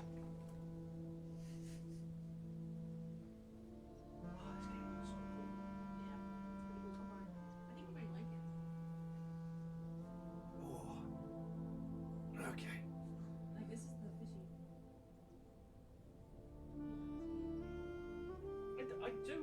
care. This looks rad. You know. Wait, didn't I pick this up? No. No. I didn't. But I love sea bass fishing, so you don't have to sell it. You don't have to sell me on it. Been questing. The people who make Arctic eggs are making a spooky fishing game, and it looks gloriously fucked up. Yeah. Ocelots aside. Oh, hey, Ocelot. Oh. 1, Yeah, it's a lake. 2, 3. On my knees. 4. And 5. And 6. Fuck you, Jake Post. 7. 8. 9. And 10. Yeah, I felt that in the bonio. Oh, do you want anything while I'm up? Do you want water or anything? Okay, I'll smooch on the head. Yeah, I'm ruining your reputation. Yeah, it's not very black cat man eater. You do not do that on me. Yeah. Oh, my knees. Okay, so no one's saying vegetable. Let's go classroom then, because it will help us in the long run.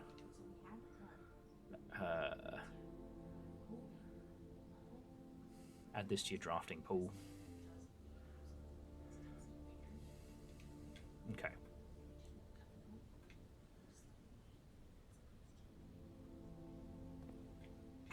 It's just a nice calm game for babies. Stop listening to me. Okay, fine. Fuck cheater. Cheater, pumpkin eater!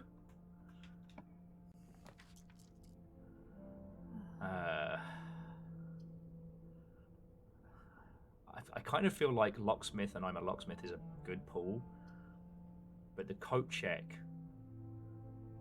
Oh, I'm gonna go coat check because if we manage to get everything together for the super hammer, but we don't draft.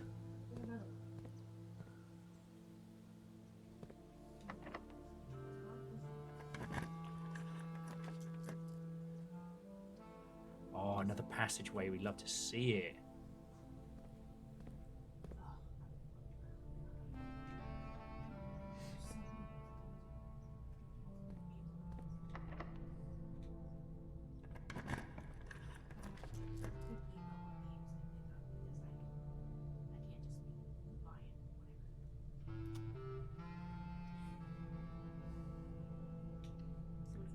Dark room then. So the vestibule is literally a second copy of the passageway, but worse. Yeah, like that.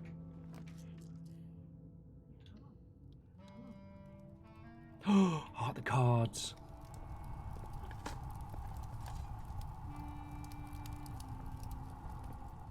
Damn it. Would have been heart the cards another time.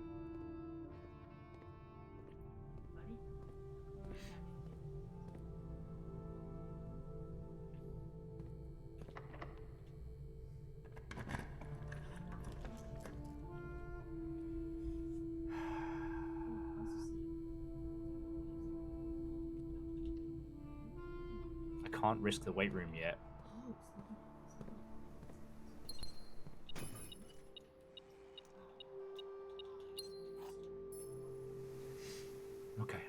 Okay. You're making me do exercise like a nerd. Ooh, a delicious turnip. Okay.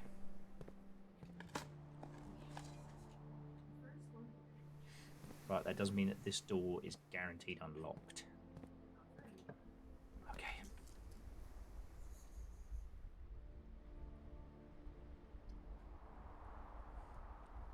We can take a cloister, but that's almost all of our gems.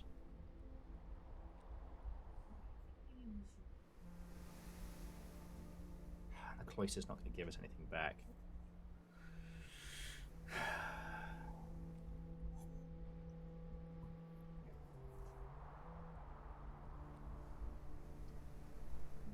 No, the gymnasium gymnasium is straight to the antechamber. I've got dice. Yeah, anyways, Could risk it for a biscuit.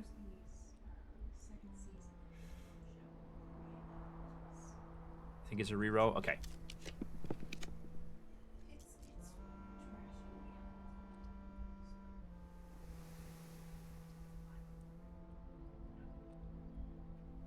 Boiler room. It's only a gem.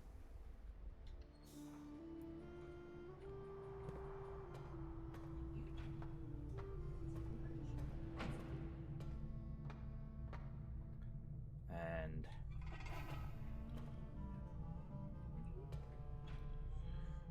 activate.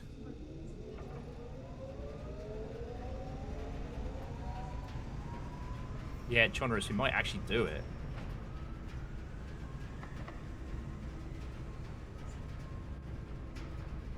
Now, which one is the silver key again?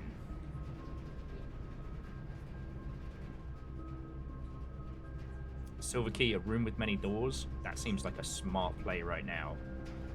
Right? I'm not being a complete idiot, right? Okay, I'm not being a partial idiot, right? Okay. Getting very nervous is the wrong word, but I'm getting like chapel's good.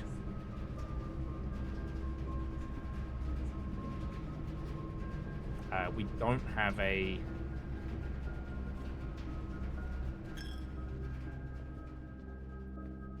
We've got money to spare. We don't have...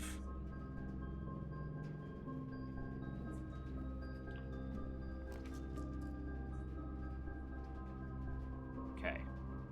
Ooh. Oh, sorry, I was dizzy for a second there. The parlor gets us into the chamber. We already pulled the door that opens this up. And I wouldn't say no to some more gems. Okay, we're doing this. We're doing this. Yeah. Go take my...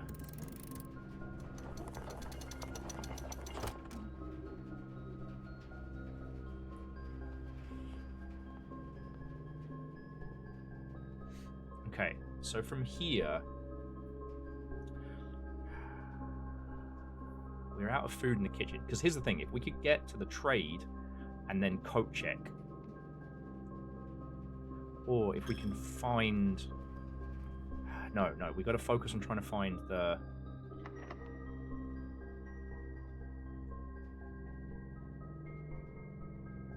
Oh, yes, sorry. Do the parlor puzzle. Fuck! I'm getting scrambled here. Okay. Alright. The true boxes are both empty. The false boxes are both true. The gems are in the blue box.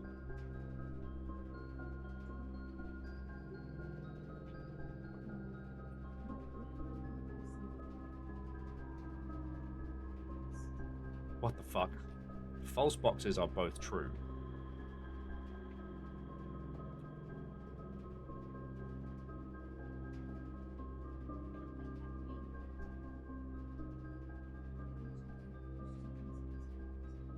Okay, blue says the true boxes are both empty. Black says the gems are in the blue box. And this says false boxes are both true. Might be having a little brain reset moment. I'm going to take a moment, take a breath, sip my coffee, not get too into the puzzles. So if black is true, the others are false, then it's in blue. Yeah, white has to be false because it's paradox, and you were right. Okay.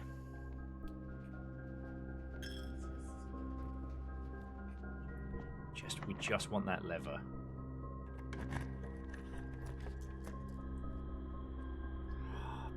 Fuck you, Gymnasium. Alright, Gymnasium, you win this fucking round. Oh, you son of a bitch. Should have known.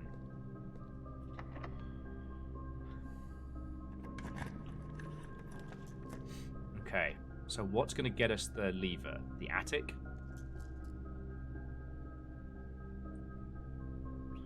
Attic or possibly a garden. Okay.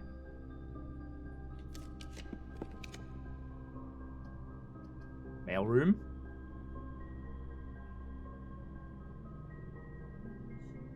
There's a lot of letters in there.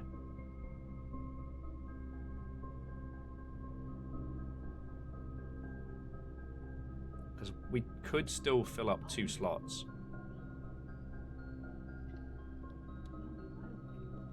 Okay.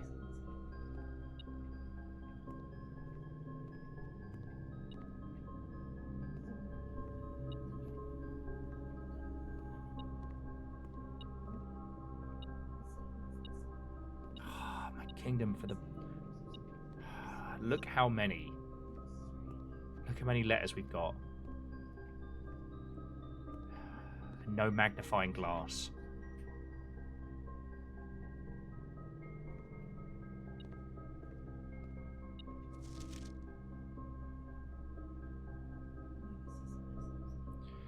Okay, hang on.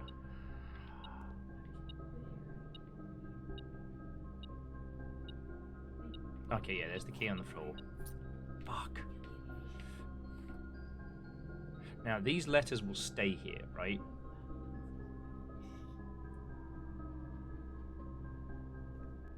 Yeah, I guess because the first letter from Simon didn't go anywhere.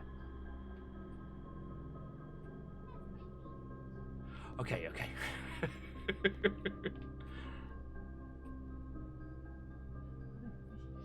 Chorner says because we're so close to a full house and returning to the 46th room, that it might be okay to give up on the lever. I think that's smart. Okay. We have to go back to the foundation.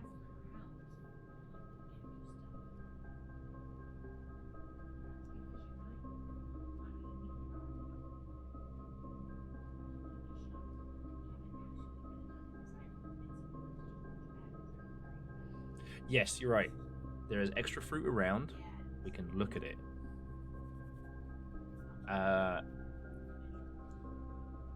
The door to the north side of the boudoir is just a regular locked door. It's not a security door.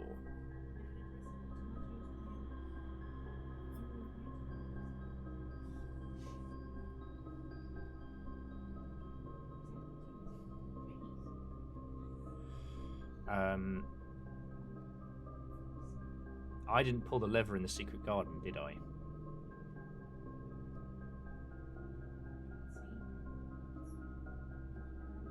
But that's fine. I did pull it, okay. Right now, there are so many things, there's so many ways we can take this, and it's where we should focus. We have 27 steps.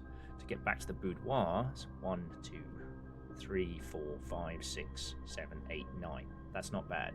But then that's 9 back, leaving us with about 8 steps to play with.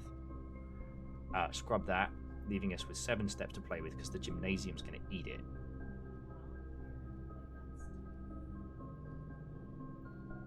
I mean, hopefully we find some fruit on the way in the courtyard and the secret garden. The cloister as well.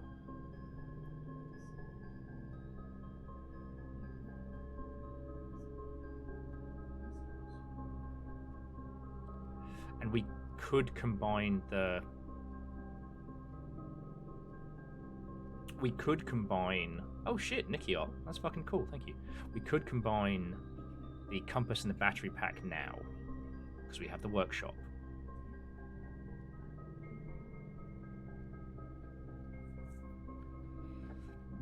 It's a secret garden, I think, like the secret tunnel.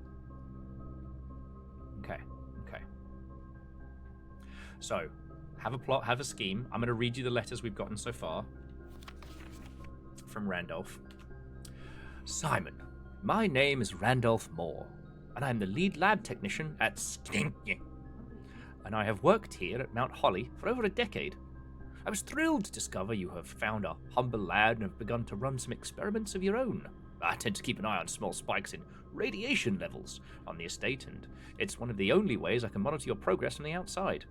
All off-site connections to the terminal network have been disabled during your stay. Now, there's been much speculation amongst the staff. Hang on, I just want to make sure I'm recording all of this. It sucks that we don't have the... blink. The magnifying glass, but we'll get to that one. Okay, yes.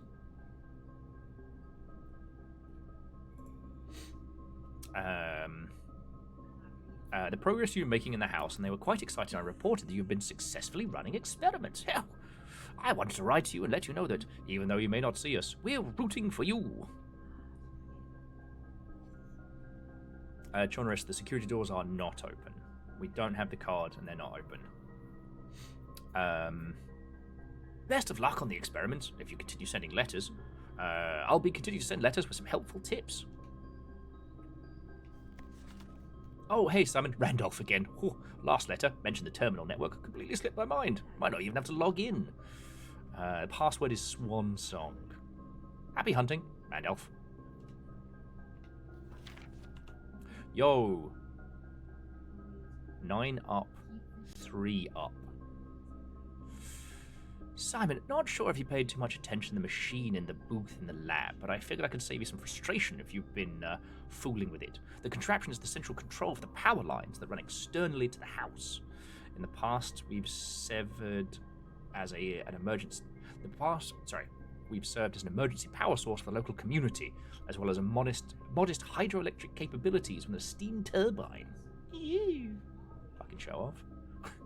If you want to use it, you'll first need to turn on the turbine in the boiler room, utilize our steam ducts to connect the turbine to the lab.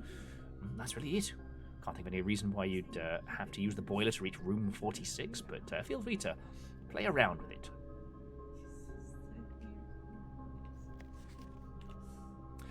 Simon, in case it's useful to you, here's a rough diagram of the steam duct system.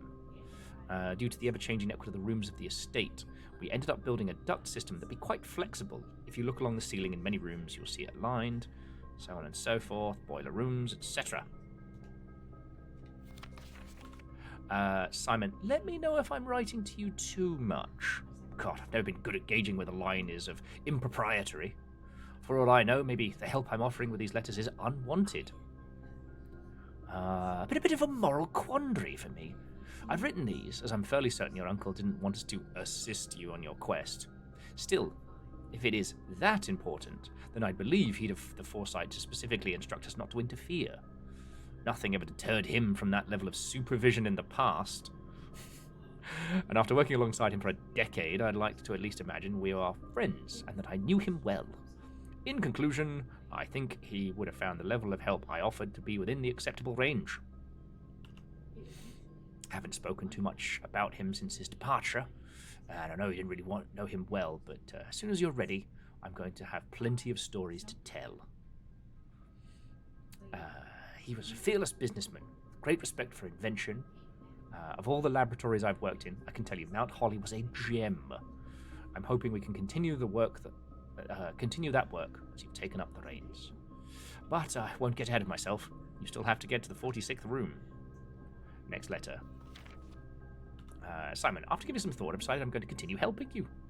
A small chat with a probate lawyer, and he assures me there's nothing in the Baron's instructions that would precede me from offering you modest assistance. So let me tell you what I know. About a week before Sinclair died, something rather curious happened. A few lab assistants, called by Mrs. Babbage, the house manager, were called by Mrs. Babbage to remove several floor plans from Sinclair's drafting studio. Typically, all of the unused floor plans are kept here, and I have never heard of them being moved to another location, nor would I presume to guess which their reason for such an action. I'm not sure which floor plans were removed, or why they were removed, save one, which I was instructed to remove myself. Assuming it did not get moved again after I hid it, you should be able to find it in the observatory, hidden within the lens compartment of the telescope.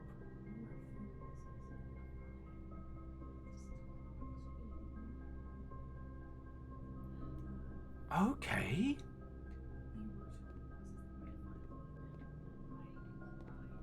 Yes, apparently we found the 46 and told no one.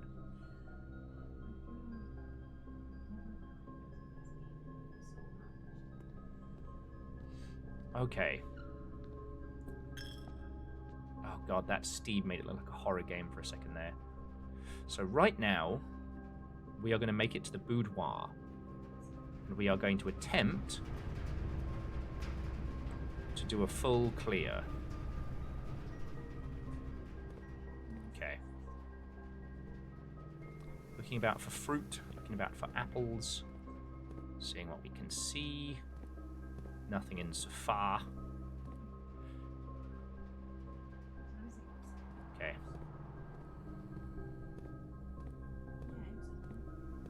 Into the cloister.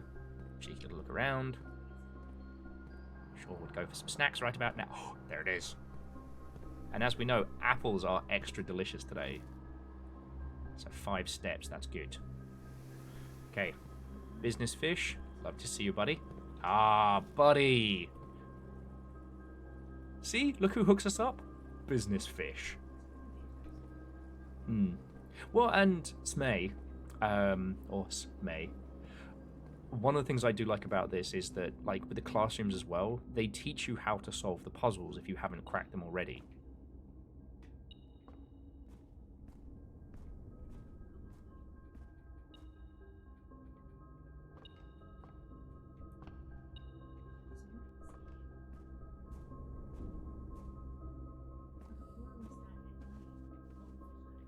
Okay.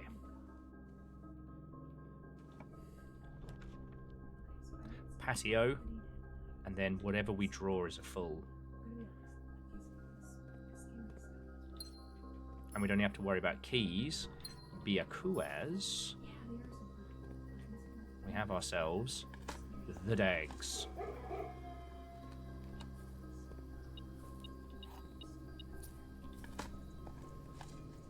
Add a turnip? Let's fucking go. Just not used to unsalted turnips.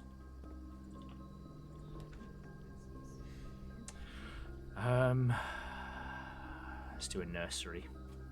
We can use the extra steps. Okay. And here it is, friends, the Full House Trophy for drafting a room in every single open slot of your house. Okay. Okay. So. Oh, Simple Chaos. Heckin' thank you. You did it with turnips. Alright. Heckin' thank you. Oh, is that a sticker? Okay. Fuck yeah. I'm not going to talk you all out giving me a sticker. I think this should be a dinosaur sticker, though. This feels like a big one. Okay. Very quick sidebar. Which one? I've already got Stegosaurus on a skateboard, and I've already got Triceratops with the groove. So it's... we've got skateboarding Tyrannosaurus. Oh, I guess they're all individual. Hang on. There we go.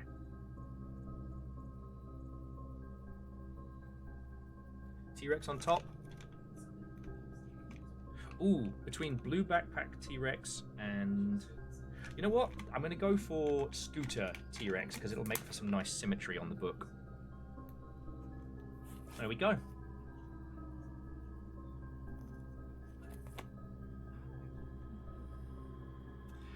Okay, so...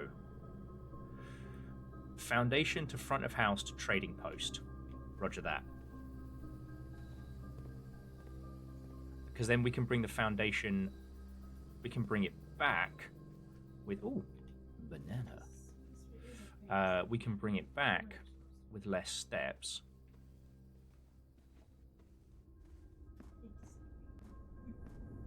Yeah, we're up to 42 steps again, which is great. And if we can trade for the broken lever, and if we can't trade for the broken lever, then we'll combine the compass and the...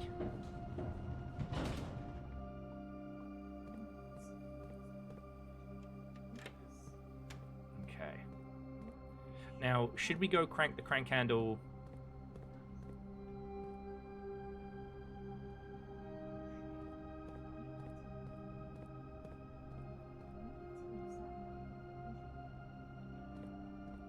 Because we haven't been back to the 46th room. Well, the 47th, I guess.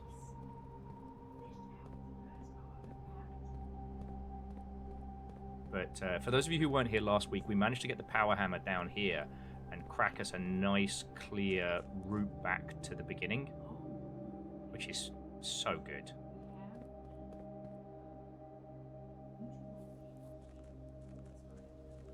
Hit the sanctum first. I gotta stop zooming, Chonorus. I'm so sorry, friend. I'm so sorry. Thankfully, we have the running shoes, and they have been doing their job most succinctly. Okay, so the shovel for the coin purse, no trade. Compass for the coin purse, no trade. Metal detector for the lockpick, no trade. Basement key for the prism key, no trade. Piss. Running shoes, lockpick.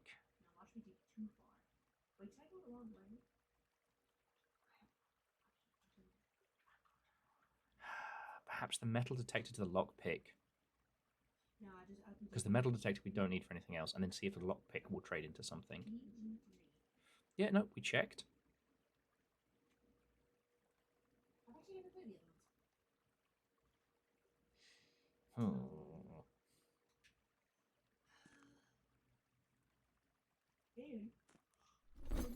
Okay, yeah, so metal detector, the lockpick. Lockpick kit, just dice. Shit. Okay, so we've got to head back down that way anyway, so we'll hit the sanctum. And then we'll combine whatever the battery pack and the compass is. Maybe that opens up some new stuff, maybe it doesn't. But if the Akari theory is correct, we can put that gadget in coat check. God. You know what I would love? A proper upgrade for coat check where we can stash a whole bunch of items. That would be gorgeous. But rolling around at the speed of Simon. If there's one thing I can say very clearly and think with categorical certainty, it's that Simon here would have thoroughly enjoyed the Dreamcast masterpiece of Sonic Adventure 2.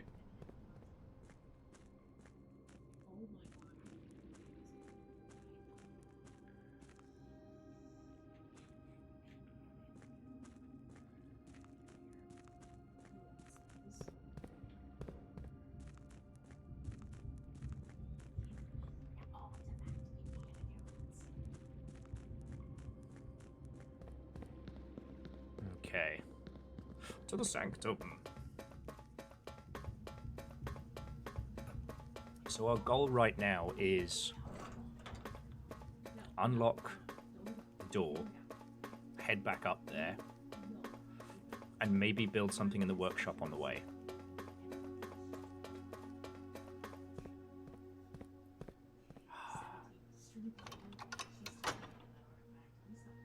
I really desperately need a way to consistently get the fucking magnifying glass, though. You know.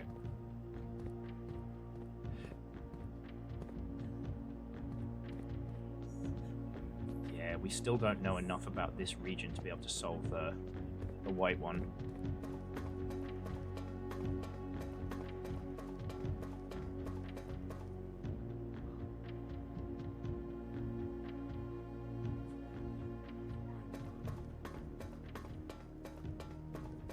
Bronx, that's not a bad idea. We've been pulling the commissary consistently, and now we have the money to spend, so you're right, we should. If I hit a terminal on the way, I'll do it. Otherwise, I'll make that a very specific request.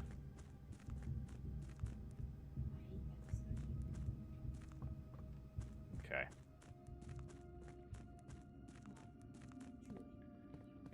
God, having that unlocked, having this route unlocked is such a game changer. Like that TV show, Game Changer. I've been here the entire time.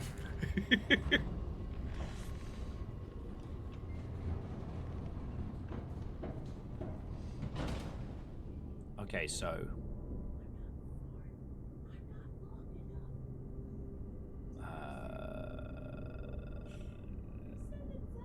okay, yeah. Business fish, cloister, passageway, secret garden.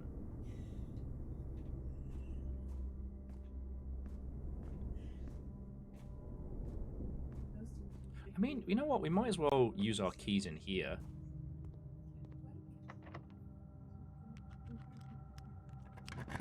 Like, what are we saving the keys for? Fucking party time?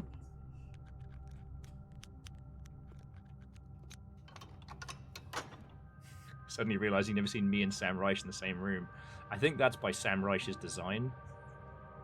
Can't fault him on that one.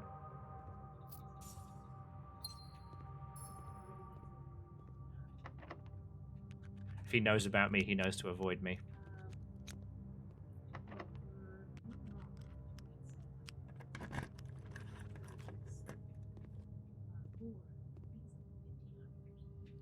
Not because I would do anything nefarious.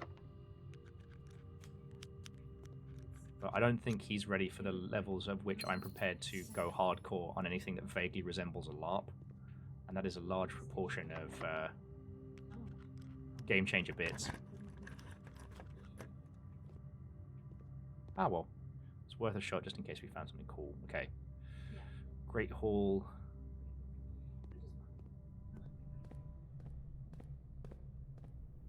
Oh, yeah.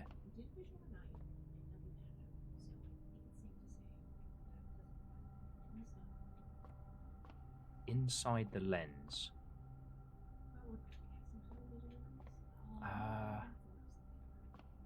Did we?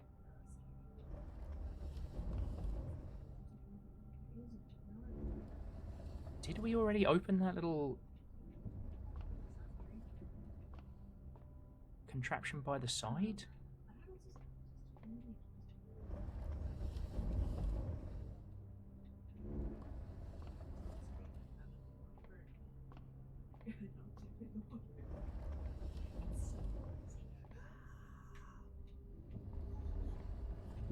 I don't know if we did. I feel we'd remember it.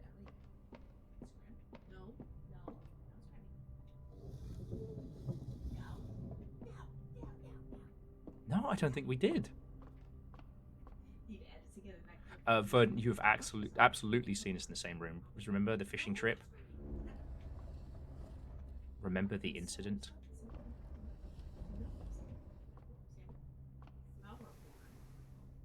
Yeah, no, we quote-unquote solved this by getting this to where it needed to be. If you call it a day in the planetarium, gain 2. So why was the planetarium hidden? What the fuck did you do, Grandpa? What the fuck did you do?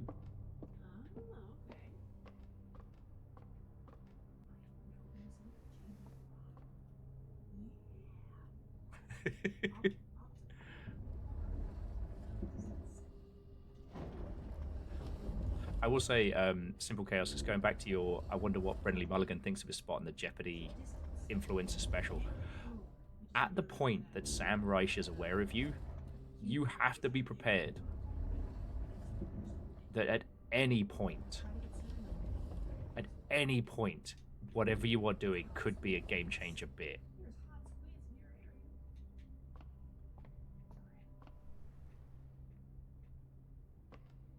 Oh, that's a good point. Yes. Now that Chuck Norris is dead, we can speak about the incident freely.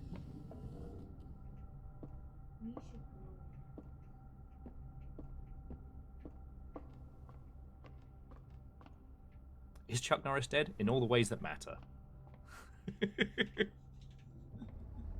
In all the ways that matter.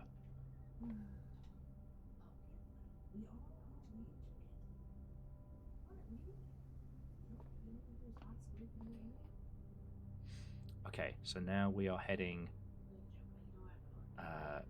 yeah, passageway, aquarium, see our good buddy Business Fish. Bronx says that there were April Fool's Day plans being passed around for this, where it was a fucking missile silo. Yeah, it turns out your uncle decided to do a little bit more than just complain about the current regime. Hello, Simon. Yes, Reginald here. I was looking at the floor plans you've been drafting, and sorry, I don't want to be a stick in the mud, but you seem to have drawn the floor plans for an ICBM missile silo. Don't know if that was your intention.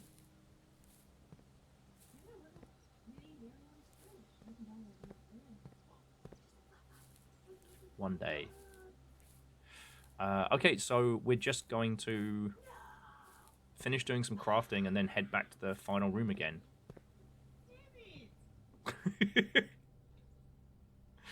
Okay, so compass and battery pack.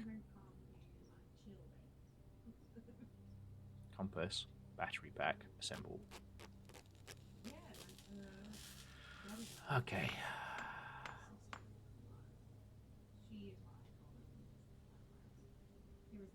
You are more likely to draw mechanical rooms while drafting. Automatically collect cash and keys. That's fine, I guess. Running shoes, shovel, lockpick, and none of these.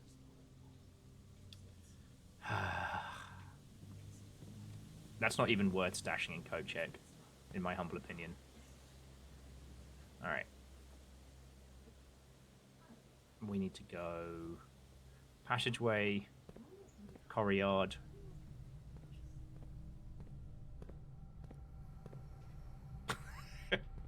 Smay, your use of townie has thrown me back in time in a manner that I was not prepared for. And I think that if everyone's going to be willy-nilly time traveling, I should at least get a fucking heads up. Indeed, Chonris, one more step towards all inventions. He's 9! Oh, he's like 13. Maybe 14.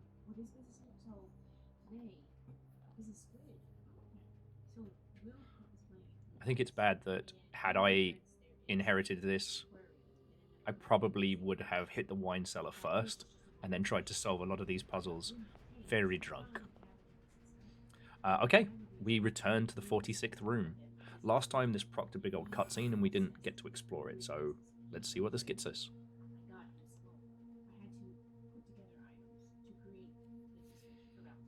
Okay.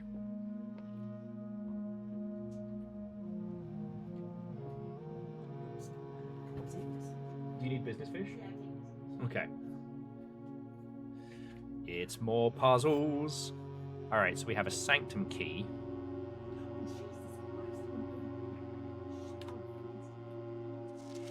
Okay. The first key is found in the furthest rank. The second locked tight in the vault of a bank. The third is up high among all of the clocks. The fourth down below, beneath all the docks. The fifth is held by the king on his throne, and the sixth in a station left by one of your own. The seventh is major if you draft quite late. And the last key is waiting behind the last door of 8. Yeah, no, screen grabbing the shit out of this. Yeah, we got it. Okay.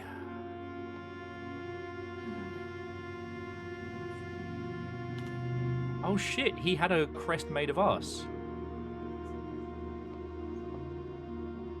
And that was our dad. And that was our mem.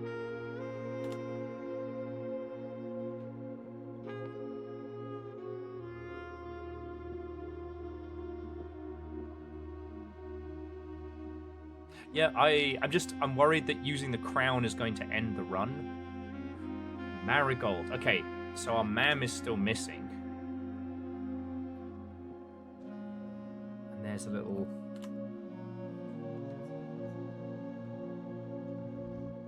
Ah.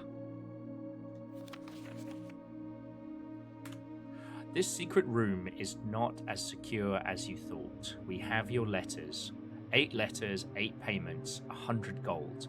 Instructions to follow. Okay. But they said 8 letters. We only have 7. 8 realms in 8 months. Oh. So we need to know the names of the trip. Now, is it our trip or was it someone else's? Yeah, we now have a map puzzle. You know, I'll try picking it up. Okay. The Crown of Blueprints. The former red crown of Ordinia Eris, recently set with freshly cut sapphires. The first time you draw a red room or drafting, you may remove it from today's pool. If you do, gain 1 and redraw floor plans. Now, is that permanent?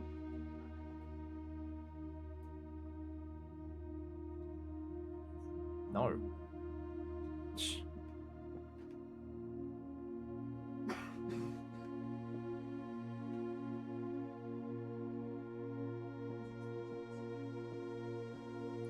Okay. It is worth looking outside, because if they broke in, the question is, how? This is the most northern part we can go to. The moon! Gamers never look up.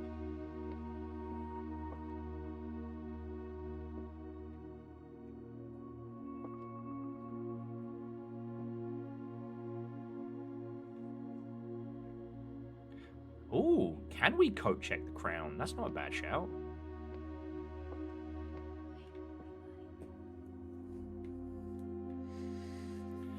Okay. 8 realms in 8 months. Okay. We need a new page for this one. Alright.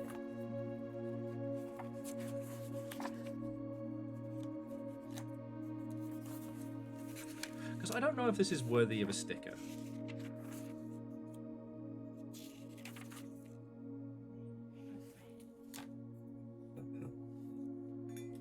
I mean, we've made loads of progress today as well. Like, I'm not saying we're done, it's just...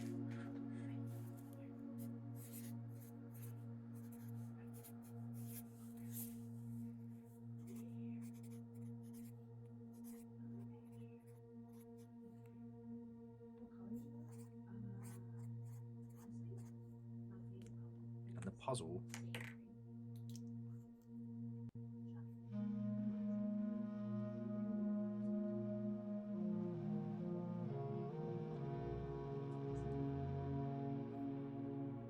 It always comes back to 8. So we need to know the order of the regions visited, and now we have a map to go from. It's crazy. Okay. Yes, Chonorus, I did get a screen grab of the different regions, but the kids kind of got them wrong, so we'll have to figure out and reverse engineer which one is which correctly, and then hopefully we can know the order. But the order might be of the sanctum doors downstairs. So we've got the steps to coat check the crown, and then head back down into the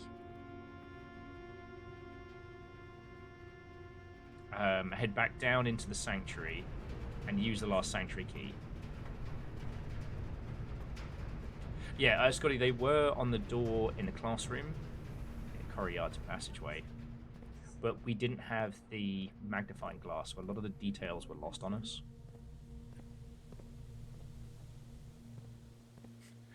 What do you mean you put the ancient lost crown of Aura Eris in the fucking foyer, you idiot?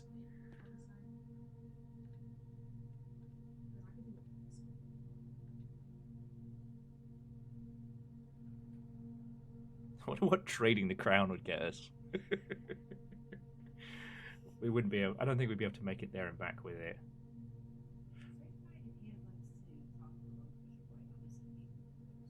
Not responsible for contents of garments or articles left overnight.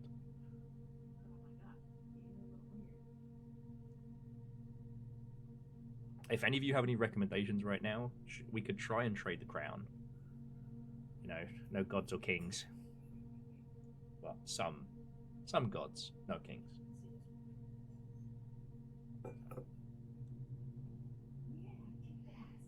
Store it. Store it. All right, the crown has been checked. You can retrieve this later. Okay, so...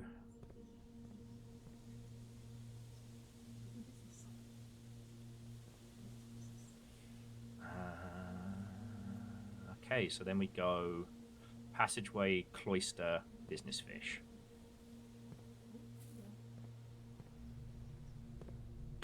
Hey, there's some really neat sneakers. Where did you get those? Oh, I just traded a hidden national family heirloom worth untold amounts of money.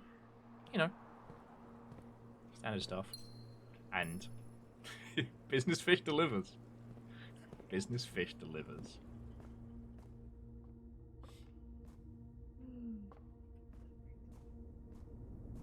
Okay. Down we go. It is interesting that the final room, which I assume was what's-his-face's study, for all the effort it takes to get there, isn't actually that, like, ostentatious. It's fine. It's just a nice little study. But it's his... I guess his brother's kids, right? Yeah, because he's our great uncle. It's his brother's kids and their lineage. It's also interesting that our crest is a music note and a Sinclair.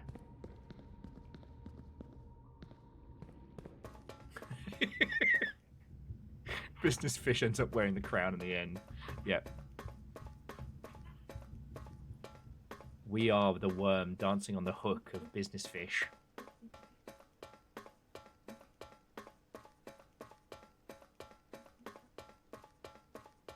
Yeah, that's like this version of the dog ending. Alright, I am going to do them left to right, though, because we can solve the countries that we know about. Okay.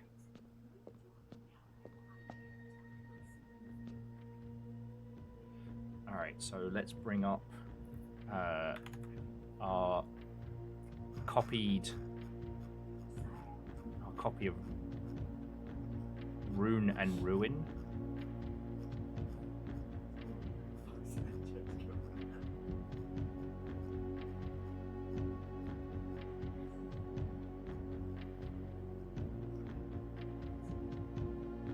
Here we go.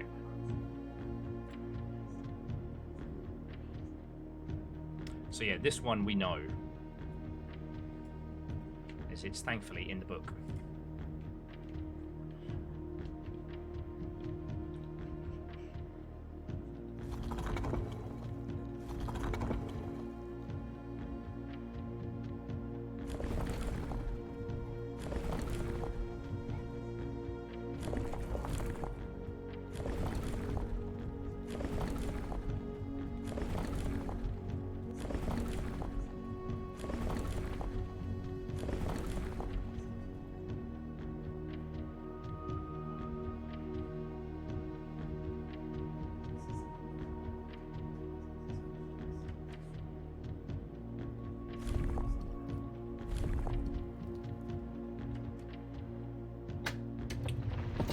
There we go.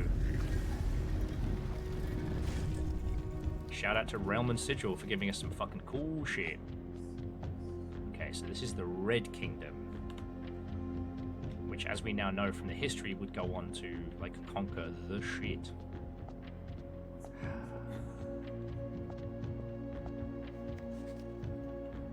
Morajai box. The Fen Era's variation. When the tiles are pressed, the black tiles on the box turn red in triumphant victory. The white tiles in the box turn black. God.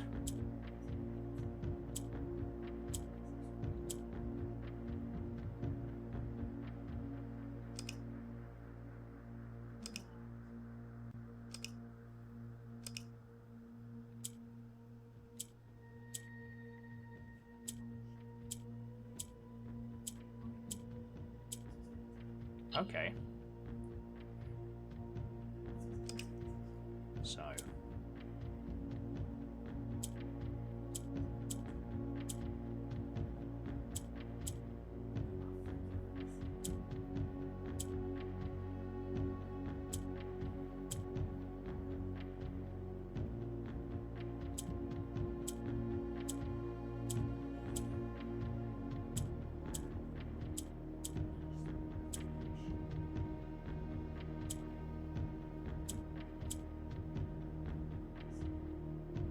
Oh, interesting.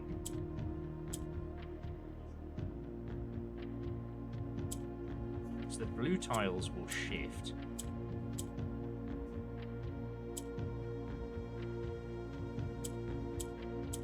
The white tiles won't do anything except for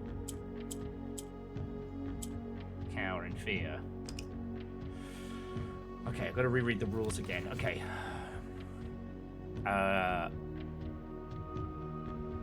When the red tiles are pressed, black tiles will turn to red. But all the white tiles on the box turn black.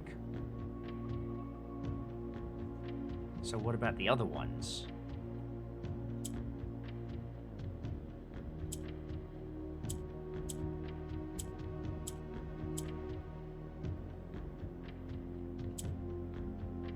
Hang the fuck on. Alright, alright.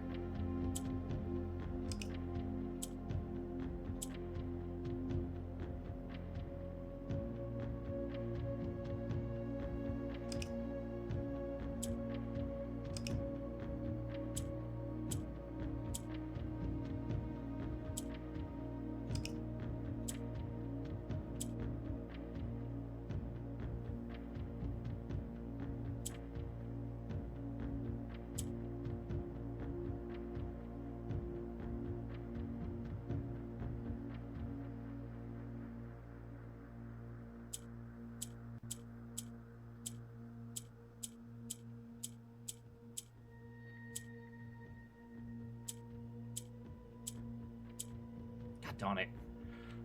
My brain is goo. Okay, okay. Okay, so green swaps with green. Black tiles move the other ones around.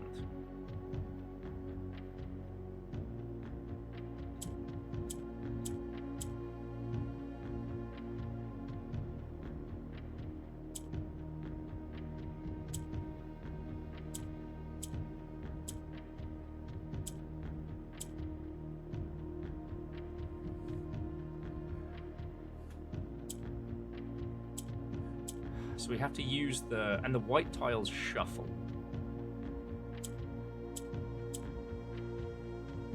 When we push the red button,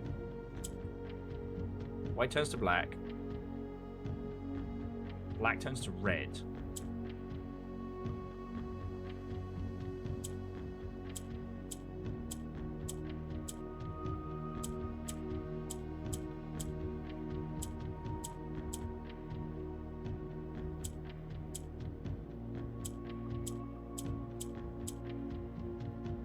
On it,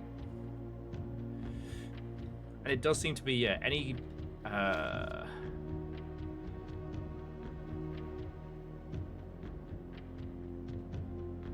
orange does seem to turn into what's around it. Hang on.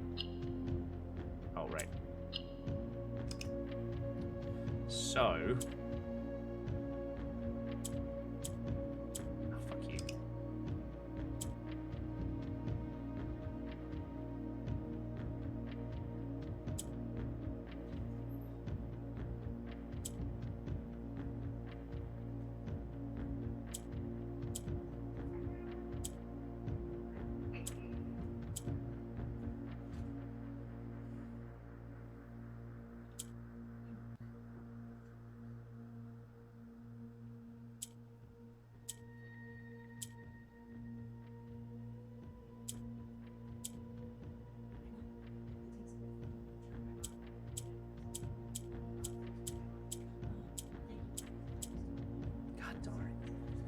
Yeah, majority consensus is the orange. So it turns out these little puzzle boxes we've been playing are massively political. At least in their commentary, and now we've got to work out how to make this do the thing. Okay. Falls down on these corners, though. Yes, we need them in position.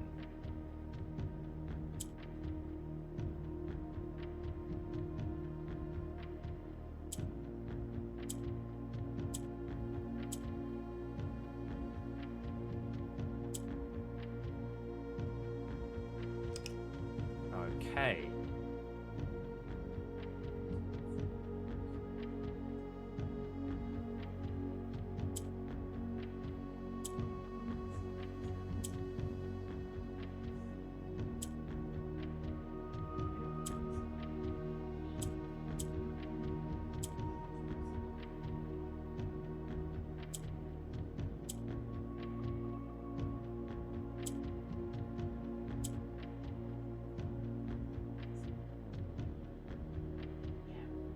Because the green tiles can move.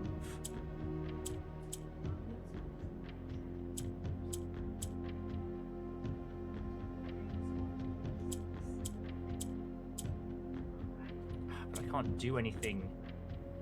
I can't do anything to fuck with these guys. Okay.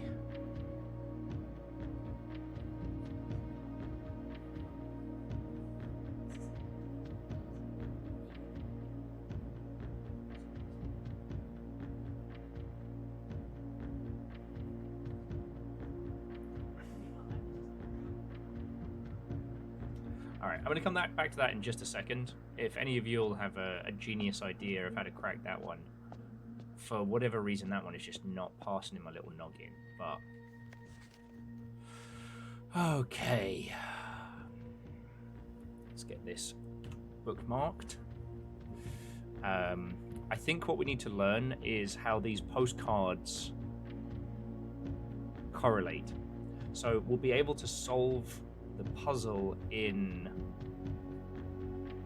We'll be able to solve the puzzle in the 46th room once we've opened all of these doors, because each of these postcards is dated. And this one is from the Royal Museum of the Grand City of Fen. I'm actually writing this last postcard sitting at my desk at home. I suppose I should put forth all the extra effort and drop it in the mail for consistency, but I am tempted to save the postmaster a trip, as I'll just wind up here once again and join all the other 7, which I am pleased to report are all waiting for me on my desk, safe as can be. Flipping through them has reminded me of the many friends I made and lessons learned along the way, and, as I look back, one truth shines brighter than all the others. Air travel is so much better than sea travel. Yours sincerely, Baron Sinclair, aka Herbert. P.S. Remind Anne to replace the books I lost. Okay. So Bronx, for this little color-coded puzzle here, I'm just going to say feel free to be weapons free to tell me how to do this. Because I can't see the... I can't see the Teenage Forest. Mutant Ninja Turtles, Hey! our 4 reptilian heroes, have overcome the Ark villain Shredder. Cheers. So, Bronx, that was very kind of you, and you have gifted a sub to Rem to the Max, which is either someone who's a big fan of sleeping or is a candid Animaniacs reference.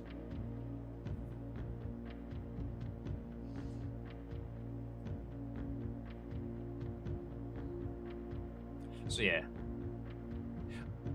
we don't yet know all the colors of all the regions, right? The greens seem to move around, but they can't be changed. So Ark of the Conclave, the red rule is when you push red, white turns to black, and then black turns to red, right? So we need to make it so that these 2 corner pieces are either black or swappable. However, the orange changes based on majority.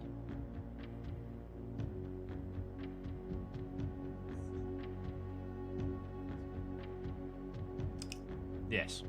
And the white will transfer into black when it gets the chance. So yeah, we can rotate the row like this.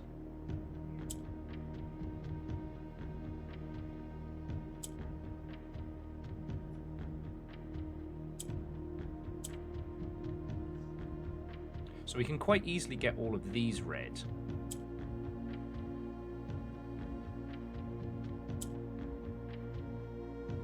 And grey doesn't do anything.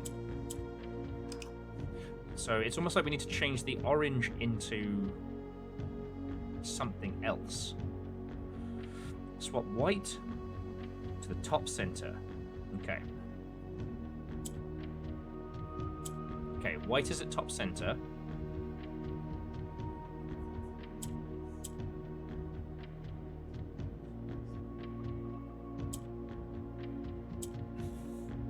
Oh. Well now. Shit. Thank you.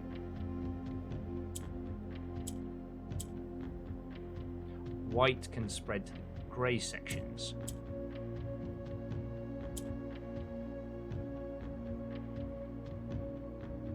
So then we do this, this,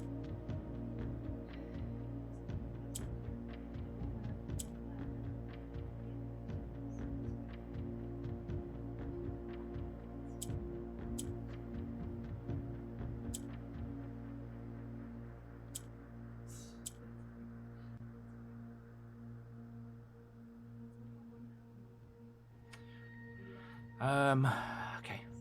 I know I'm on the precipice of sorts.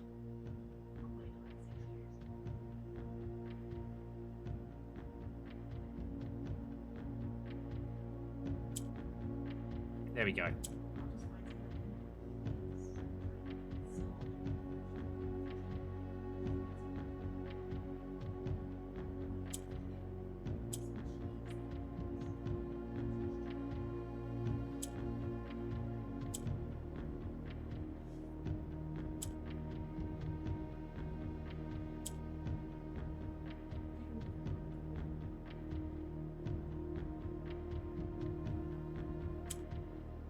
Fuck!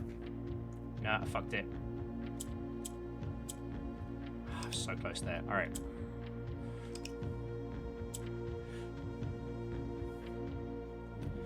So yeah, but the white will split left and right and overtake the greys if it has the opportunity to do so. Like that.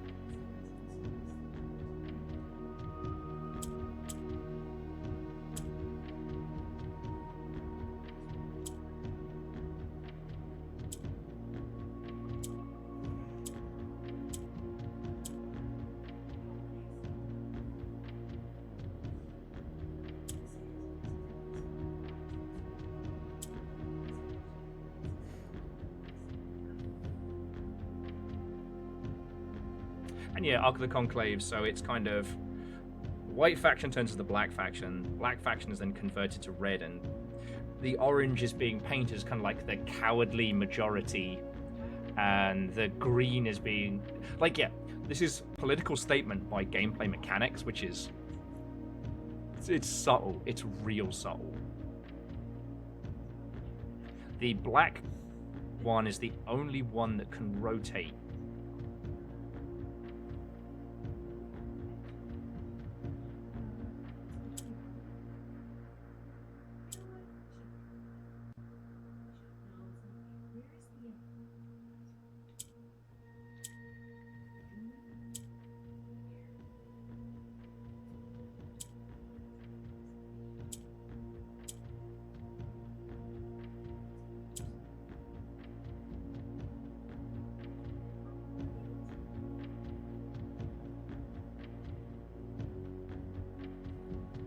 Okay. We have to have all 4 diagonal corners red.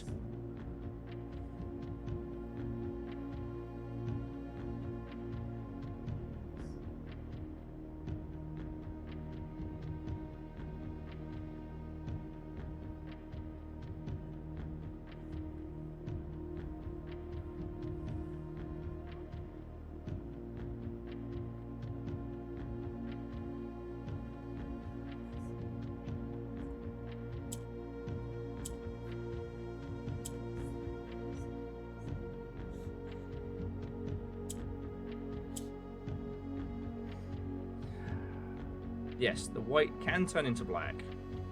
So long as there's 2 on each row. This begs the question, how do we get them all up there? You know, how do we rotate them all? Black will also turn into red. It's just green we can't do anything with.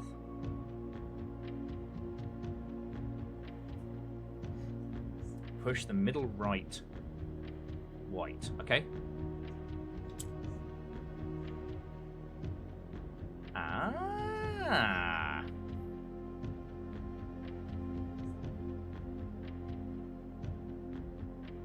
He's adapting.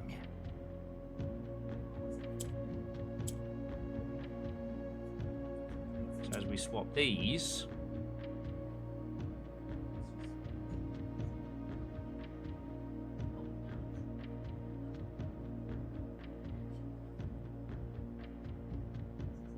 we just need to somehow get one of these bad words up here.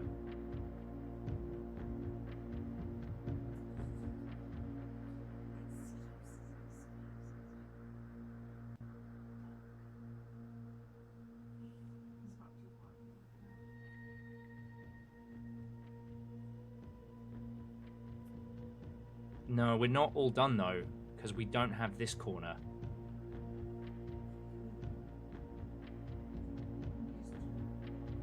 Oh, because we swap it with green.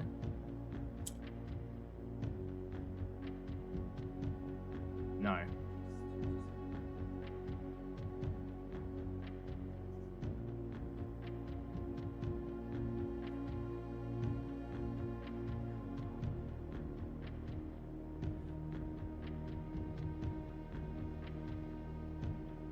So push red, use the reshuffling to shuffle to the top as bottom as needed. Are you sure? If I hit this red button. Okay, I'm doing it. I'm trusting y'all.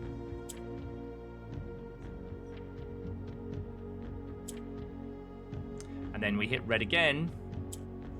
There we go. You know what? All of you, thank you. I'm usually good at these kind of visualization puzzles, but for whatever reason, this one wrecked my shit. So thank you. And it's just the thing is, like, Uncle Herbert's been collecting these puzzles from all around the kingdoms. And each one is like a kid's toy that makes a very political statement. One more picture of this. I feel like it's going to be important. 1, 2, 3, 4, 5, 6, 7, 8, 9. Huh. 1, 2, 3, 4, 5, 6, 7, 8, 9. Huh. It's weird that this one has 9 flags, not 8.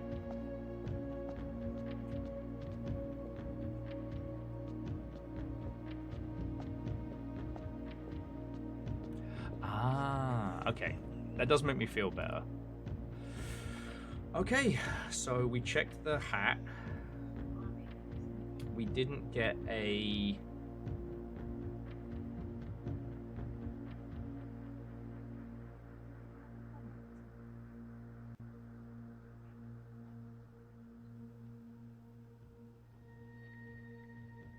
you know what? I think we can get to the security from the front door. So we're gonna exit the mansion, see if we can get back around, and then we'll dial into the commissary and make sure we have a fucking magnifying glass next run. Then I'm going to go for a monstrous Wii, and then let's see what the next run holds for us. 50p in a bag of skips. The next run's going to be a fucking 3-block, all dead-end washout, knowing my luck.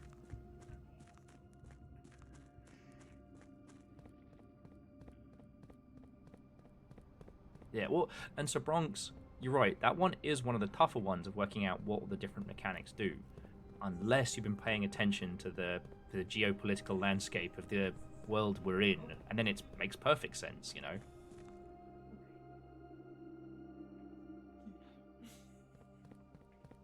Exactly.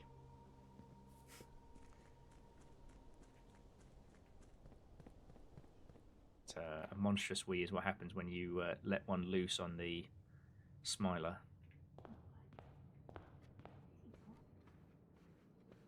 Yet next run I somehow managed to dead end in 2 rooms. I found an even specialer, deader room.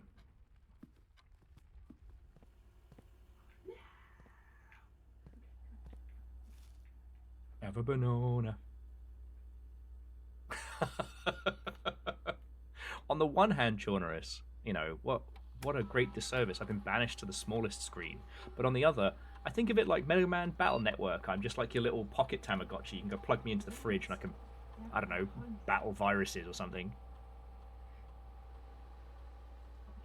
It does make me laugh that what would the kid's mum have done at the beginning of Battle Network if he hadn't been able to fight the viruses in the fridge? Do they just not eat? Do they just die? Okay, log on to the network.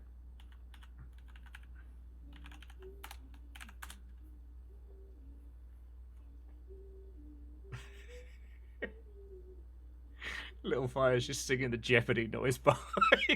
I don't know why. It's great. Okay. Okay, so we want remote terminal access. View active terminals. We want the office gets us into the commissary, right?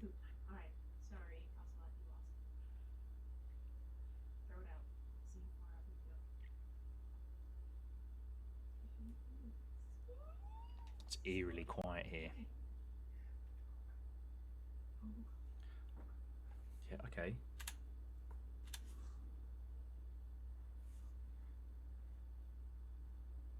Staff services. Oh yeah, here we go. Special order. Place a special order. Magnifying glass. Okay. Nothing too crazy on this side. Okay. Yeah, not far enough. Food. That's probably why I'm starting to get a headache.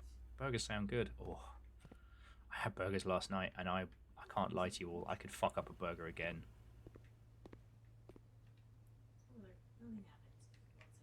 I do like the fact that Dirge Blocks has been promised as a future update. Okay. Let's call it a day. And obviously take some photos of this because I'm very proud. Yeah, any month now, I'm sure.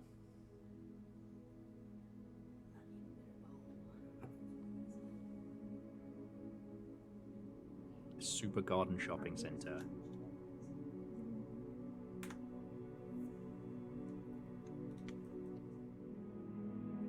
Okay.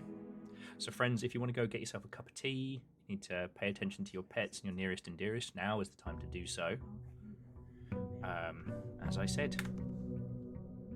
Sorry, I was just pondering that I may live a million years and I may come up with great ideas and great concepts in the ilk, but I will never ever write anything as good as "Thank goodness you're here's." I wake up in the morning, I have my first pint, I have a big wee, and then I get out of bed. And that's how I start my day. Alright friends, I'll be back in a second.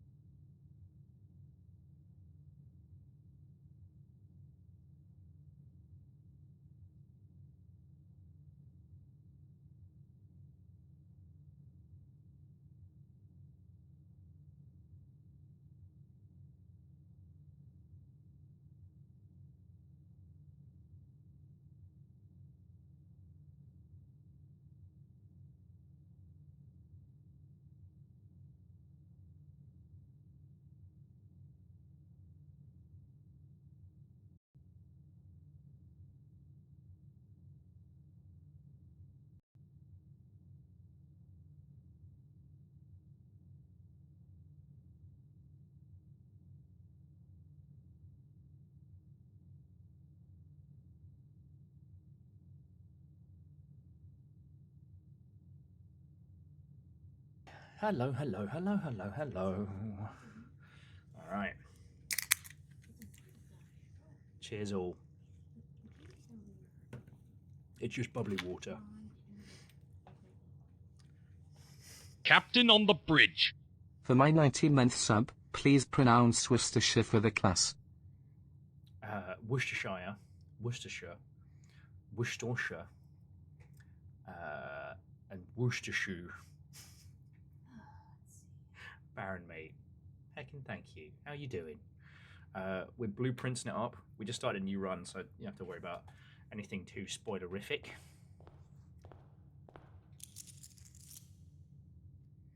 And yeah, how you doing?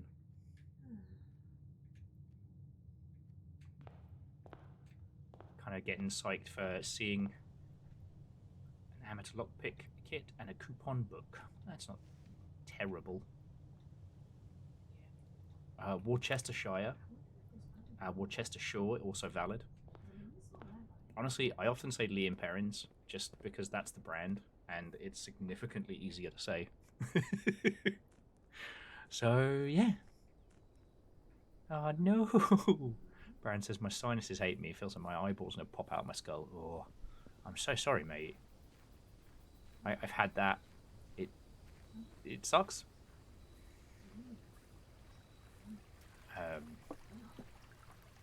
Fuck.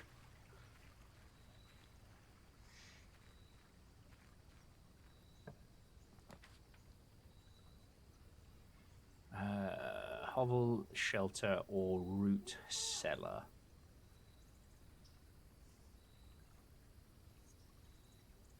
Chaunerus falls back on wash your sister sauce. That's really good. So I'm going to take root cellar because heart of the cards, and also because if we get a shovel and we get the kennels, that is such a good win for us.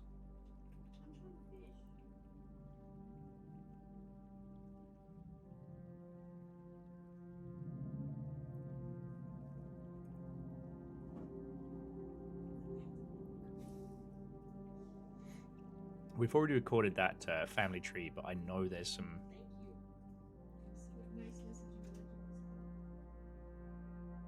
Oh, God.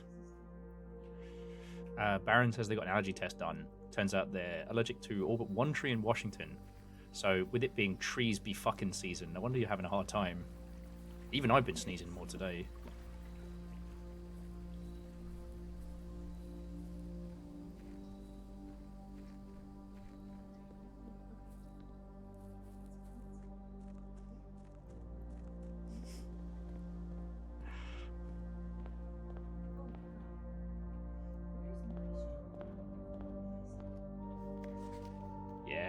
The full house, the inheritance, and the trophy 8. Not doing too shabby. Okay, gift shop. Into a nice breakfast nook. Oh no, it's the papa! Commissary, yes.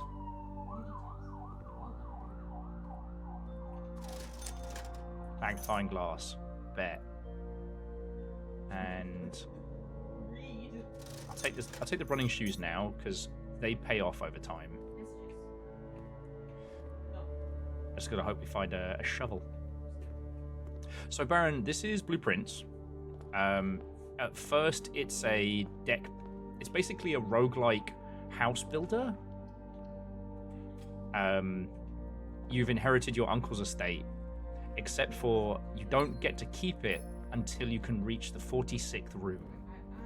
So you draft rooms in a house, put them together, and it's good.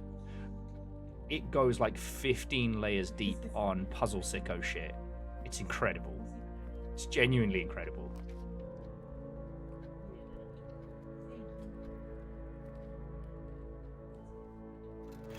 There's the fucking car keys again. Whoever forgot the car keys, come get your man.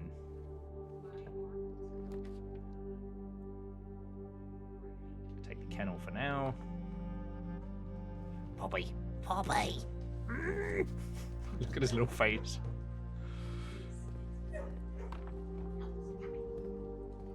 Okay. But we're going to back up because if we can get the shovel, then we're set. We also don't have currently any keys. Oh.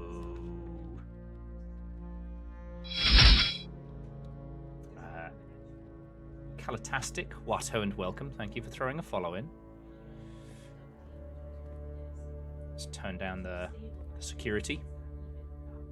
Oh yes, and as Chorner says, a large proportion of the puzzles in this game come down to the most dad joke tier like puns of all time.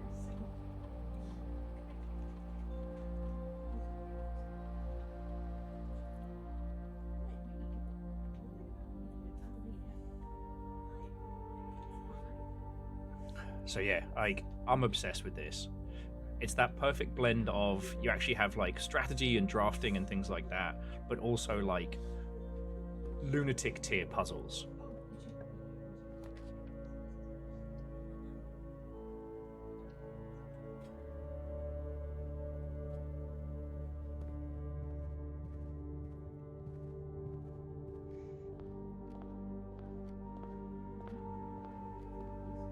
It's our own punishment, really. Ah, you son of a bad word. I don't think we can do the Chamber of Mirrors with just 3 doors, right? We need all of them.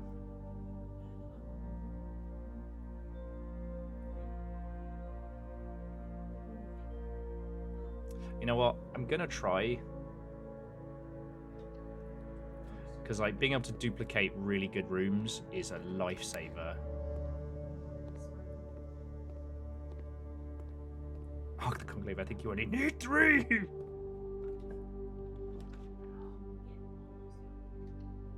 Well, if the Corryard gives us a shovel... Fuck. Oh, sledgehammer though. Love that.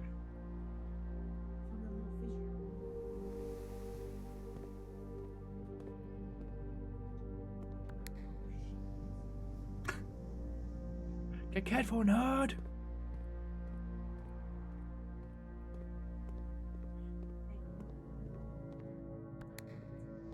A few more coins as well.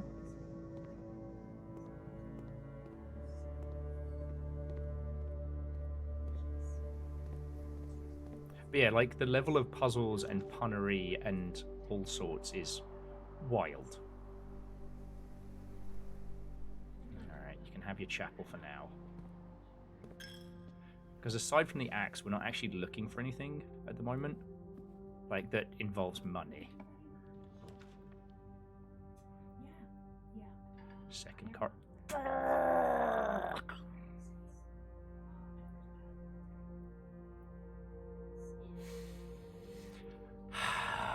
Ran out of gems. Piss the actual bed. See, that is when the game fucks you. And not in a fun way. Okay. Okay. Breakfast nook it is, I guess. But yeah, so Baron, like, what have you been up to? What have you been playing? I don't know if we're... I think... Yeah, I don't know if we'll get to see you on Saturday. Be lovely if possible, but if not, I do understand. Like, especially given the amount of times you've invited me out.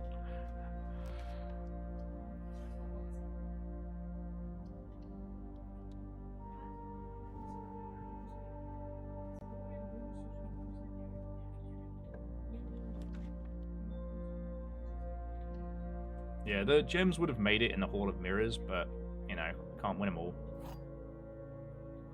Well, yeah, from the clocks, and possibly even been able to draw a few more of our favourite rooms. So, yeah, okay. Alright. Blue says, the box with the false statement contains the gems. White says, the statement on the blue box is true. And the black one says, the blue box contains the gems.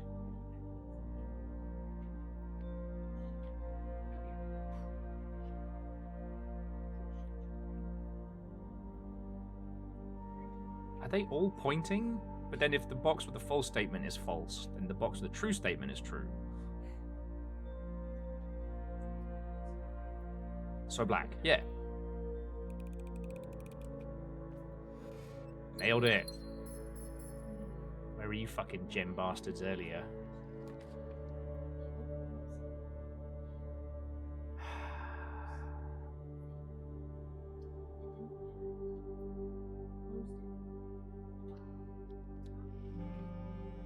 lest we get locked in. Okay.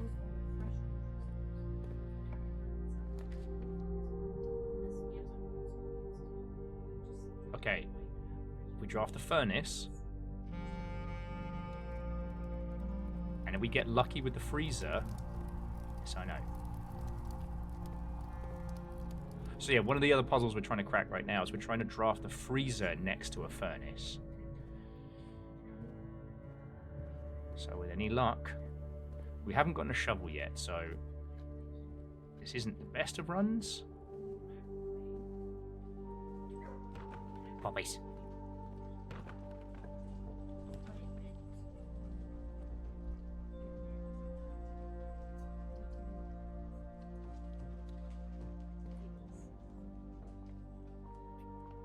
Oh damn, Dice, that's a hell of a delay.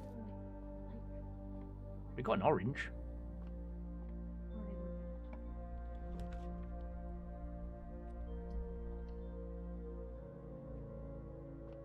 We don't have a security card. We don't have a shovel. See, I gambled. I gambled and I lost. But then again, you know, 99% of all gamblers quit just before they hit it big. Fuck. And we've got no means of re-rolling. So yeah. This run might be a bust. It's gone but not forgotten. It's not out yet. And if we do end up getting a shovel,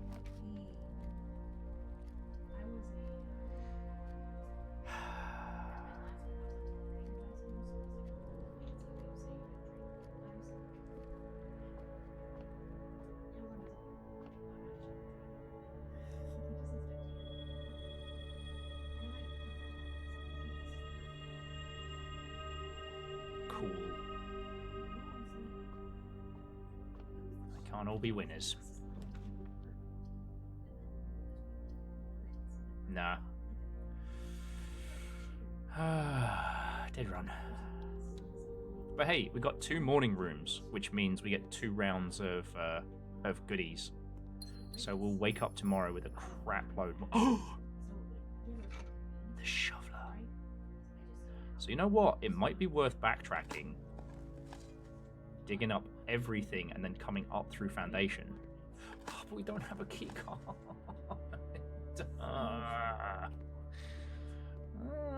I just want to whine. It's not fair.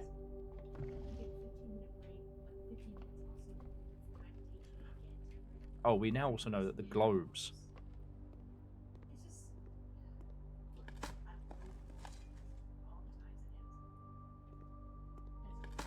There's a cellar for that sort of thing. Fuck off. Fuck off. What do you mean I walked into that one? I'm still digging up everything I find. Out of spite. I'm going to go all the way back into the cellar and dig everything up there as well.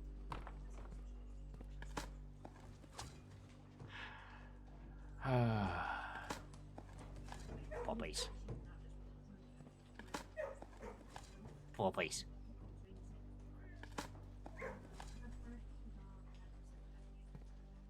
Oh, look at the little guys. Oh.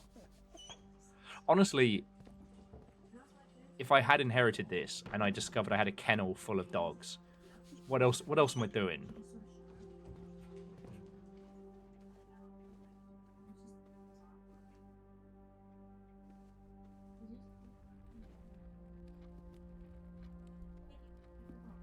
Okay. It's very annoying though that we got the magnifying glass finally.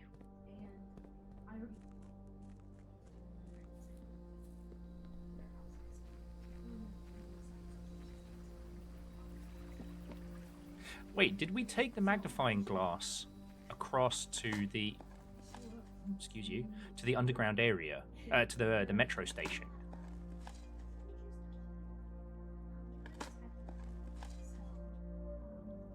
So many turnips, so little time.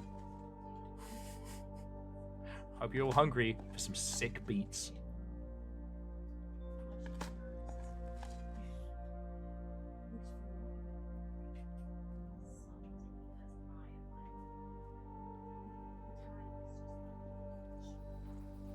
Well, it's trap, yes, but we pulled the House of Mirrors, which duplicates houses, which allows you to redraw places you've already drawn, which isn't great, but at the same time, it also lets us stack work in our favor, so... He's not talking, boss. What shall we do? Take him to the cellar, there's a rack. I'm not doing that to him. No, you idiot, the wine rack.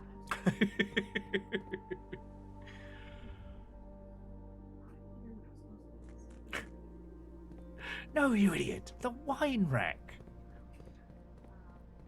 When I said to take care of him, I meant make sure he has a good time, not break his bloody thumbs.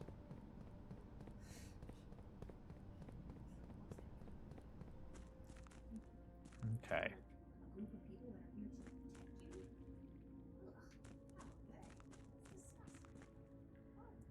I don't think we had the magnifying glass when we came back through here. I want to kind of recheck it.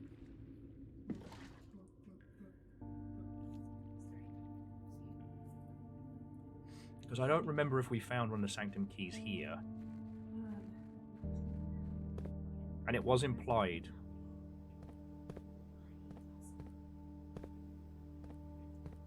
The key in the boat? Oh, no, Scotty. I think it was the do a paddle icon.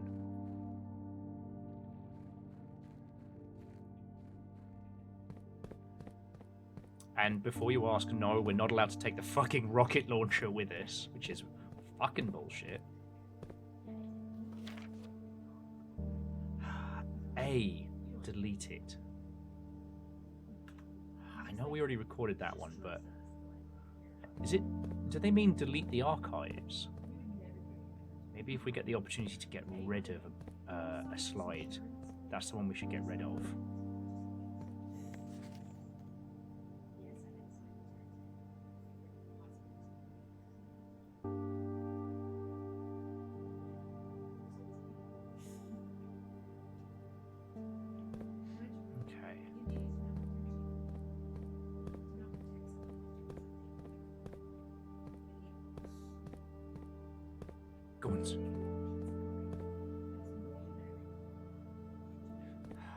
We seek what's in the shade of truth. I don't remember that. Was I just loopy when we came down here last time?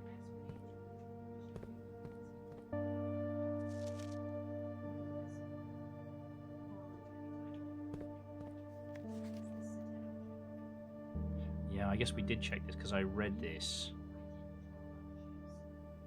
Actually, stroll in the garden. Further west.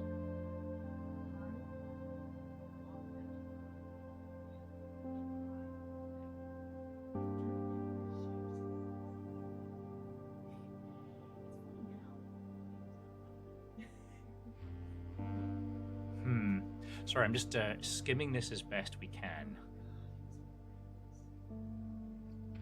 It's interesting the statue is coloured in. But this is where we also learnt about some of the security guards working for us and all of that stuff. You know, the closed exhibit here was what they robbed.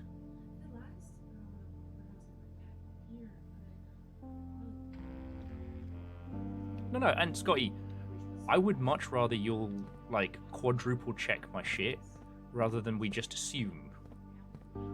As I love to say, assumption is the mother of all fuck-ups.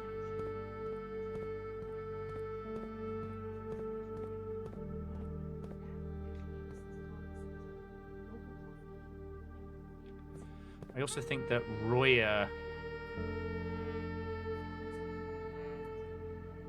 Stein may have more to do with this than we initially believe.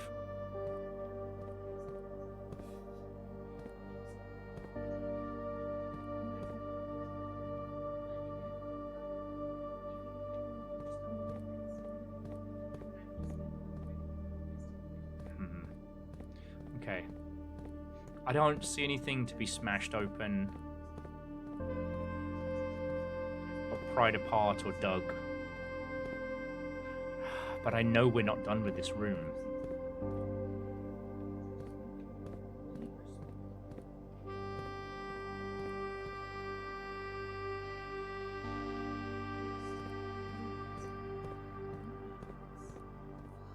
It could be.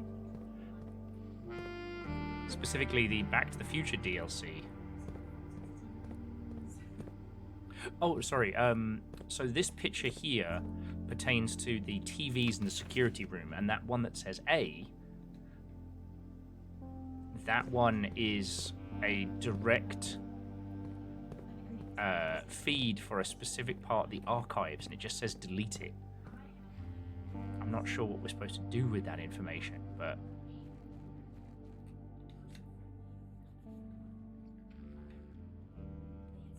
as we know, Smay, that was not the aforementioned Love Shack from the seminal music video Love Shack, but in fact Mum Guevara's Rebel Base. Okay, we can't win them all. Call it a day. See what the next run holds for us.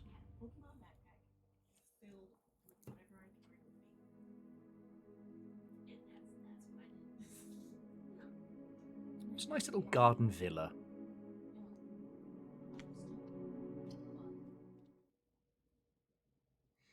I'm trying to keep track of the number of days because I know at some point we'll have to know.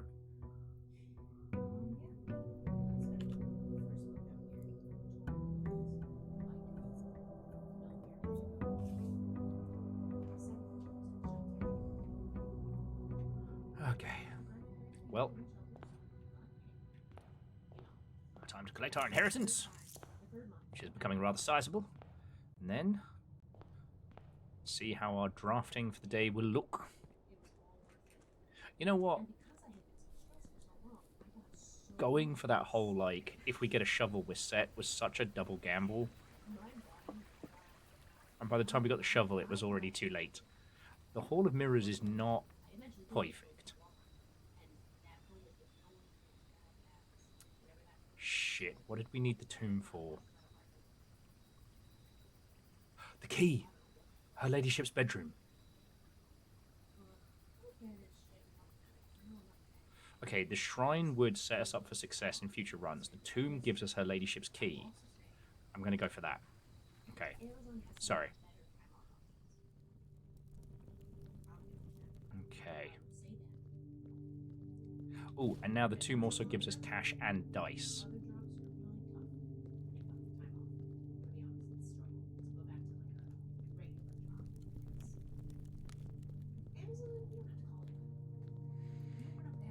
We're going to do it. Collect all that sweet, sweet money. So that's down towards the proper mausoleum. Zooming around. Okay.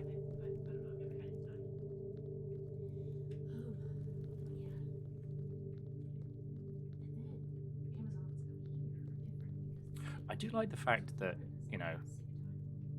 Oh, and if we can get... if we can finally get that fucking magnifying glass, we can get one of the stamps from down here. Like, why can't I just have a magnifying glass? I'm a rich guy now. Goida. Oh, darn it.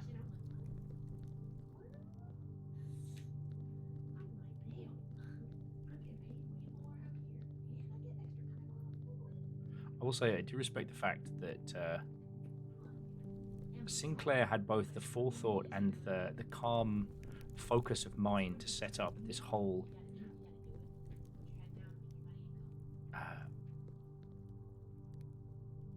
okay, am I being a dingus? Quite possibly. This whole puzzle palooza for his nephew, and then promptly kick the bucket. The idea of spending all this time creating something that no one will ever see, I thought was very impressive.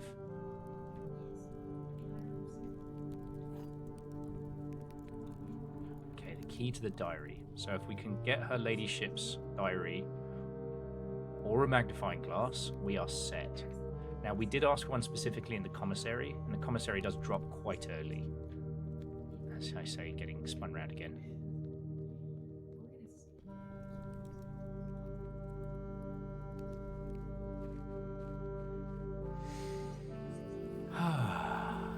sorry, I didn't even finish my thought. One of the things I love about where we're going with video games is that we'll be able to have this level of like clever puzzle sicko shit in more action-orientated games in the future. Like, if you think about how long it's taken us to crack these puzzles and unearth this, you put this kind of shit in a extraction shooter, and you're going to make, let me check my notes here, fucking everything. Also, Trap, ARGs are different, right? Because ARGs are a group exercise, but once they're cracked, they're cracked. And that's fine, but, like, we can't do the cryo puzzles anymore. Like, the cryo storage or what have you is now unlocked. Oh, speaking of puzzles, logic puzzles, Blue says the empty boxes are both true. White says the gems are in the black box. Black says this is not an empty box.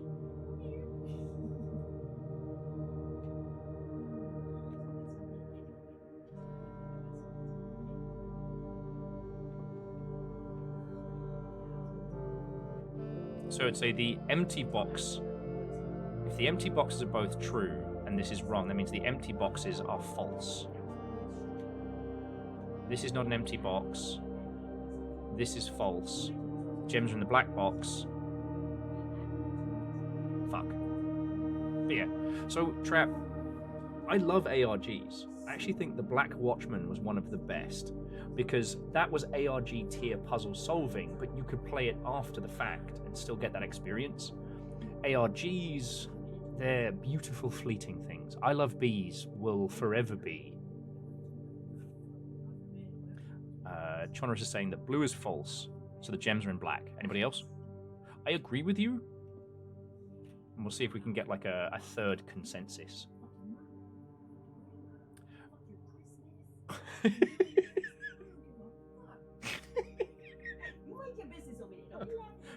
Business minded. Business minded. All right. Scotty agrees. That's 3 of us. And we were right.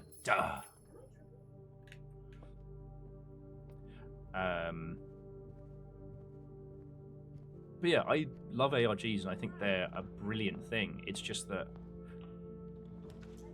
lamentably, if you're not part of them at the time of drop, then, like, sorry, friendo. You can read about it, you can hear about it, but the puzzle's solved. The pieces are gone. Conservatory was lovely. Okay, so let's have a look. I have been told to harass you, so I'm here to make sure that you feel optimally harassed. Why Business Fish? He's my biggest supporter. Because it's soft. I could tell by the way you were standing. Okay, you got to admit, that was pretty good. Guest room is common. Honestly, I'm going to move that up to standard. The guest room is handy if we're doing other stuff, but clock tower is unusual. That's fine. We don't even know what the puzzle is for that. Observatory standard, that's fine.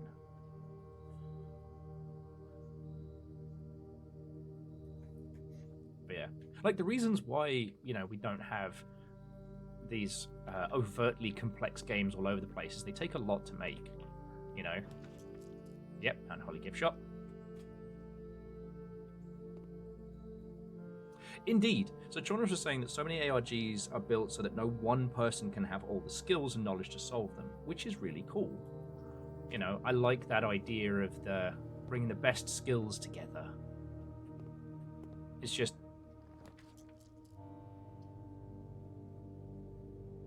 Okay. Kitchen's good. Going to go back this way a little bit, but kitchen's good. You know, this... Eventually, you are given all the tools you need to solve these puzzles, which I really like. You know, if you're struggling with particular puzzles, hey, don't worry. The game's going to help you along with them later. But, you know, this does work. Oh, okay, I know it's a bad move, but I need the commissary. Because that way, even if we fuck up,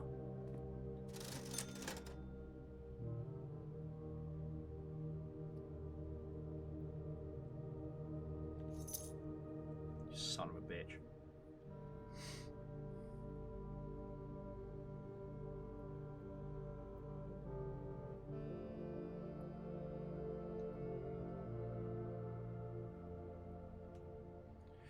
And you're right, her ladyship's bedchamber can only be drawn on the west side.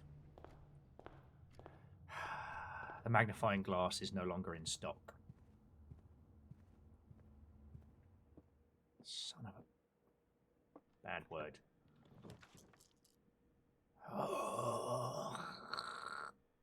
Fuck it, redraw. Absolute cockwomble. Where the fuck have you been?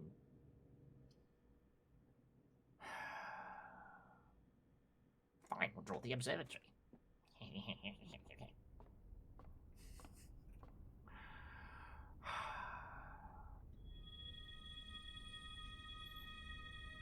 We have no keys and shit tons of gems.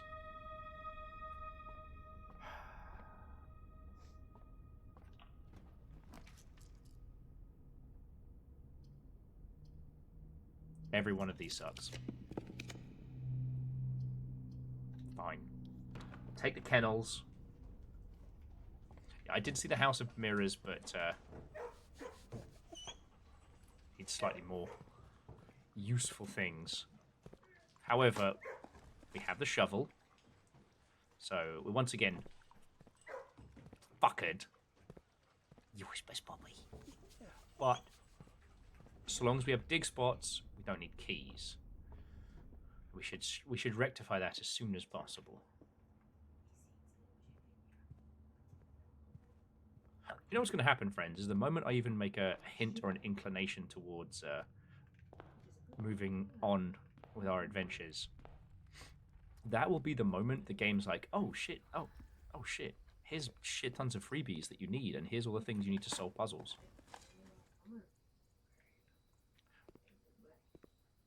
That seems to be the very nature of this game.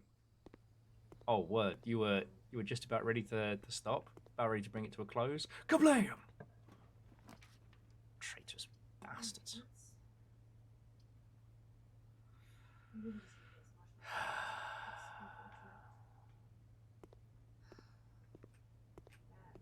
Chapel indeed.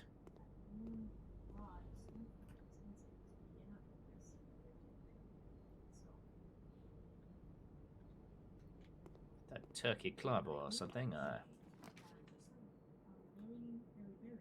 I'm gonna do a crime on this run. I'm gonna be doing a run crime. But at least we got one key. Ooh, secret passage. Okay, this is good, right? And this secret passage should take us into the west wing. So we do a key for the bedroom, come through here, and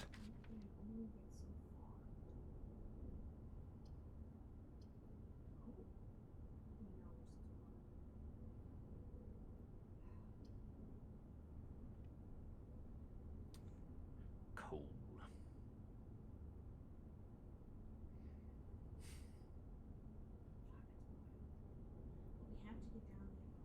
Oh shit. Well, Commander Squeaks, at least according to my end, this is your first time popping by here, but yeah, I'm glad you enjoyed Rainworld. Blueprints is kicking the hot fuck out of me right now.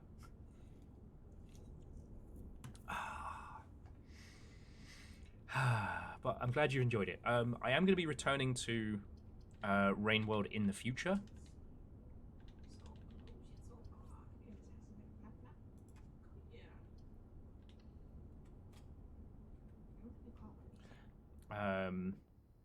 Yes, we have looked around the Mage Chamber, which I didn't mean to select there, but okay.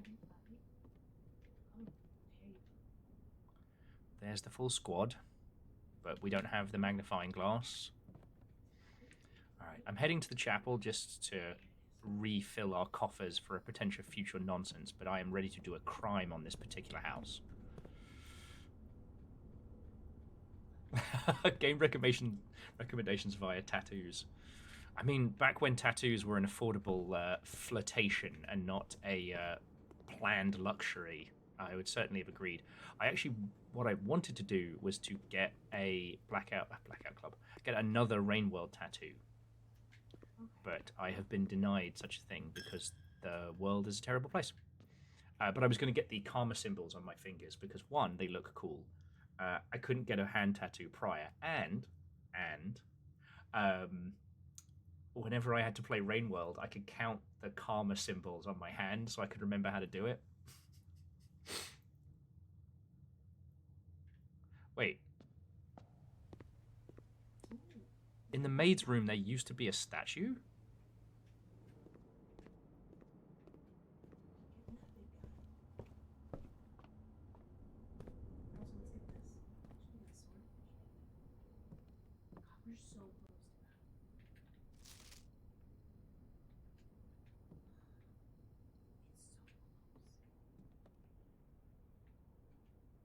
What the fuck? Oh no, there it is. It's just been moved around. Oh, Mila the maid!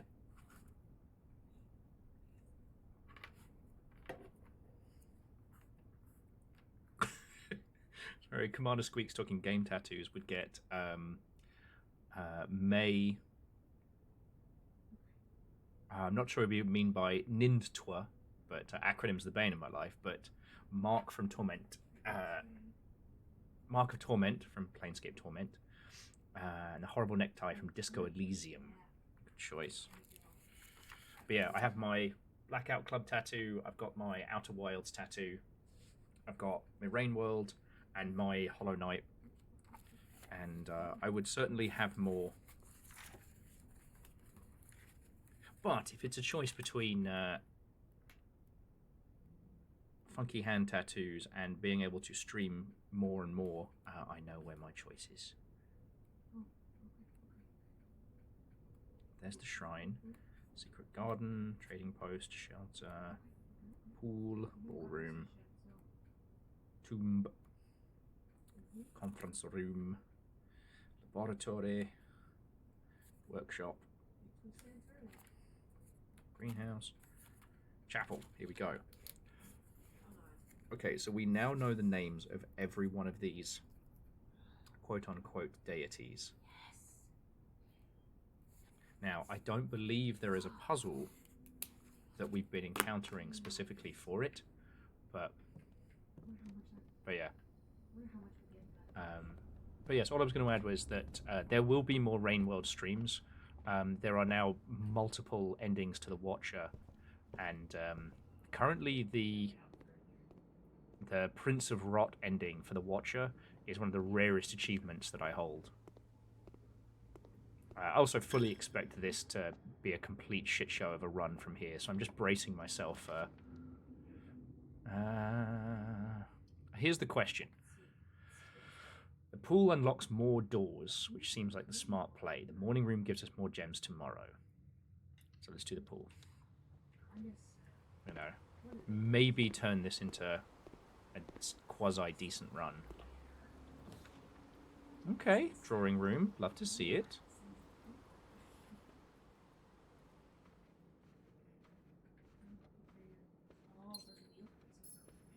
But yeah, I'm trying to think what else I would get tattoo-wise. I did want to get a Sea of Thieves tattoo. Just for when we made it to Pirate Legend. That's not as quite high on the... Alright, Corriard. That's not quite as high on my list of must-haves, but it's certainly up there.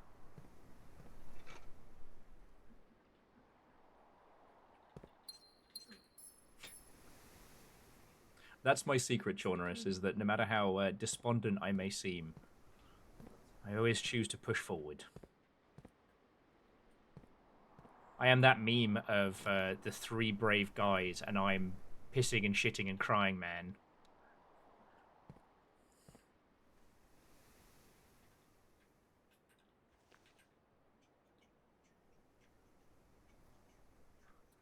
Do I have a cat too? I don't have a cat tattoo. Well, I have a slug cat tattoo, but I don't have a proper cat tattoo. Tripping over the joke that you so carefully laid up for me. Feck it.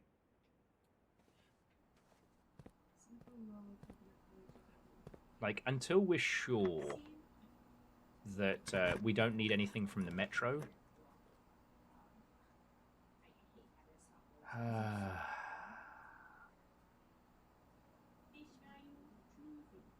Go passageway.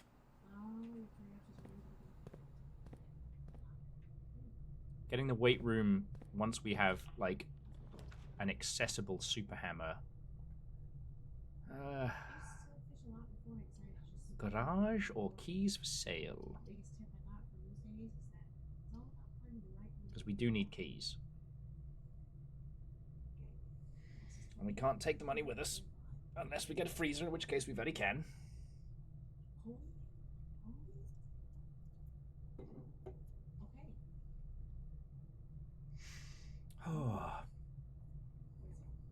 So yeah, I'm proud to say Commander Squeaks. Oh, and I guess everybody I didn't tell yesterday that I have a date penciled in for the Silk Song and Wine and Cheese Night.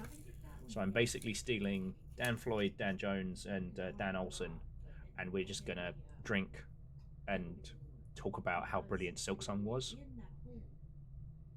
I'm a locksmith, and I'm a locksmith.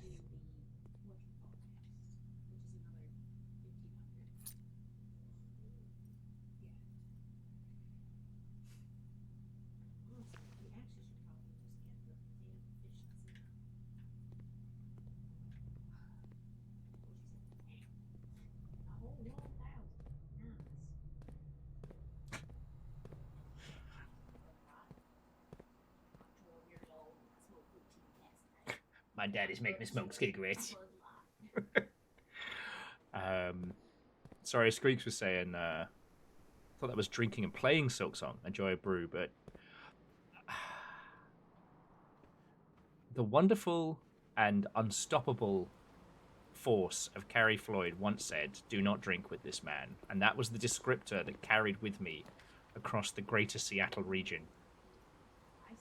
Whatever you do, don't drink with this man. You did. But I'm really sturdy. You're built different. I'm built different. Wrong. The very first, I didn't know it was a date. It's the very first time that Little Fire and I hung out together, which they were very convinced was a date. Jess kept up with me drink for drink, including Underbergs. And, like, you've got to understand, we started Mexican restaurant style. Oh, yeah, no, we would have died. I mean, the guy at the Mexican restaurant was obviously being a homie, because he mascaled my drink like it was the last.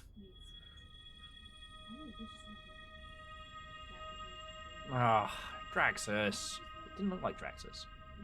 Jorna says, I'm never letting stream forget about the good old Will and Tonic. A Will and Tonic is a great example of how the ingredients may be the same, but the delivery is what matters. I'm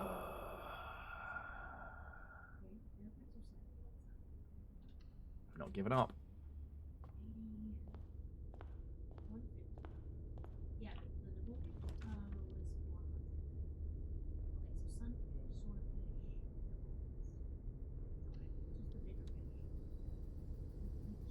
Squeaks is currently on an 8.6 Belgian triple. That thing where you have to ask yourself very sternly, is that a beverage or is that some kind of sex move? The Belgian triple. Did you just call me a slut? We've got to stop doing that. We're going to get in trouble at some point.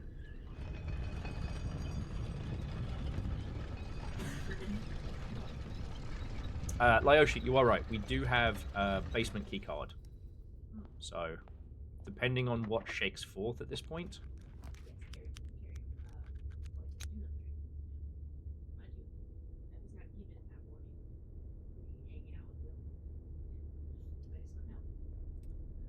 Yeah, someone really should have told you that.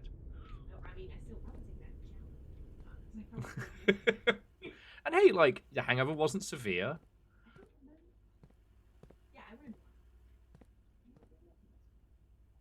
Oh, and we can turn security up to 11 because we have a key card. You did fall asleep with one shoe off, though, which is very funny.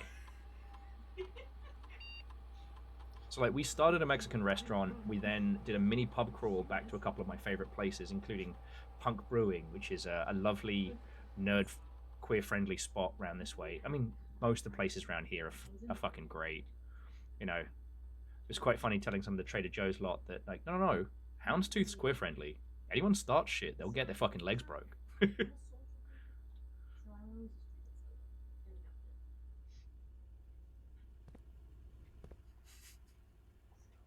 Commander Squeaks did like to confirm that no, it's beer. It's not a sex move. It's beer. Thank you for the clarification.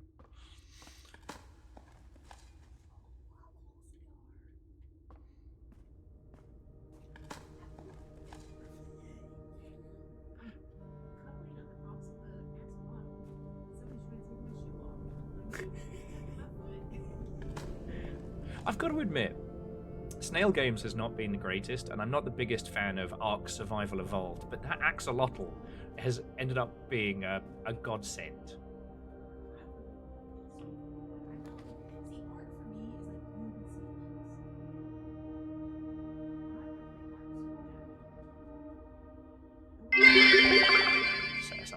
A mate of mine used to say he got a headache because he was allergic to leather. Every time he came home drunk from the pub and fell asleep with his shoes on, he got a terrible headache.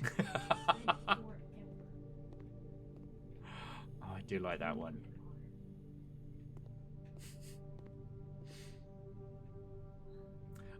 Scotty just shared a good one, which is Scotty's mate used to say he had a leather allergy.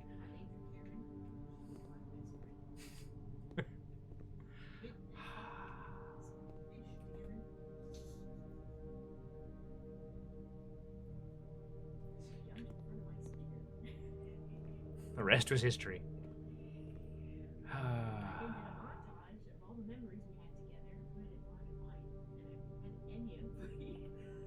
Of course you did. Alright. I'm admitting defeat on this day. God. I did that for a kettle once. I then proceeded to attempt to tame like 5 other otters, and they all Though I will say, carrying the axolotl around GDC, I've never been stopped more. People were getting fervorous. But that was also the same GDC where Snail Games put out an AI-generated trailer for Ark without telling anyone. And I had interviews with them the next day.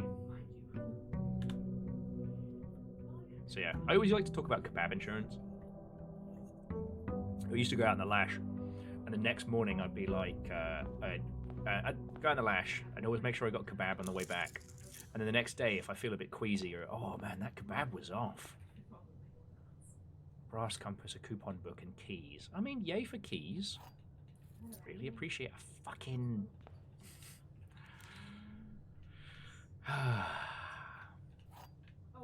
Did I just use up all my luck earlier on today?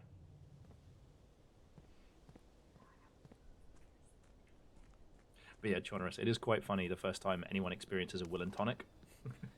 I'll never get tired of that. I try not to willify people's drinks where possible. But it's not a lie, it's just sometimes.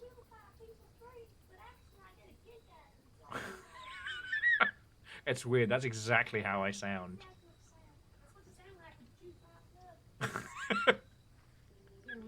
We're getting savaged here. Alright. Schoolhouse Rock, we're doing this. Herbert!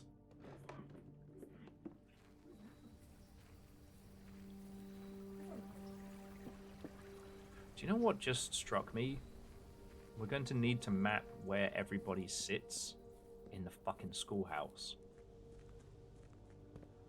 You're right, schoolhouse plus compass will be a good combo. So maybe this is where our...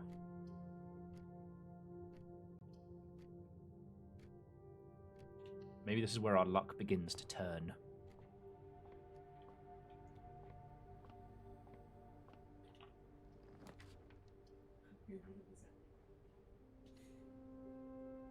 Okay. Yeah, nobody falls for the bit dodgy kebab anymore. We all now know a dodgy kebab or burger isn't a bit dodgy. It's the brain pushing the purge button. Everybody out. 2 exits. No waiting. Okay.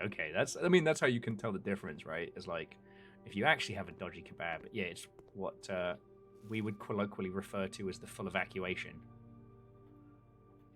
One does not come away from that neatly. But, a hangover and a bit queasy, that's a hangover.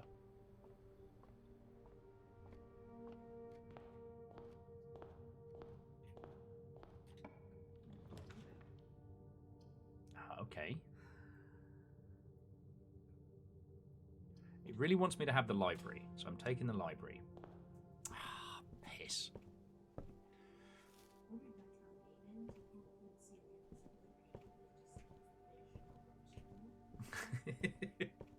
Let me check the book.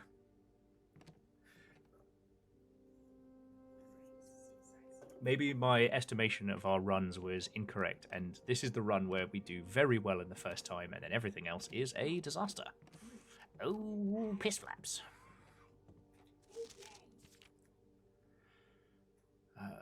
First item claim lockpick kit.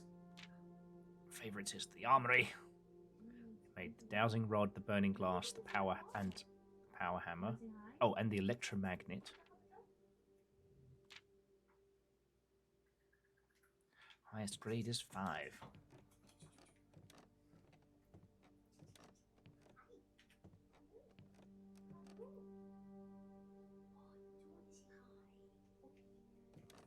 She's saying hi, howdy.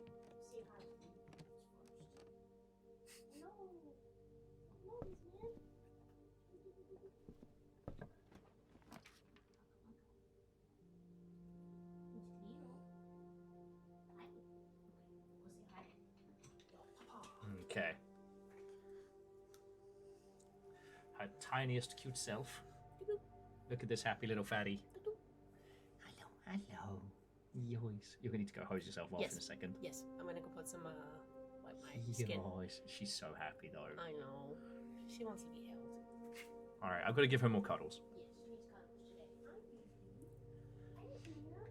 Alright, up to grade 2.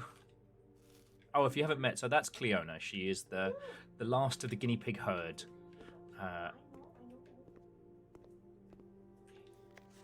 So Rob, Jenny, Penelope. So this would be Henry here if they keep the same seats and Fromic.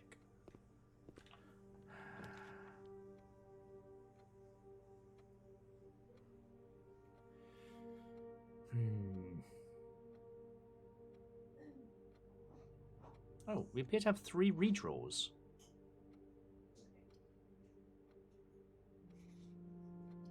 Chapel gets us more spaces, as annoying as it is, and I think we should take that. And now I know that we get the money back, I'm not quite as perturbed. But yeah, sorry, Commander Squeaks, you're kind of getting like the speed tour. Like, welcome to our little corner of the internet. At one point we had 8 guinea pigs, and now we are down to 1. She is very loved.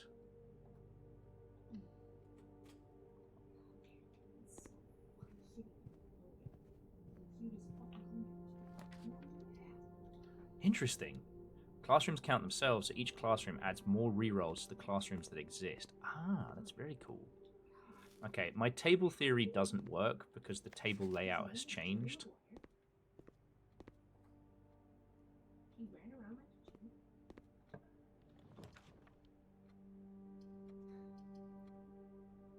Commissary.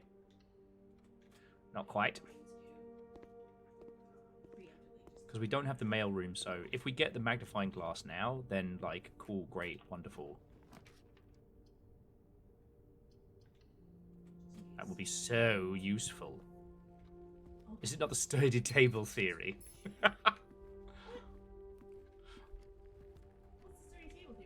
What is the sturdy table theory? Yeah, I'm curious. Sounds intriguing. Yeah, come eat me. Come eat me. Eat me. Okay.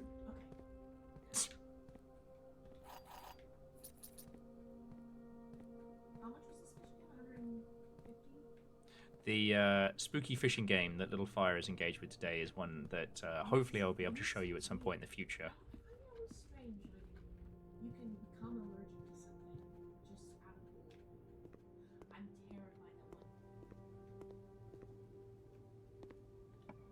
one.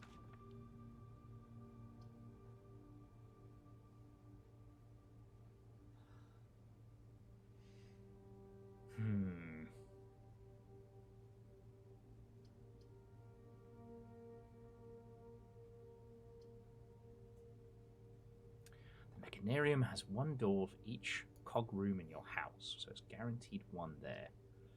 Lamentably, the secret passage, I feel, is the pull.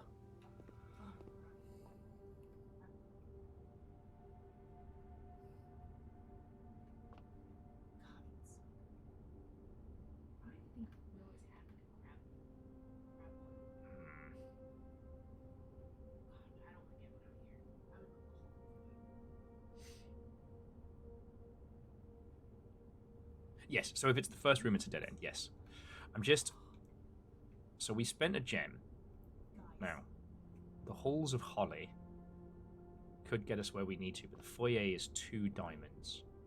We don't have those diamonds, so we're going to try the gift shop first and see what this gets us.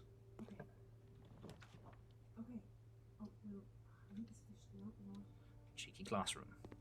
Okay. God, we need the fucking magnifying glass. Should have taken the commissary.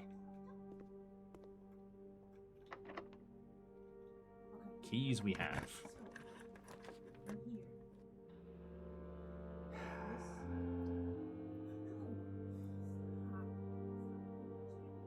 Alright, well, at least we can get some an interesting classroom.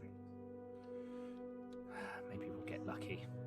Okay, so this is grade 5. We've made it this far before, art class. But I think the next one will be the furthest we've made it. Geography is important.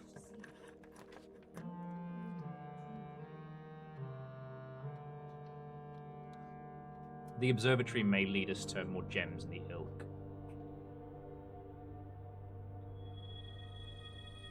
Pair of chests added to the hall. Can't do anything with them, but keys, apples, all crosses. There we go. Okay. This is very good.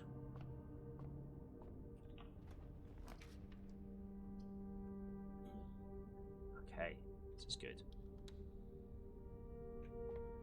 So, I'm going to head back. I think we should go for a gold room now, because we have keys and gems plenty, and we took away the cost. So the gold sink. If we can get the commissary, we can buy the magnifying glass. Hopefully. Well, cheap showroom. The business fish has never let us down. But the show... business fish has never let us down. Isn't that right, business buddy? Look at his little face. Business fish, business fish.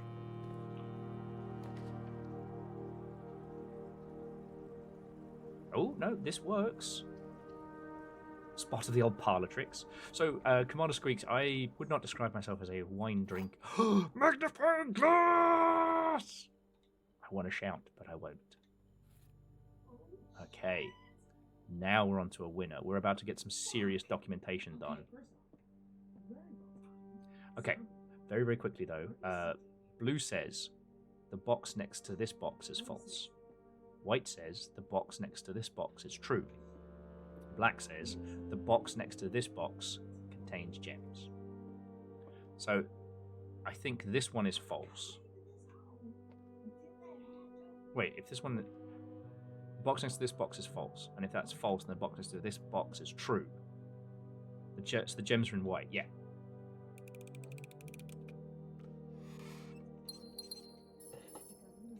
Fuck yeah. I am what I like to call a fiscally sensible pisshead.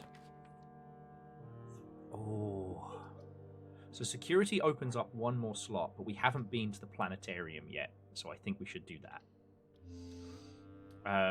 But I also managed to acquire these unglazed clay cups that make crappy wine taste really good, like especially like box wine in the ilk. So yeah, welcome to the planetarium. And if you're a big fan of BoJack Horseman, try not to cry. Okay.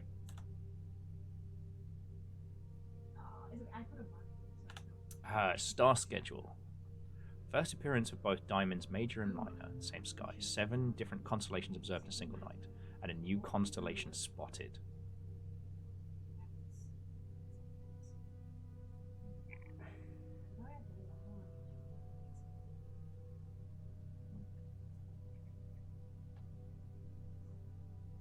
Oh.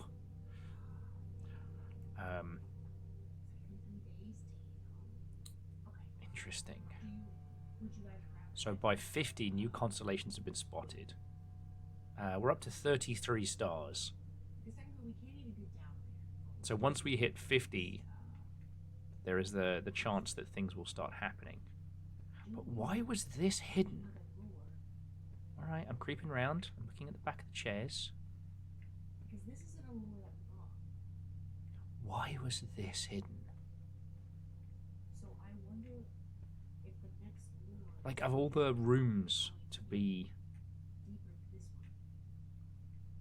Already passed the entire list. The caps at 25, we're at 33, but there were other interesting things. Diamondus Major, Southern Cross, Draxus the Dead.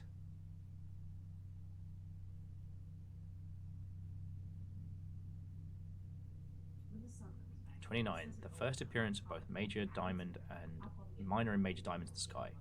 40, 7 constellations in a single night. 50, new constellations spotted. Okay. Actually, there was one thing I wanted to ask you all. Have any of you done any cooking with wine? Because I actually don't know in what particular kinds of wine one should cook with. Because now I have the new fancy pan. I made us a chicken Alfredo over rice thing the other day, and the sauce was okay, but it could have been brilliant. Okay. As much as it pains me, it's commissary time. No, it's not commissary time, Will! Because you already have the fucking magnifying glass, you twat. Take a shovel, though. And a salt shaker. Fuck it. What are we spending our cash on? I'm not giving you 10 for a key.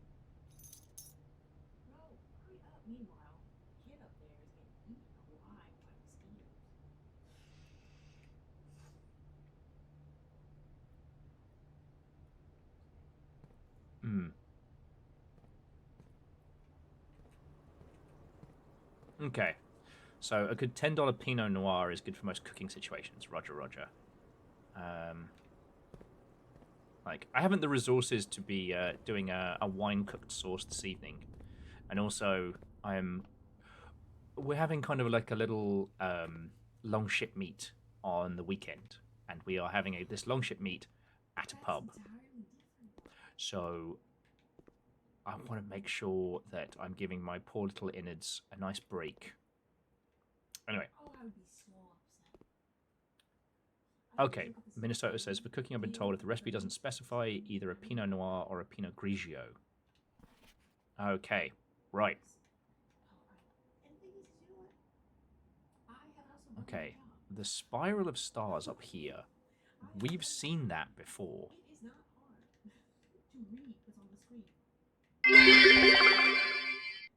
The real question is, Will, can you reconcile the wine evaporating away while cooking and not being able to drink it? D. No! So that's why I don't want to make a wine reduction sauce tonight, because I will want to fucking drink it.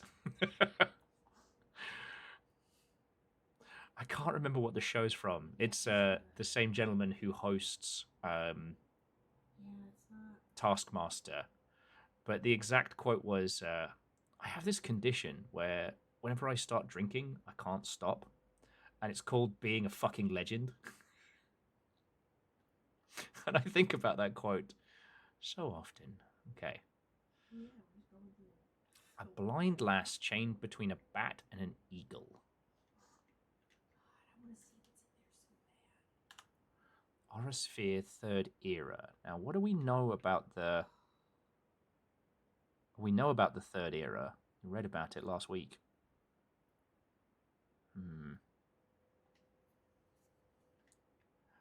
What are you up to? Damn. 2 towers. Now, the Spiral of Stars we have seen before. I believe... Fuck, where was it? Well, so this, okay, so Blue Peter, is that you? every But yeah. days, I think they said. If I haven't told you all about it, we're going to go to a brewery bar called the Flying Bike this weekend on Saturday. And yes, I know everything is happening this weekend, predominantly SakuraCon, but we have neither the means nor the funds. But also, Monday is Longship Day, and a lot of folks won't be able to toast us proper. Before we get the longer lure. But also, I don't want to sit here for fucking 2 more days, if that's what it takes. They also fucked up the soda purchase plus a big case soda on sale, which is cheaper for perfectly fine. They got Coke Pop, which wasn't even on sale. It's like 2.5 times more expensive. Got that in a hurry. Okay. You know the thing is, when I did that job, you couldn't just pick anything. Like, Sorry, I'm just trying to if it document said as much of this as possible. you had to scan the UPC. Verdon says, try the flying bike once. Got a hairline fracture in my ankle. So, Commander Squeaks, 1,000,000 squillion years ago. And you know what? I don't mind talking about it. It has been on my noggin a little bit of late. 1,000,000 squillion years ago, I got unceremoniously yoked from the Twitch channel that I was running. And thanks to some very lovely people, they convinced me to keep streaming under my own volition. One of the reasons I'm called Viking Blonde is that was my old Twitch handle, and I did not think to change it to my people name.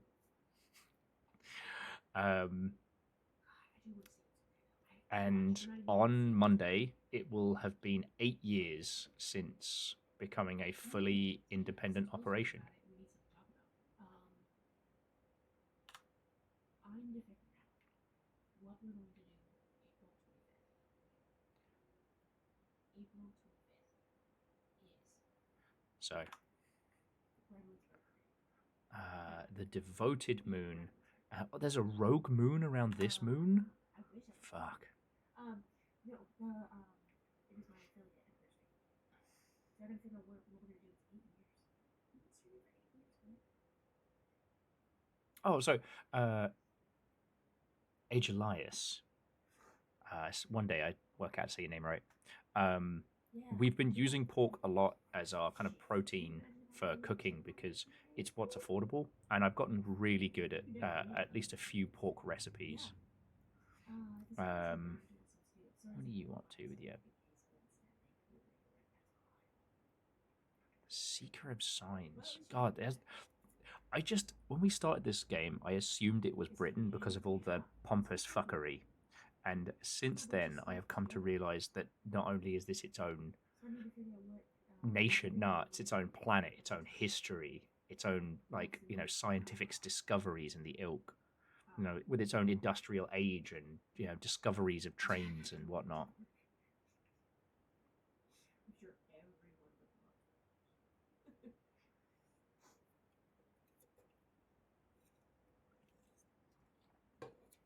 Yeah. Oh, it squeaks because you haven't heard it. I've been mastering a slow-cooked, street taco style pulled pork with, pineapple.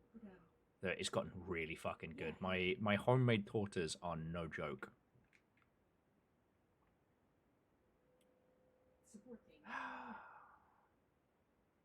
We're gonna have to come back to this. I've recorded as much as I can with screenshots.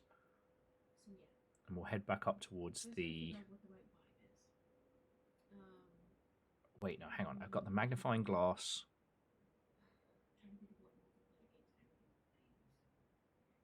What was the other thing that I desperately wanted to check with the magnifying glass? Oh, we haven't gotten it yet. Okay.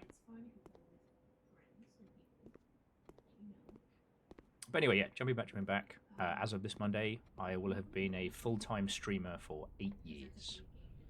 And we've wanted to hang out with folks like in the greater Seattle region at the same time, so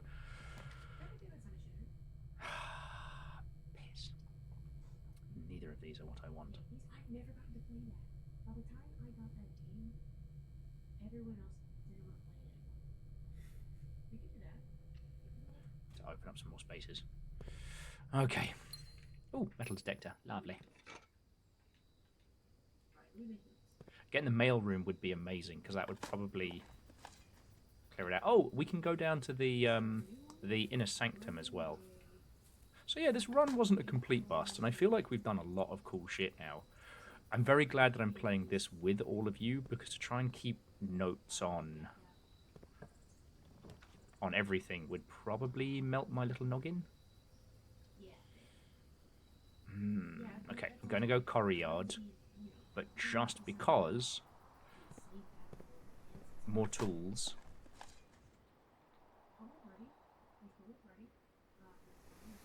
Oh, for a second there I thought we were hearing the fucking sounds of the ocean.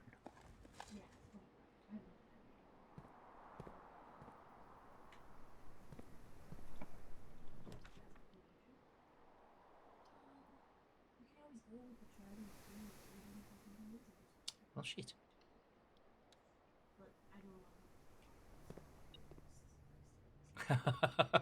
Scott was just saying, like, it's nearly 4 o'clock in the morning here. Don't rely on me making too much sense.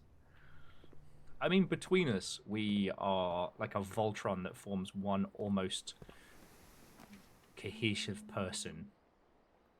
Alright, Cloister, you win this round. See you cloistering all over the place.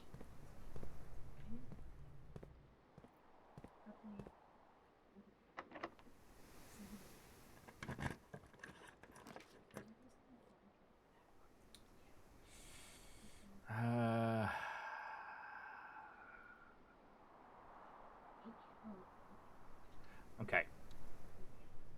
I'm doing this because this guarantees gets us down here.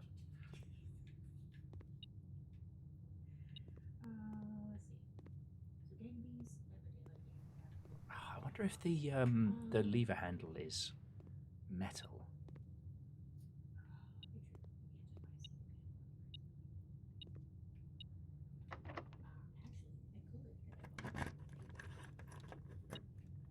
Haha.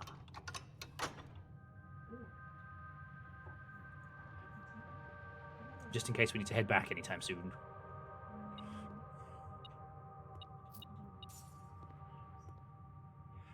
Verdant's asking, but Will, who forms the head? I mean, that's the question, isn't it?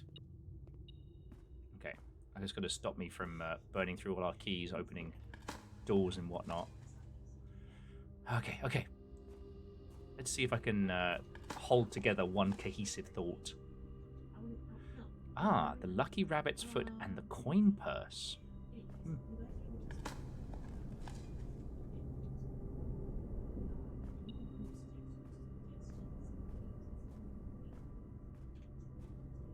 Okay. Might as well open up some of these while we're here.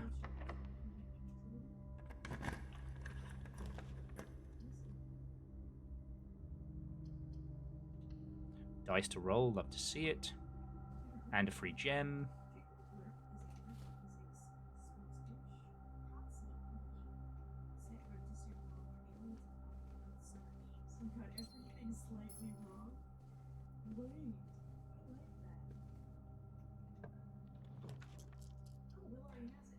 Okay.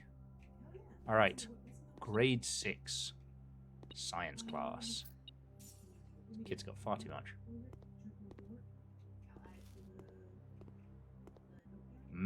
Salted apple.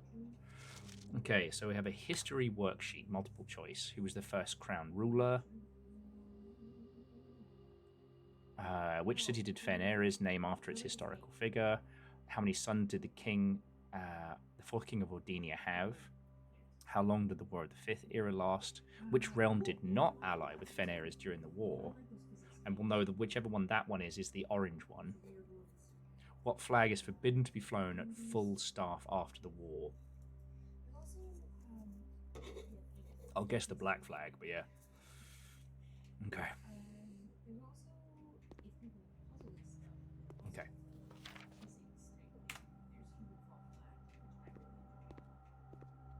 Like, I know we're gonna need this info. I just don't quite know to what extent yet.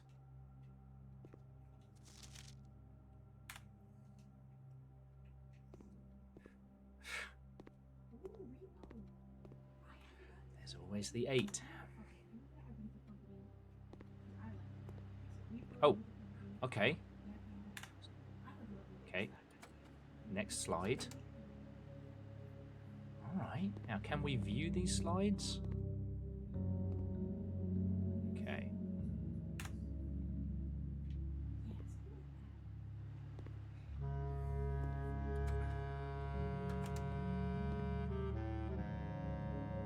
The old red letter day.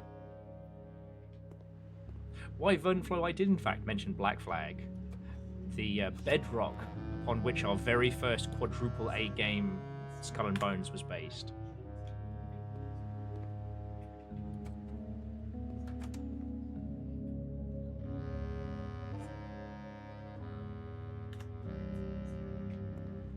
So they broke up the railroads. Ah, so they moved to airships after. Interesting. Alright.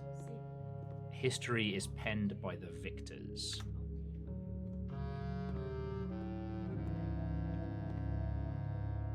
Okay, I think that's everything for now.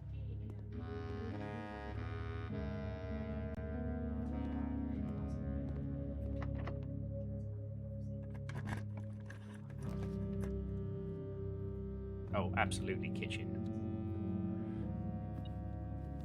This run seems to be going rather well, and I think we'll run out of steps before anything else.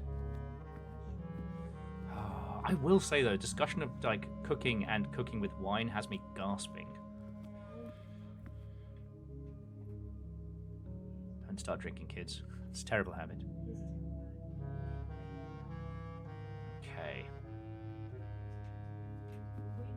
I'm going to head down here now, record the things that we already have.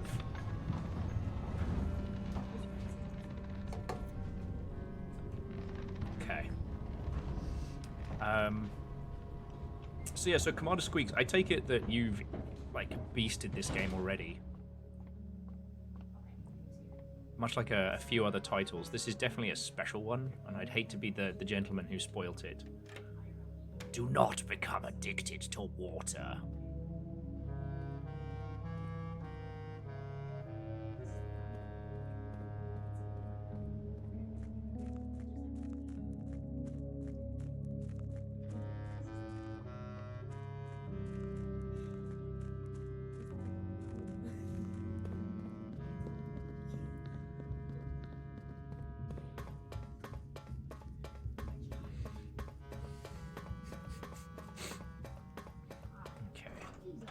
Oh, actually might be worth popping up here as well while we're doing a run around. Actually, no, let's do the... So we've already powered the central area. Bronx says, I only drink water when coffee's not available. I can quit any time. It does make me laugh, though, that... I don't know if anybody else had this. Like, growing up, the concept of fizzy water being fancy... Because, like, the only time you get fizzy water is if you're out for a fancy dinner and someone's, like, splashing some cash.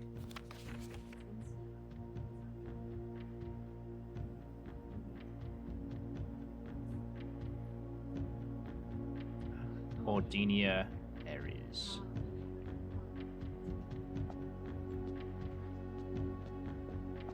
interesting. These don't count as steps.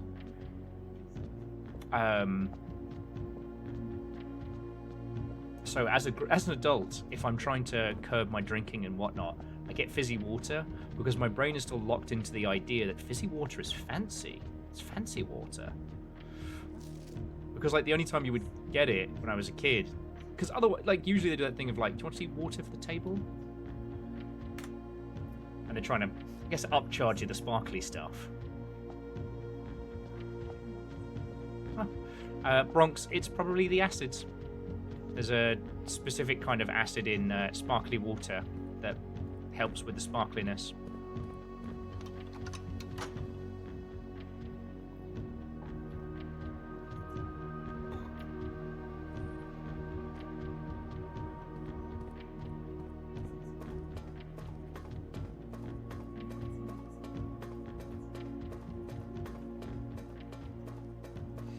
So yeah, that's probably it. That's why fizzy water gone flat still has a taste to it that is not pleasant. Carbonic acid, thank you. It's kind of bitter. I don't want to fuck with this puzzle today. I don't want to do that.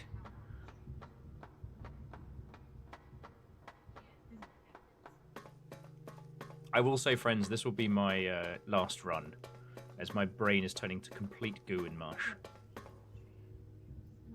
We're a long ways away from done. It's just the reason why I don't want to do the clockwork puzzle is because I'm hoping we can get the mail room and maybe finish the stamp collection. Ooh, okay. It's 5 and a bit hours of blueprints because I talked for 2 hours. I cannot take credit squarely for this.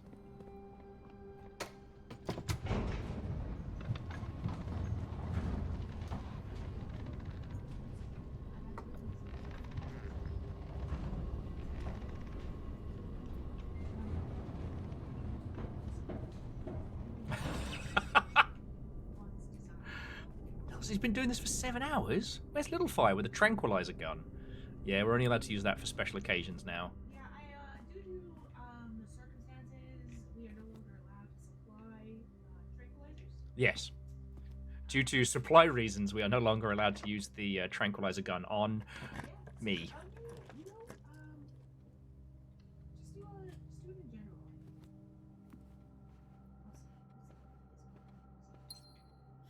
And Null, how you doing this evening, friend? I don't use Discord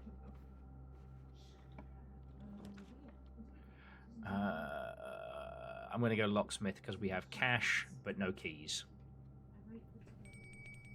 Oh, we don't need steps, that's for damn sure.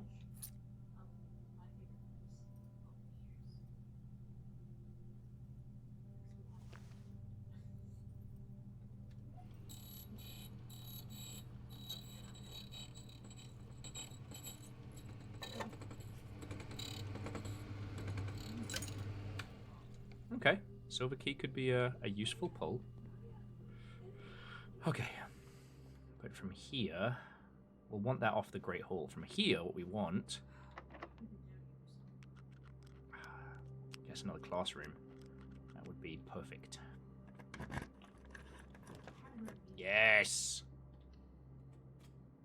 This might be our full clear. Okay, kids, who wants to study algebra?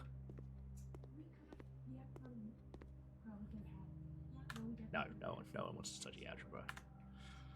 Okay.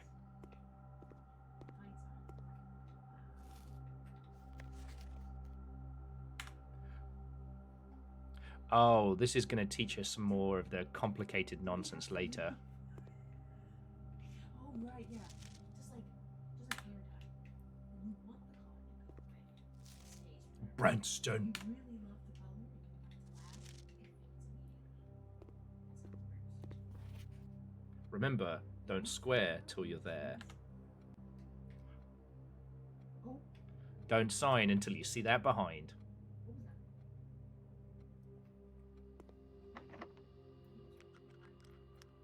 that? Damn.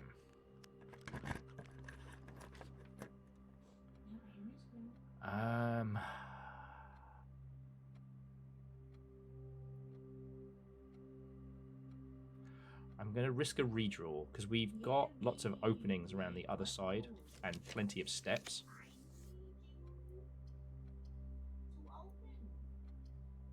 And the gallery gets us into the antechamber.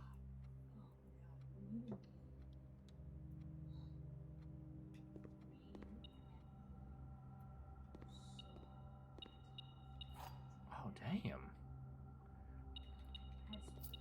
Oh, that's cool. Now that we've solved this particular puzzle, we just get the results rather than having to... I'm going to use a special silver key here.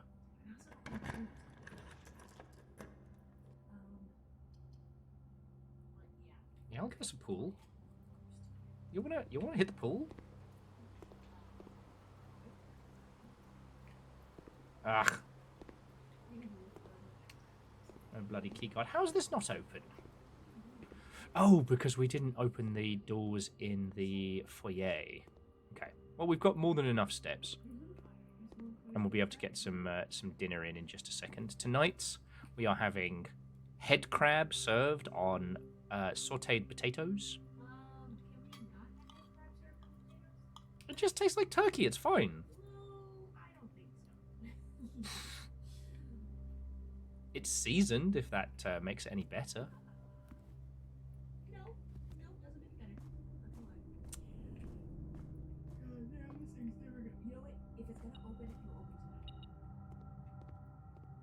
Okay.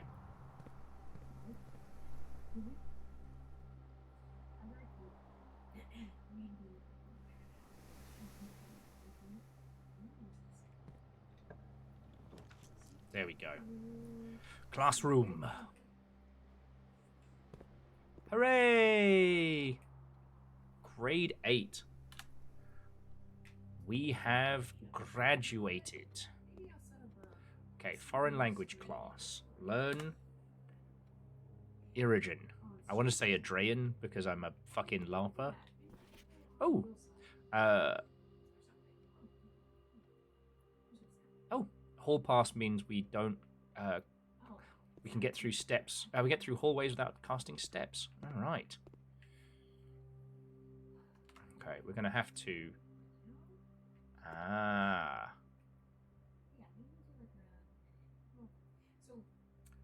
This is going to help us translate the new clue. Okay, so the Adrian worksheet.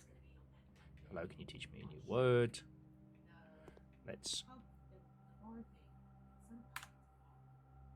Who's ready for a brand new constructed language? You know what? I am. I fucking am. We did our time. Was anyone here not around for Ginger? Or Heaven's Vault? Because you'd think a dyslexic would be against language games, but nah, they make more sense. Mainly because, like, half of the English language is constructed around spite against the French.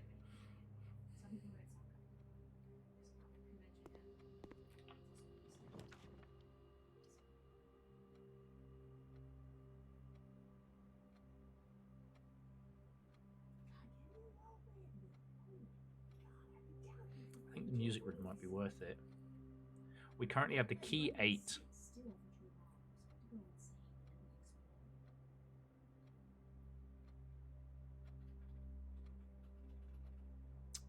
Jonas, what are you thinking?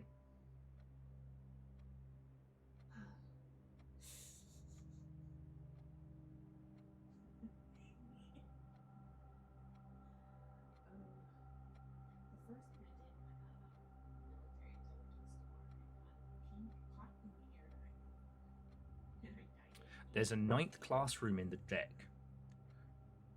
I have 12 redraws to find it. Let's go.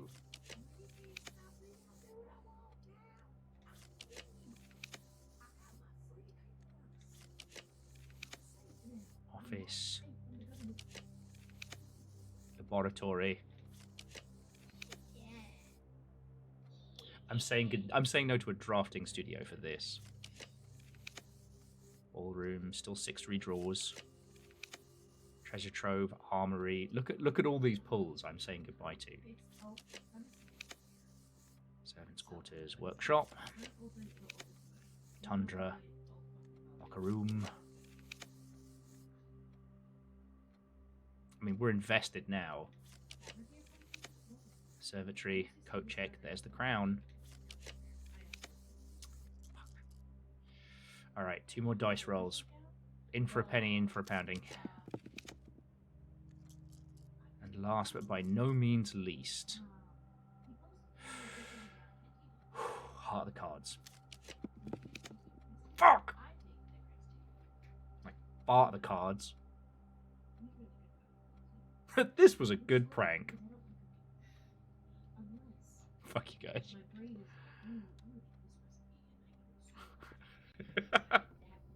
Jonas is like, no, it was no prank. I know.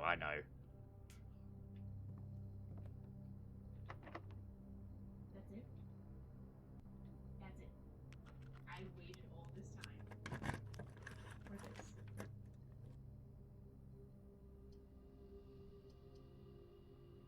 I'm so upset. I'm so fucking upset. Oh, Alright, stuck. Rotundra. Oh my god. Oh no. Guys. We're stuck. We're fucking stuck. Weight room. Oh, there we go. We've got still 30 left. Oh, that would have sucked. Oh, fuck you, blueprints. Fuck you. Alright, let's get some good information. You know what, actually, let's In-game cheat detection has procced and has decided that fuck you specifically will overguard. Okay. Okay. No. This was good, right? We covered a whole bunch of ground. We found new shit. You know? It does mean that next time we get the schoolhouse, we've got, you know, a very good reason to return to it. Yeah, we'll have to look at it, definitely. I don't even think I need to know. So Minnesota, we know it's breakable. The problem is we don't have an easy way of constructing the shitfucker 9000, aka the power hammer. So we can't get through the fucking wall. This is fun. I like this game. Okay. Are there any rooms that, if we log out at, we didn't get the break room, we did get the planetarium, so we'll walk down to there. You know? Mind you, he's in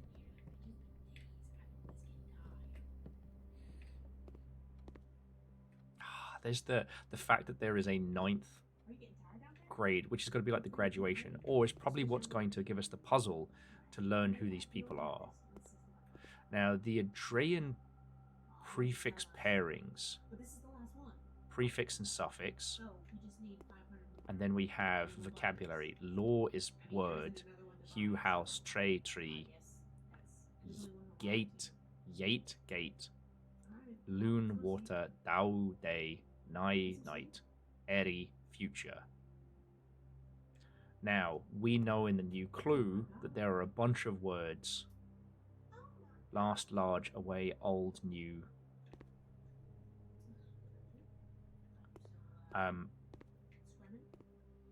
But yeah, my brain is absolutely fucking toast. I am excited to crack a new language open with you all because I fucking love language puzzles. But yeah, no, this game just went lol ruffle mow hours. So, patio, observatory, and we'll roll credits in the planetarium.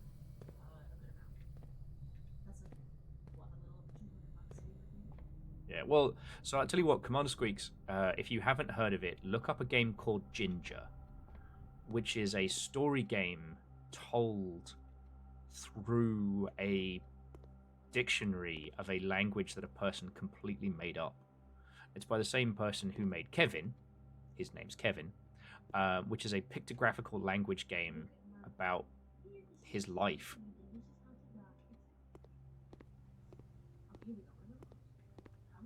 Also, Heaven's Vault is brilliant.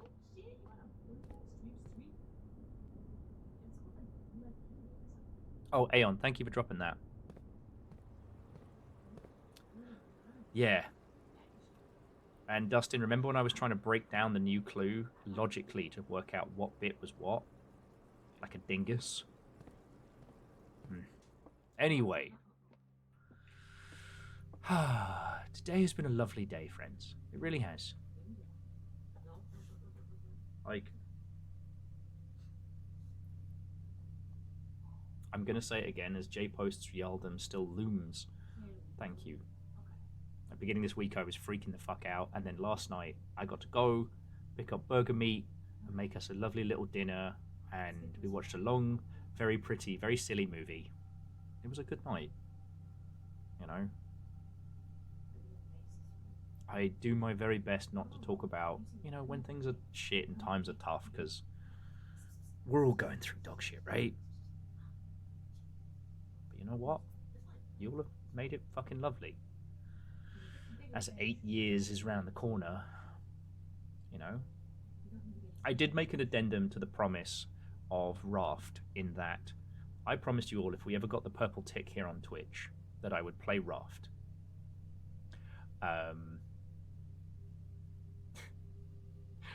I don't think that's going to happen. The Longship 50 are very pronounced, but the way in which I stream is not something that Mr. the Twitch particularly enjoys in a mathematical sense. So, if we make it to 10 years, I will also do a stream of Raft, whichever comes first. Yeah, here I am, raftless. I'm terrified of sharks. And Dustin, that's lovely to hear. That's lovely to hear. So yeah, I'm gonna roll credits and say thank yous. Are you still going, my darling? Yep. Okay, so do not go anywhere, friends, because I'm going to send you all the way across the room, and you can go let out all of your post-puzzle wiggles and screams and the whole shebang. You can panic to your heart's content. Hey, don't tell them. Once you're at my house. You're basically like the shared custody kids, so I'm going to give you each a bag of Skittles and rile you up before I drop you off over at Little Fires. Sorry, I guess for Commander Squeaks. We are a 2-stream household, so here's me, and behind the whiteboard, that's Little Fire's little Look at the man behind the curtain. temple of gremlins. So yeah, I try not to be a great big fucking dork every stream, but we live in interesting times. We are in the cool zone, and it is. I can't get over how wild it is that this is what I do. So, to that end, I would like to say thank you to the following people. For good, ill, or otherwise.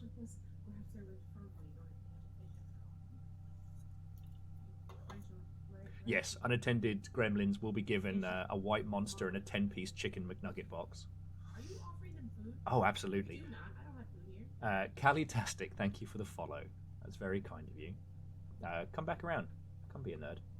To Ketterall, Erriman, the Mental Monk, Vanderbeest, Rem to the Max, and Baron von Sheepington III, you were all celebrating sprees. Baron's was 90 months long. Fucking legends. To Scotty, Akari, Erriman, Punspector, Vanderbeest, Simple Chaos, and J-Post, you threw in bits, and bits are actual cash money that allow me to live and not die, and I'm extremely grateful. And to the moderation team, not just Nova and Caffeine, but Moose and Tal, you'll put in so much to keep this whole thing going, and I am not a good streamer for keeping everything coherent and together. So, seriously, thank you. Right, so, yeah, we're going to raid over to Little Fire, who is still streaming. Make sure I'm spelling it right, because I'm going a bit cross-eyed. Little Fire. So yeah, as you get towards the raid, there will be a white monster on one side and a bag of Skittles on the other. Just consume them as much as you can. Just. No. Oh, there it is. It's already. Yeah, and Commander Squeaks, thanks for popping on in. I'll have to thank Floydo for talking about mischief and the ilk, and that's really it. Not really anything else to say. Tomorrow we're going to be playing Sons of the Forest, which is simultaneously the slowest camping simulator. Oh, damn. Scotty, where do you find these fucking cool emotes? Damn it. But yeah, it's simultaneously a camping sim and also a brilliant horror game. I will probably spend most of that stream just nattering and rebuilding my base. Look, Lyoshi OxyP, thank you. I fucking love doing this. You don't have to thank me. I talk to myself when I'm alone.